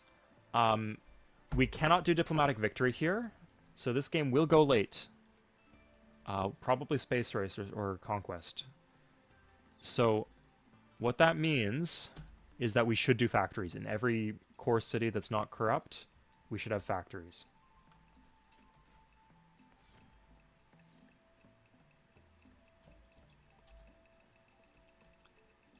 Probably more priority than university, actually. Okay, this should be fine. Weird. Good, I get some gold now. That helps me, actually, because I can deficit tech. Okay, production goes through the roof here because the corruption is gone. And let's see the corruption in Ulundi, actually. It might have been helped out a bit. Yeah, that's significantly better. It was like 80-90% before. Mateo, an idea I always had was the traits. So I think that the seafaring trait, it's a strong trait, but it's very map dependent. So it needs to have some sort of bonuses to rivers. Because Pangea maps and continents maps have more rivers, especially Pangea maps. Archipelago maps don't have as many rivers. So seafaring would be strong on archipelago maps for obvious reasons, but then it would also be okay on Pangea maps because you'd have some sort of river bonus. Maybe +1 commerce for planting a city on a river would be good. Something like that. That's not something you can do in the editor. And then same thing with Expansionist. Expansionist is good on big maps and on Pangea maps. So you'd want something that would have an impact on like smaller archipelago maps with Expansionist.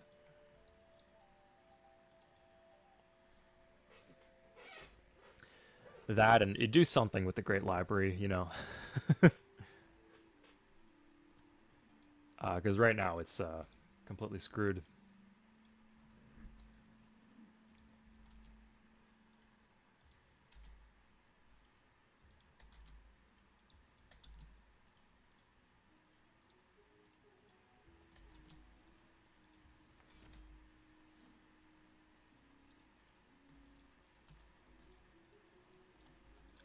Okay, let's disband some units. We might be like a little... They're fighting each other, so... What is this? That's dicey. Let's take this up here.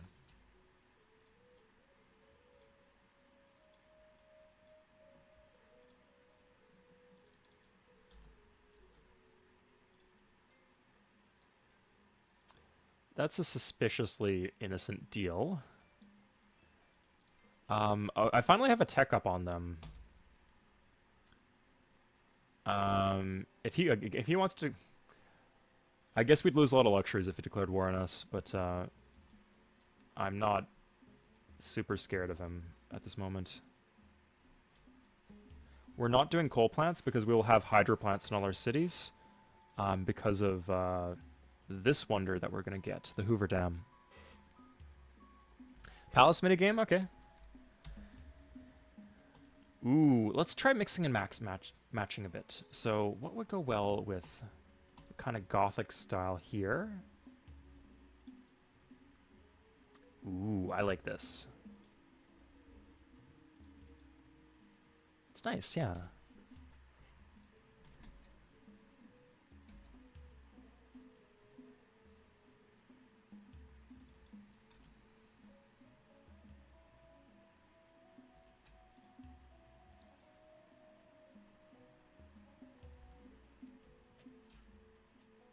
Okay, it looks like they're just exploring.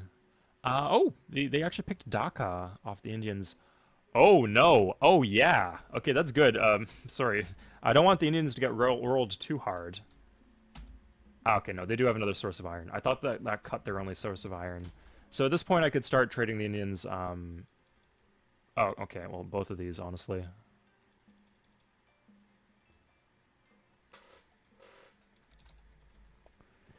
I play both sides, so I always come out on top. Yeah.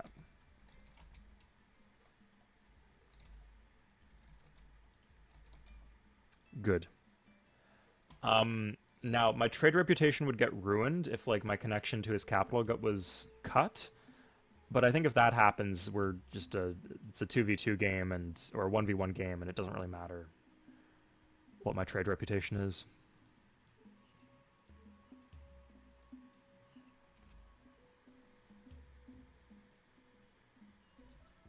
They don't. Okay, remember they can see the whole map at all times, Steven. So they're not looking around. They're just being weird. There might be scouting them. Like they're still programmed to explore, even though they can see everything at all times. But they don't like see where your units are. They don't look around to see where your units are.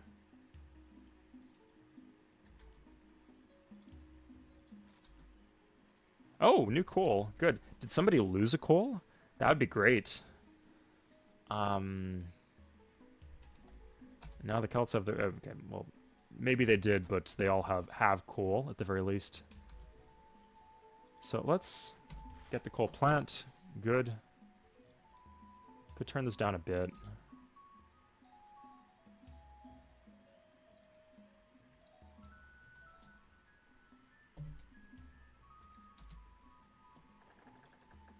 Okay, now we do wonders in our cap. There's 3 industrial era wonders.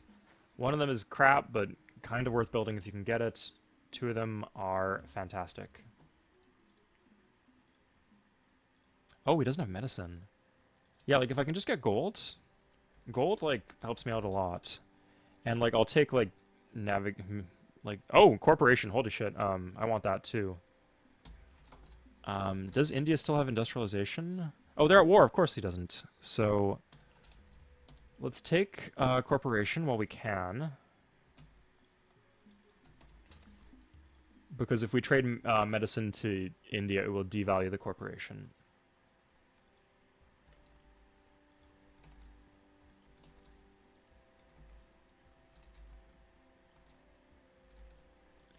I don't like this one bit.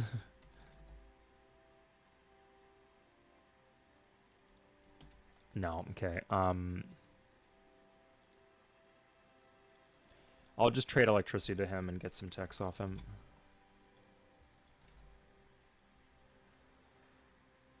Military tradition, navigation, no. Monarchy? No, okay. Good. Sorted.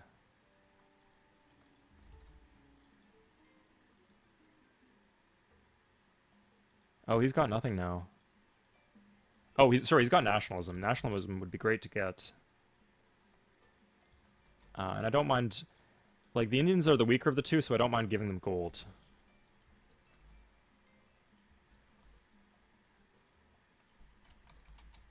Okay, there we are. Nationalism is very good in emergencies. We can go wartime now, or we can draft.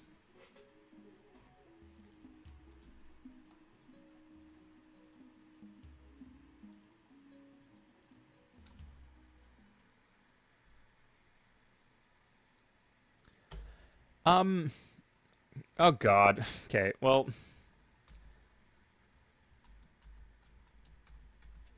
let's try this. So they're in our land. Surely they would...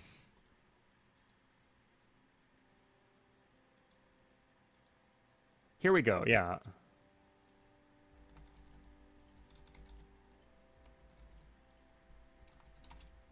Now, we're gonna lose all our luxuries, but he's kind of winning the war with India. So we do this. Okay, so he just gave us a tech for nothing because he's an idiot. So we have to move our units carefully. So this would be a lot easier if we hadn't been automating our workers and we actually had railroads going where we needed them to go instead of like on random mountains. But we'll make do. So we can draft. Yikes, he can threaten 3 cities. They're just constantly raising each other. Like, this was a Celtic one, this was an Indian one. It's interesting. No, with the walls, maybe I'll hold this. We'll see. I don't care too much.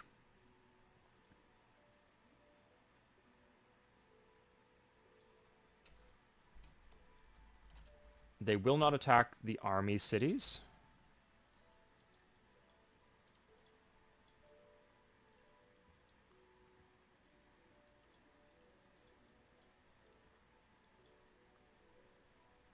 Oh my god, I shouldn't have disbanded so many knights. Like, if I could take stuff from anywhere, like, once the rails are done, this is not going to be an issue, but... Okay, this helps out.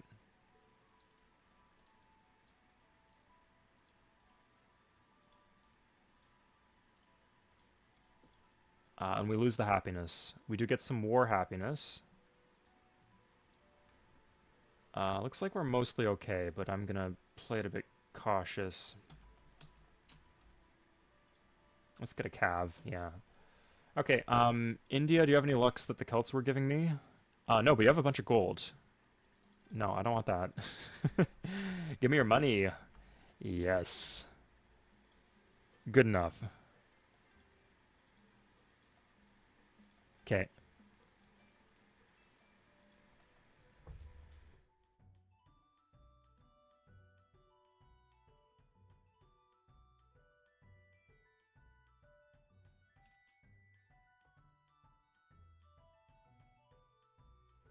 Okay, so do you guys see how, like, having the ability to draft, like, helps us very... Like, 3 riflemen in here, we're not gonna lose this city. Yeah, if we want to be really sure, we could put this guy in. It's on a hill, too, so he can attack where he wants to attack. He won't attack the armies. Yeah, let's turn it on. Let's see what he does. Like I said, he doesn't attack the armies. I'm now wondering if he's going to win every single combat, because that is a possibility. Oh, no, I defended the city. Yeah, and now we're good. If he wants to free up my unit support... I told you the legions were good.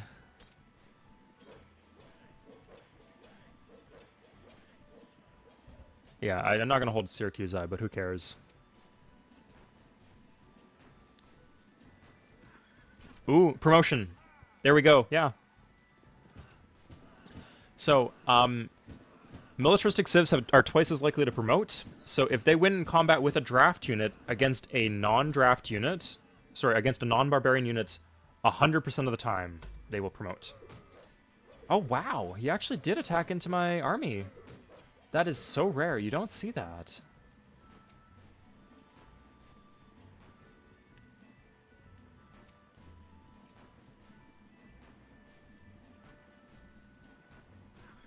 Ooh, that's nice. Yeah, good. Yeah, now we just have a veteran rifleman.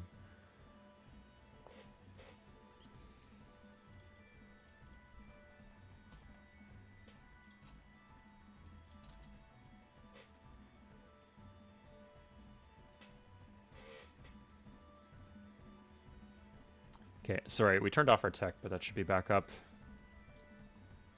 Okay, good. We don't have any elites, do we? No. Okay. So if we take our workers off the stupid jobs, we should be able to, like, get the core rails done.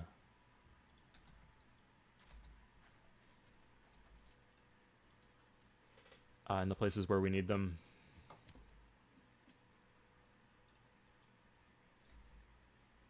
I'm a little spooked at what will happen if they land down here. Let's get some more workers.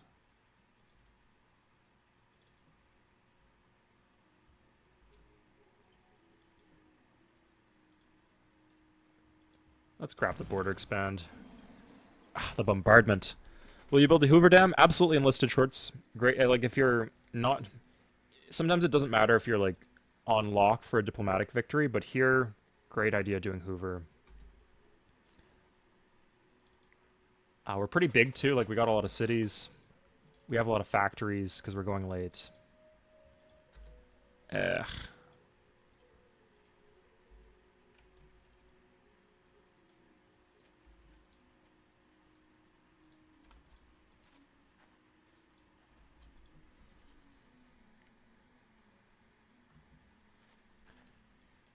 It's actually 4:22. Yeah. Like I said, we're going late, so I might not be able to finish this one in one session. I'll give you guys 40 more minutes to see how it goes. The Indians are not losing anymore, at least not recently. They actually captured Syracuse. That's interesting. Anyway, Rome is pre-building the Wonder. Ooh, 2 more factories coming online. Okay, I need to turn off the animations. Let's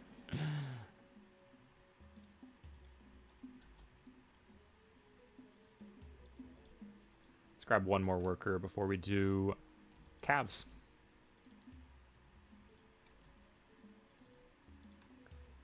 Yeah, like, you need to be smart with your unit deployments. As soon as you start losing cities in Republic, that's when your unit support, or your military police, sorry, your war awareness takes a big hit. Okay, so I'll be right back.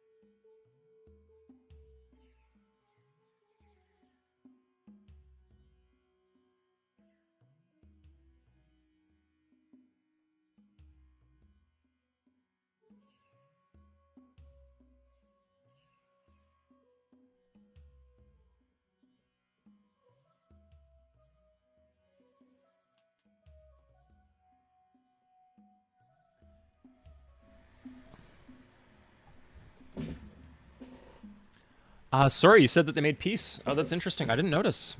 Did you catch the pop-up, but I didn't? Oh, I can't even see because I'm at war with him and I don't have the embassy with India. Like, I guess I could do an embassy with India. Yeah, let's see. They're in fascism. That's what I want. Are the Celts in fascism? No, they're in democracy. Okay, well, we do want them to be at war. Let's grab this. So we're gonna go to India. No, I want to keep India alive. Celts being weak is good. And maybe this is my best chance. I'll give them rubber first. Yeah, we'll get them like infantry so that they can defend. And that would be okay. Wow, in one turn at 0%. That's impressive. Okay, here we are.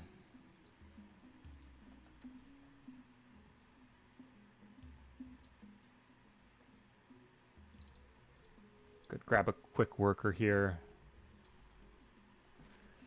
Yeah, you see how things are going? Like, it would be nice to have hospitals, but we just don't have time to get hospitals. Like, they're good. They're very good, but that's just not how the game works. Sadly.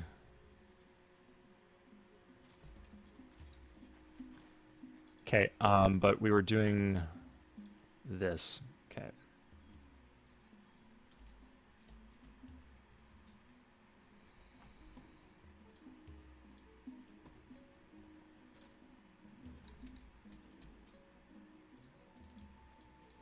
Okay, so worker, factory. We could do stock exchange. Stock exchange is not great. It's very expensive for what it does. But if you have enough of them, you can build Wall Street, which is actually a good wonder. Sorry, a small wonder.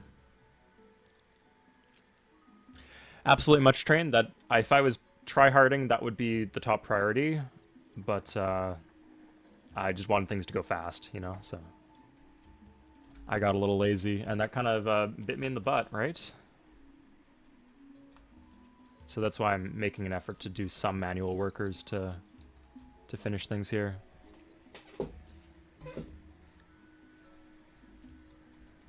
Uh, good.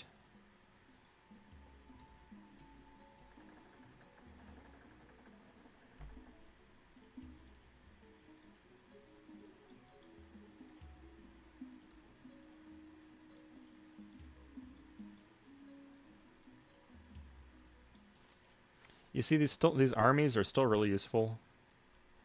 He didn't land anywhere else. No, our continent's pretty. This is a small map. Our continent, by Civ 3 standards, is not that big, so we're able to see everything at once and catch if he lands us. We were playing a large map as the Celts a few weeks back, and that was an issue.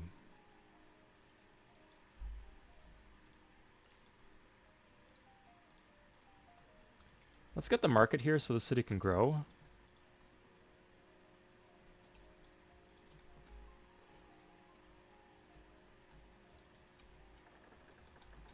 Nice little trick. If you hold down shift, it will speed up their manual moves. When they're like escorting a bunch of ships, it can be really tedious, so it's a good thing to know. Ooh, there's this nice little damaged cav here.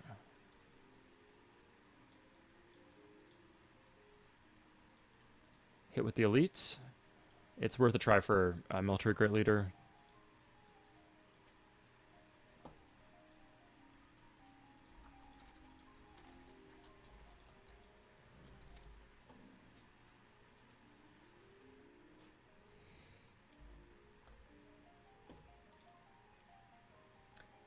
Eventually he'll start landing with infantry, which will be annoying. But for now, it's pretty easy to manage.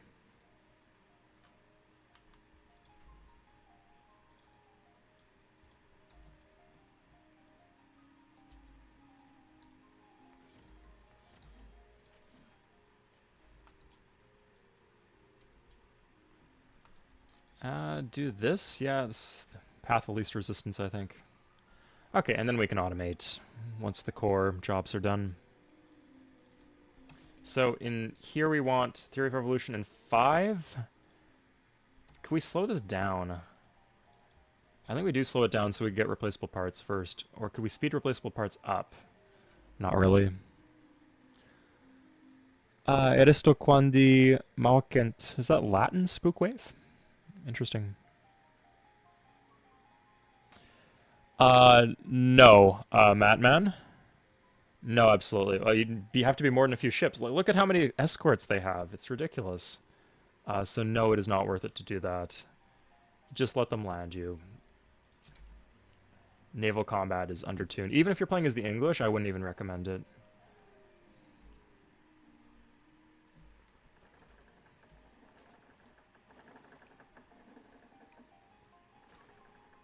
Like, attacking cavalry into cavalry, this is 6 against 3. If I attack frigate into frigate, that's 2 against 2, plus defensive bombard. It just doesn't make sense. The math doesn't math.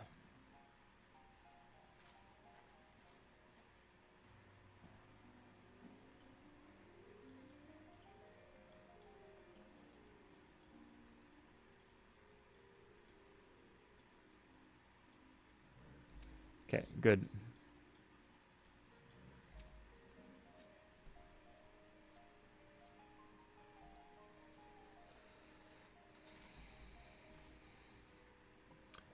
Seeing rifles now. If he'll peace out of this war, I'll make a peace treaty with him. In fact, oh crap. Okay, so we need to pay attention here. The game's getting interesting. He does not have scientific method. Let's try this. I don't know how close he is to that wonder, so I don't want to give him this, but I can do...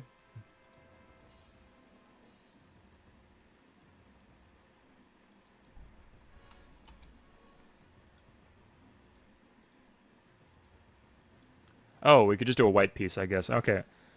That's all he'll do. He didn't, like, land me anywhere else, did he? No, I could attack into this with the army. That's okay. Got this cav. Oh, no, that failed. Got another army. Like, if I can kill free units for free, I might as well. So the idea here is I'll do this, I'll make peace. He's got some techs I want. Yeah, that actually changed the balance a bit. So we'll do this, and then I will use my gold to buy the techs I want off of him.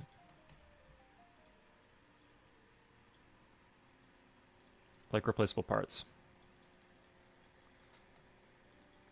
I can use my trade reputation is still intact too, so I can use my Lux. Refining. I just really hope he...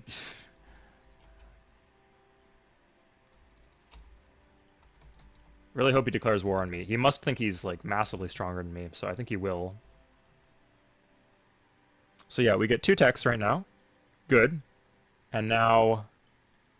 Oh shit, sorry, he gets a turn to figure his stuff out. But they never get back on the boat. You'd think they'd just get back on the boat. That's not what they do. They just hang out in your land and piss you off, and this isn't Civ 2, so you can't bribe them.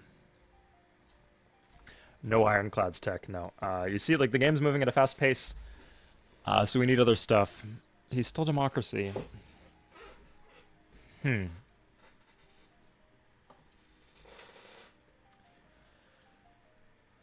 don't want democracy, we want this. So, Theory Revolution in 3, that's good. We can maybe even get it faster if we... No, that's okay. Maybe if we railed, we could get it faster.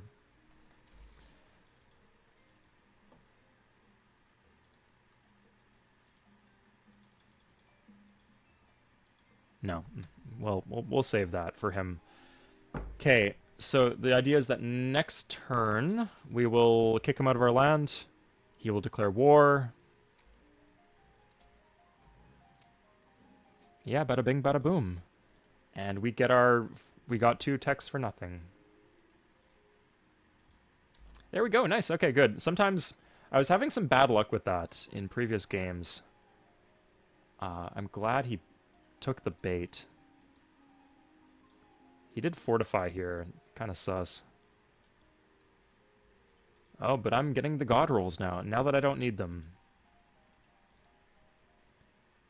No, it helps with war awareness a bit that I'm not losing units. Like, losing units, I don't care about the unit. It's just the war awareness that kind of sucks.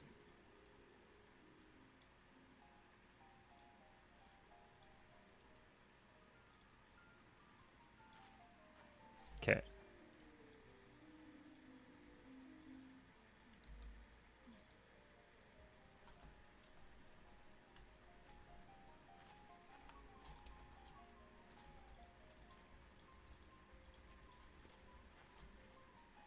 We're also building our railroads twice as fast now that we have replaceable parts. Really important perk. We have oil. It's pretty likely that we did, but it is possible that all the oil is on one continent or on islands on a continent's map.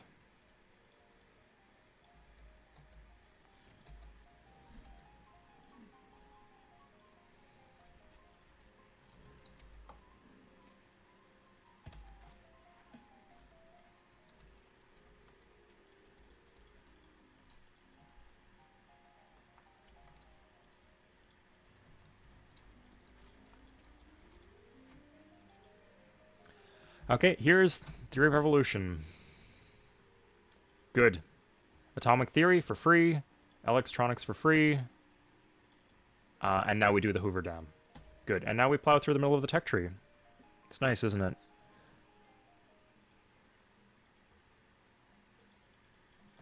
And if we wanted to, we could trade this away, but who cares? So, Hoover Dam here.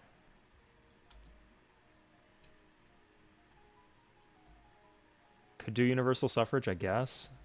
No, let's skip it.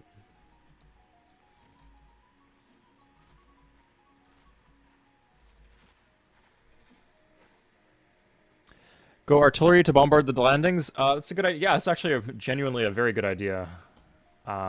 Especially, like, it's not that bad now, but once he starts getting infantry in the landing, it will be a pain in the ass. So yeah, let's do some here. We got some cavalry coming, so that's good. Yeah, and let's get India into this war.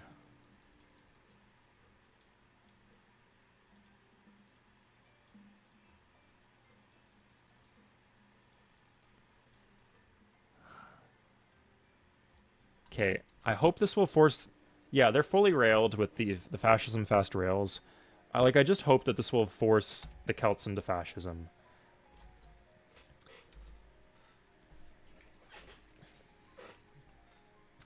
If I only have 3 lux here, so like this is a dicey situation if the Celts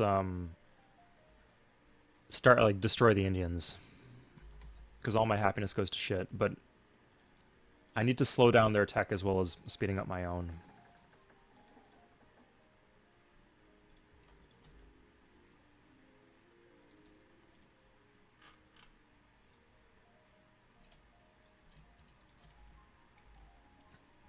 Okay. Oh, look how pretty that looks. That's nice.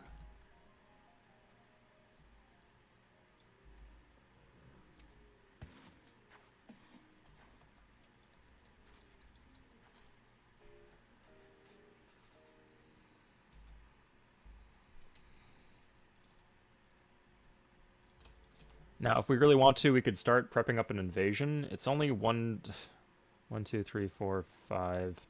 If we had Magellan's Voyage, or if we were seafaring and we can get there in 1 turn, I'd do it.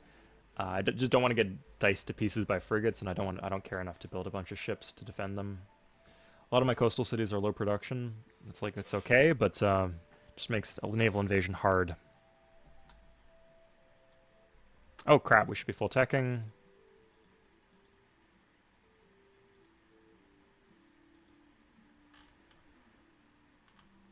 I think we can get away with this.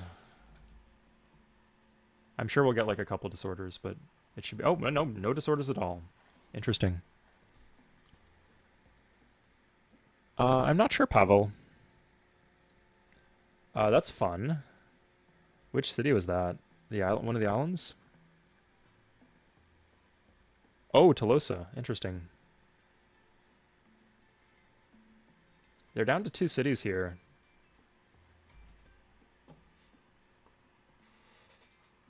Come on, come on, come on. Oh. Disappointing. Okay, I got some extra money, so I can like dump it into some of these auxiliary cities and make them a little less terrible.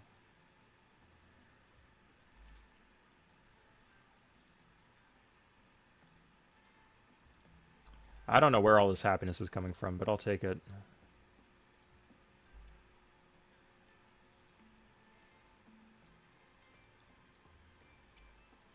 Okay, we got the border expand, so this is good.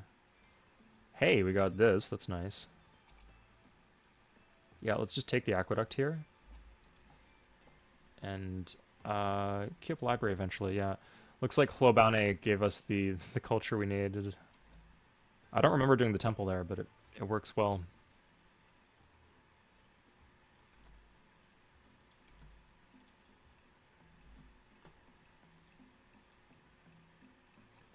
We have the courthouse, huh? Okay, finally we're doing okay in Bapati.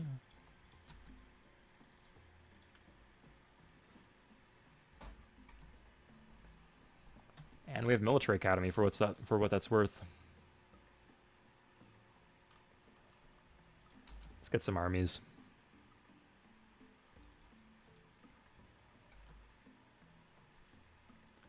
Okay, starting our artillery stack in Isan Lawana. Is it most common for the AI to go fascism? If they're fighting each other, they will go fascism, yes. Um, and if they do, they just pop rush their cities. It just completely murders their ability to play the game. Yeah, you see it now. Celts are in fascism. GG.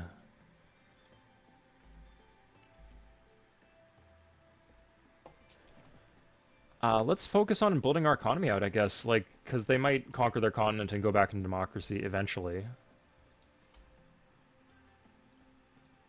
Let's make sure we have what we need.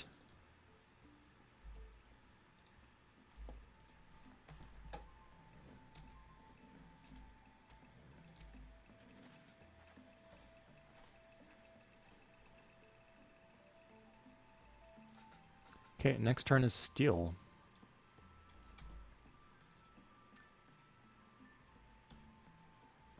We could go bombers as a backup.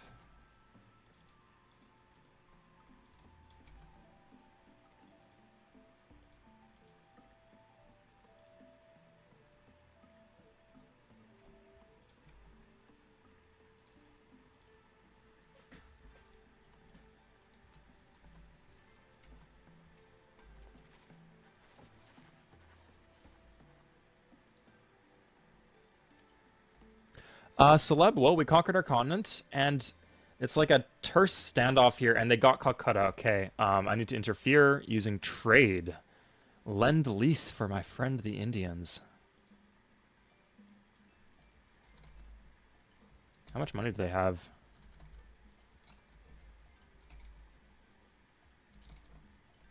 It looks like they have... Oh. Yeah, they have rubber. Okay, so they can do infantry. As long as they can do infantry, they should be okay.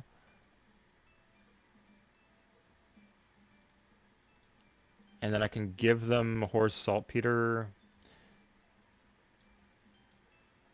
I'll just give them everything. You're welcome, Gandhi.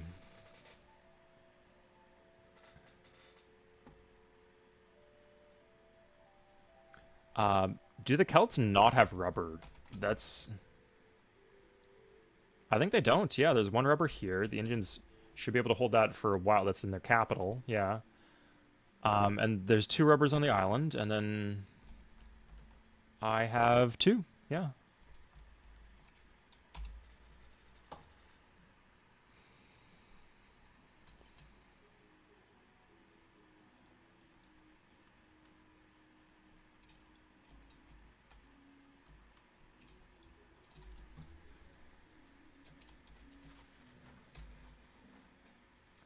So I'm up to 47% of world population. Interesting how this is only 32% of the world's land area. I guess the other continent's a lot bigger than ours, and the island matters a lot.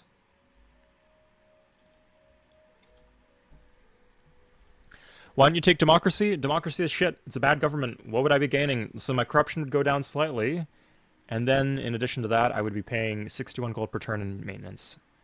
And then if I ended up in war, the war weariness would fuck me. And I am at war. Like, war weariness actually matters a lot for me right here, right now. So that's why I didn't go into democracy.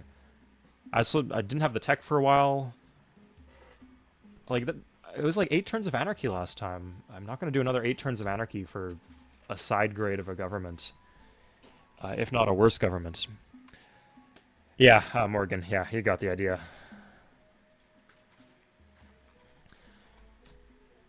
Yeah, Republic is just the best government. Like, if you ask me why didn't I go communism, that's a more interesting question. And if I'm going for like a bomber's conquest run, maybe that's the better idea. But if I'm going space race, Republic is the best.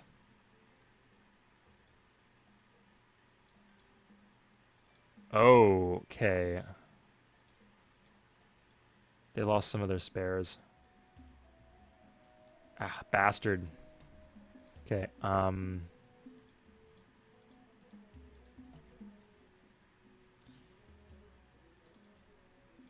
looks like they traded some more cities. It's interesting. Yeah, like they got back Calcutta, but they lost Lagos. I'm wondering who's actually producing more here.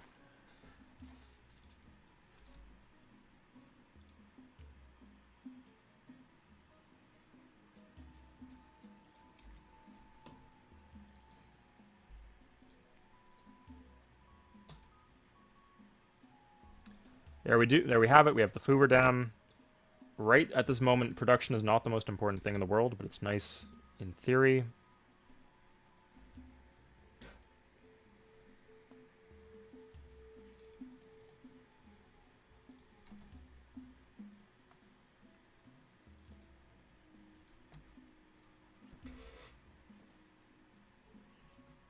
Okay, now that we have the transport, I think we can start thinking about interfering in the war on the side of the Indians.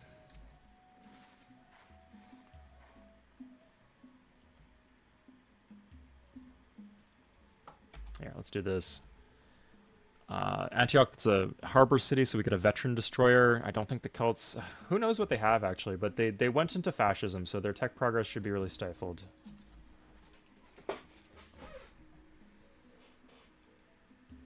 Yikes, here.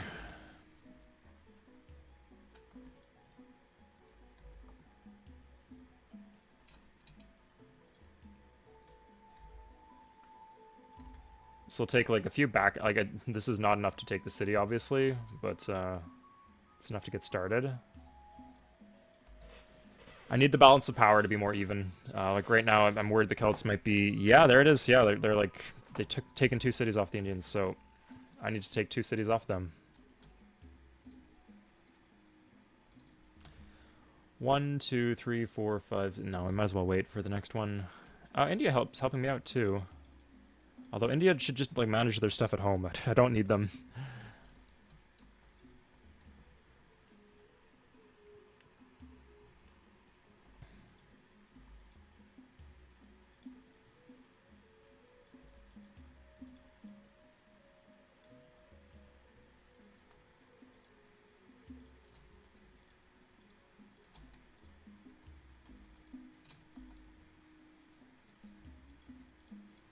Okay, good. And then I still have the destroyer on top.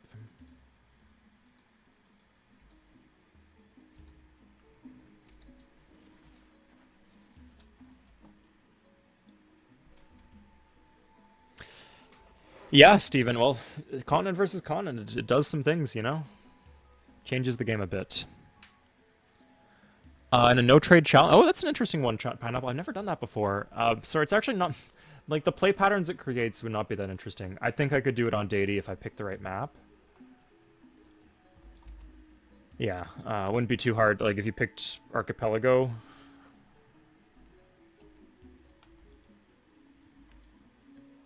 not too tricky at all.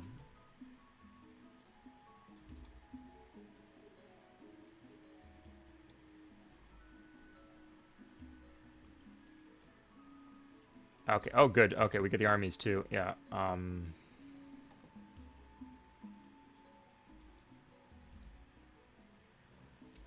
Yeah, we should be able to take the city next turn, but it's a good backup.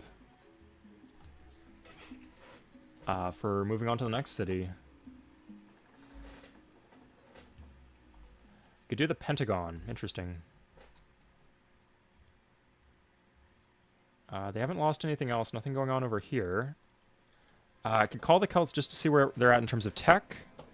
They do not have combustion. Good. They do have atomic theory, though, weirdly. They usually do not prioritize that one. Okay, so attack with the Cav. Attack with the Cav. Attack with the army. Good. I'm just going to capture the city.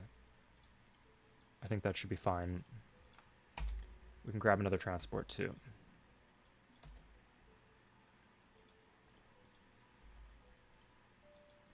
Nice. Hey, Khaled. Welcome. Or Khaled. Yeah, sorry. It is one like it's one that disappoints me about governments because I wish the governments were more balanced, but no, that's just how it is in Civ 3. And thank you for asking questions. I'm not chat moves fast, and it's kind of off to the side. My setup is not the best, but I try to answer the questions that I can. If I didn't answer your question unless it was an impossibly stupid question. It's just because I didn't see it. Or I saw it and I didn't know what you were talking about. That's always a possibility too, if you're talking to somebody else. Yeah, liquid. It's something, isn't it? No, it will all blow over eventually.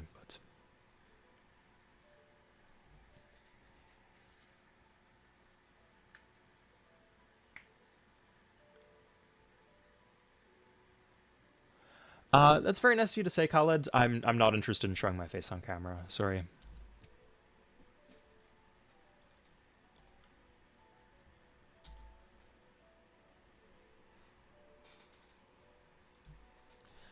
I have like I have a job where it's like slightly public facing. I don't want to be like have video recordings of me dropping F-bombs and all that with my face cam on. As fun as it would be. Not the F-bombs, but I guess also the F-bombs. Doing that. But there's some other people from the Civ 3 community who actually do stream with face cams. Interestingly. Okay, I think we're just good to go right now. On to Dhaka. This is actually probably the weaker of the two cities.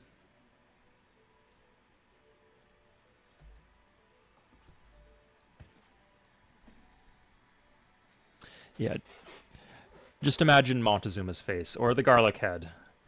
Okay, I'll tell you this.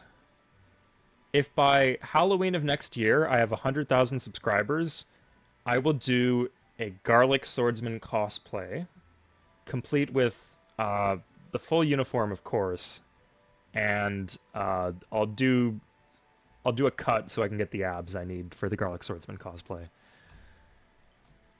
That's a very lofty goal. But if it's next year and we start being close, remind me that I said this, and I'll see what I could do about it. I'd rather not talk about it, Joe. Sorry.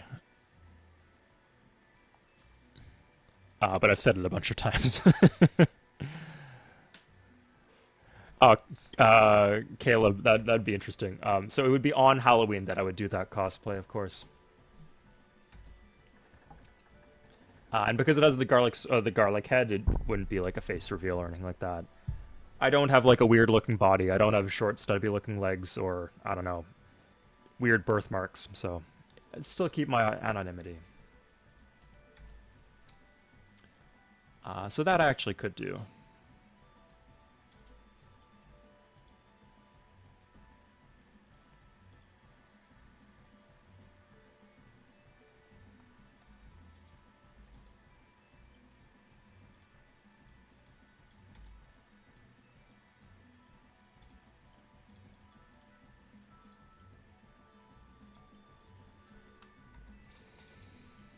Okay, so is this the right one? It is the right one, yeah. I'm going to take all the artillery. I'm not going to slam into this yet. No, maybe if the Indians take it, I don't actually mind that at all. It's fine by me. Yeah, like I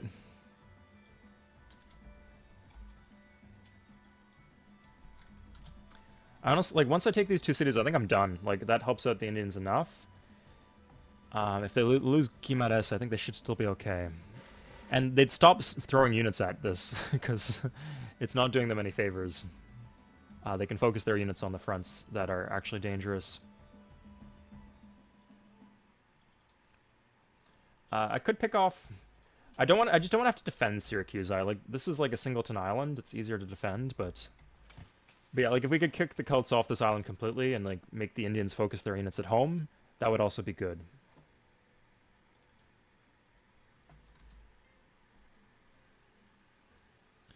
Lots of deleted messages here. What the heck? Thank you, Army of Devils. Oh, 20 turns is up. So if I want to, I can make peace. I could also get sanitation randomly. That's cool. And he got his stuff back. Nice. Okay, this is a big pickup for me. I could also do espionage. Stealing techs off the Celts. I think I'm ahead at them at this point, but not the craziest idea. So we want hospitals everywhere. Like, that's actually a lucky break that we get sanitation right now.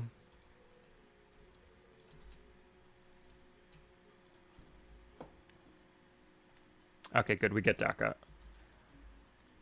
Here we are.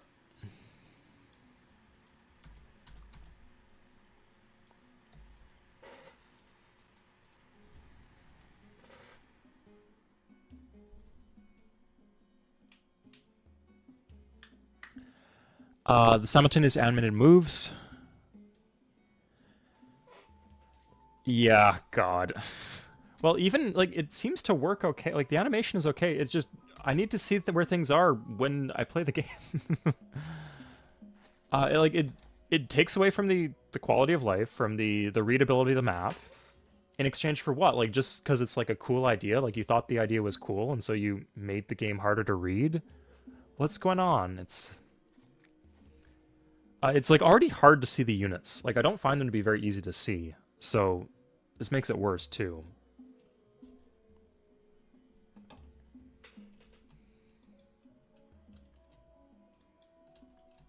Yeah, sorry, don't get me riled up about that.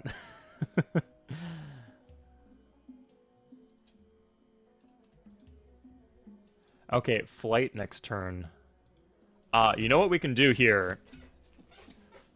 Now, I need to make sure I don't, like, lose my cities in a culture flip. Like, I guess that could still happen. I'm not sure what the ratios are. But we could grab a few bombers, right?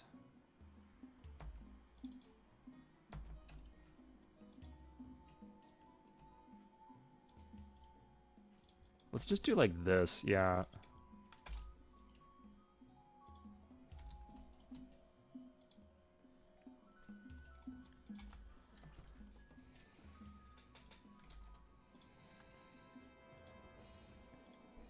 Yeah, he's got nothing to offer us.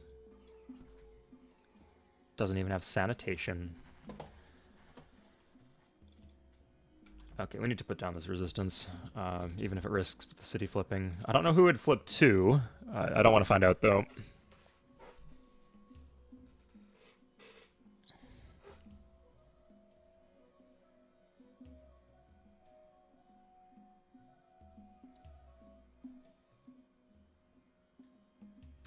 Why are people talking about all these push-ups and pull-ups?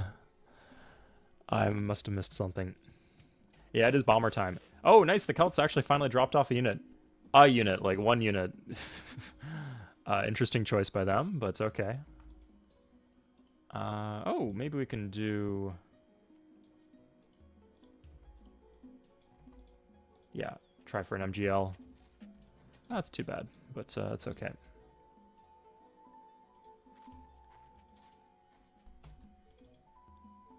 Okay, we can pass some tiles over to Kume.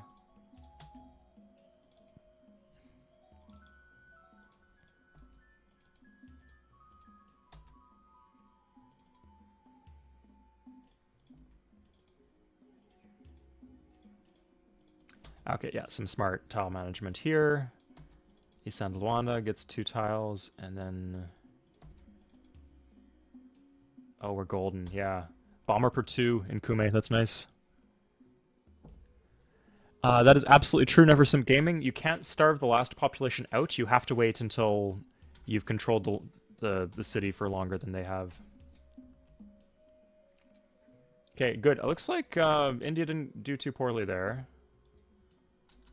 Like, they'll... When the next round comes, they'll be doing okay. Yeah, so they lost these 2 cities. But these were one-pop cities anyway at this point, so they're not going to be doing much for India.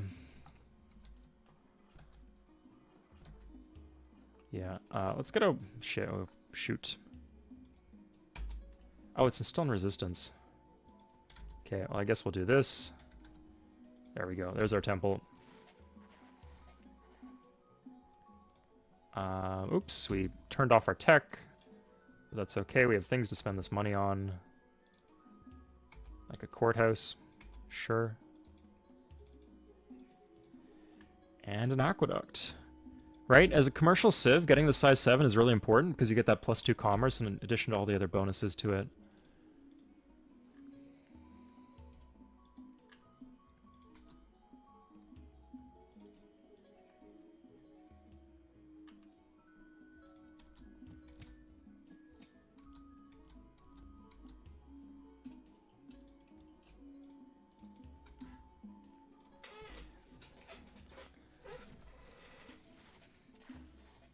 Finally, most of our worker moves are done. Um, oh, I guess I don't care too much about artillery. Transports, yeah, like I got a few transports I don't need. I'm just not paying that much attention, honestly.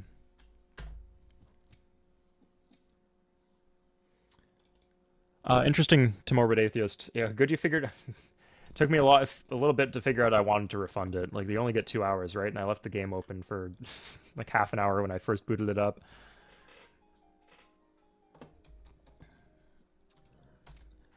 But yeah, like if you buy the game and it's not working the way it's supposed to, that's what the refund feature is for. And that's not just for crappy games. Or, sorry, not just for low-budget games.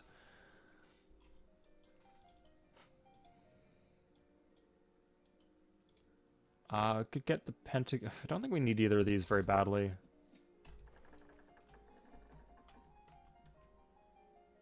Okay, we actually did get universal suffrage. I don't know how. Did they get stuck in wartime or something? Who the hell knows?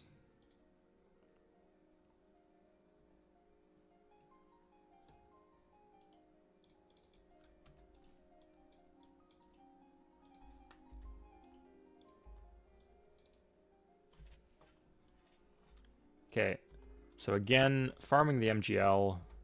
MGL is military great leader, if you don't know. If you win combat with an elite unit, you have a chance of producing a military great leader. So, because this unit is here and weak, we can give it a shot.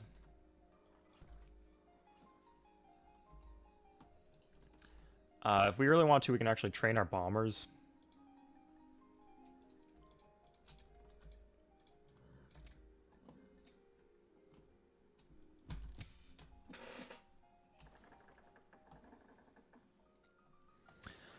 I do have big hopes. I don't...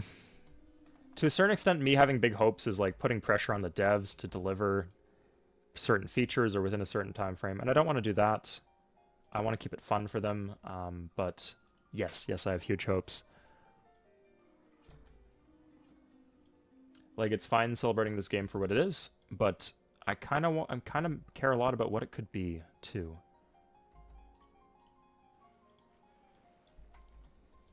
This doesn't matter, but I guess if they need to rebuild these boats, they build less land units to beat up India with. Right now I'm fine with them being at peace with India, but eventually I could just make them to go to war again.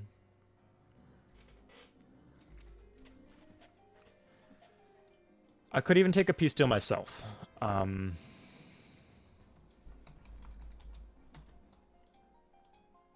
he's back in democracy. Shit, okay. I'll do a white peace to, like, end my weariness, and then a few turns I'll get me and India back in a war with him. I wasn't getting war happiness, was I?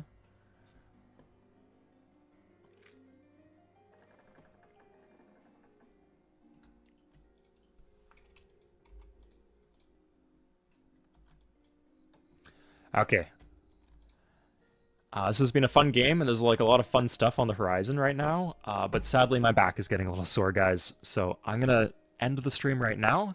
On a high note, thank you guys very much. We will finish this another time. Yeah, if you guys have any last questions, head on over to the Discord. I'll be, like, on my phone for a bit with my legs kicked back. Maybe get some food. I'm gonna make a smoothie, I think. So yeah, that's it for me today. Thank you guys very much for tuning in. Thank you very much to Wade. I believe it was Wade who donated all those memberships. Really cool thing for you to do. Thank you very much. And everybody else who donated, thank you. So yeah, that's it for today. Thorflash, Morgan, Much Train, Caleb, and Elroy,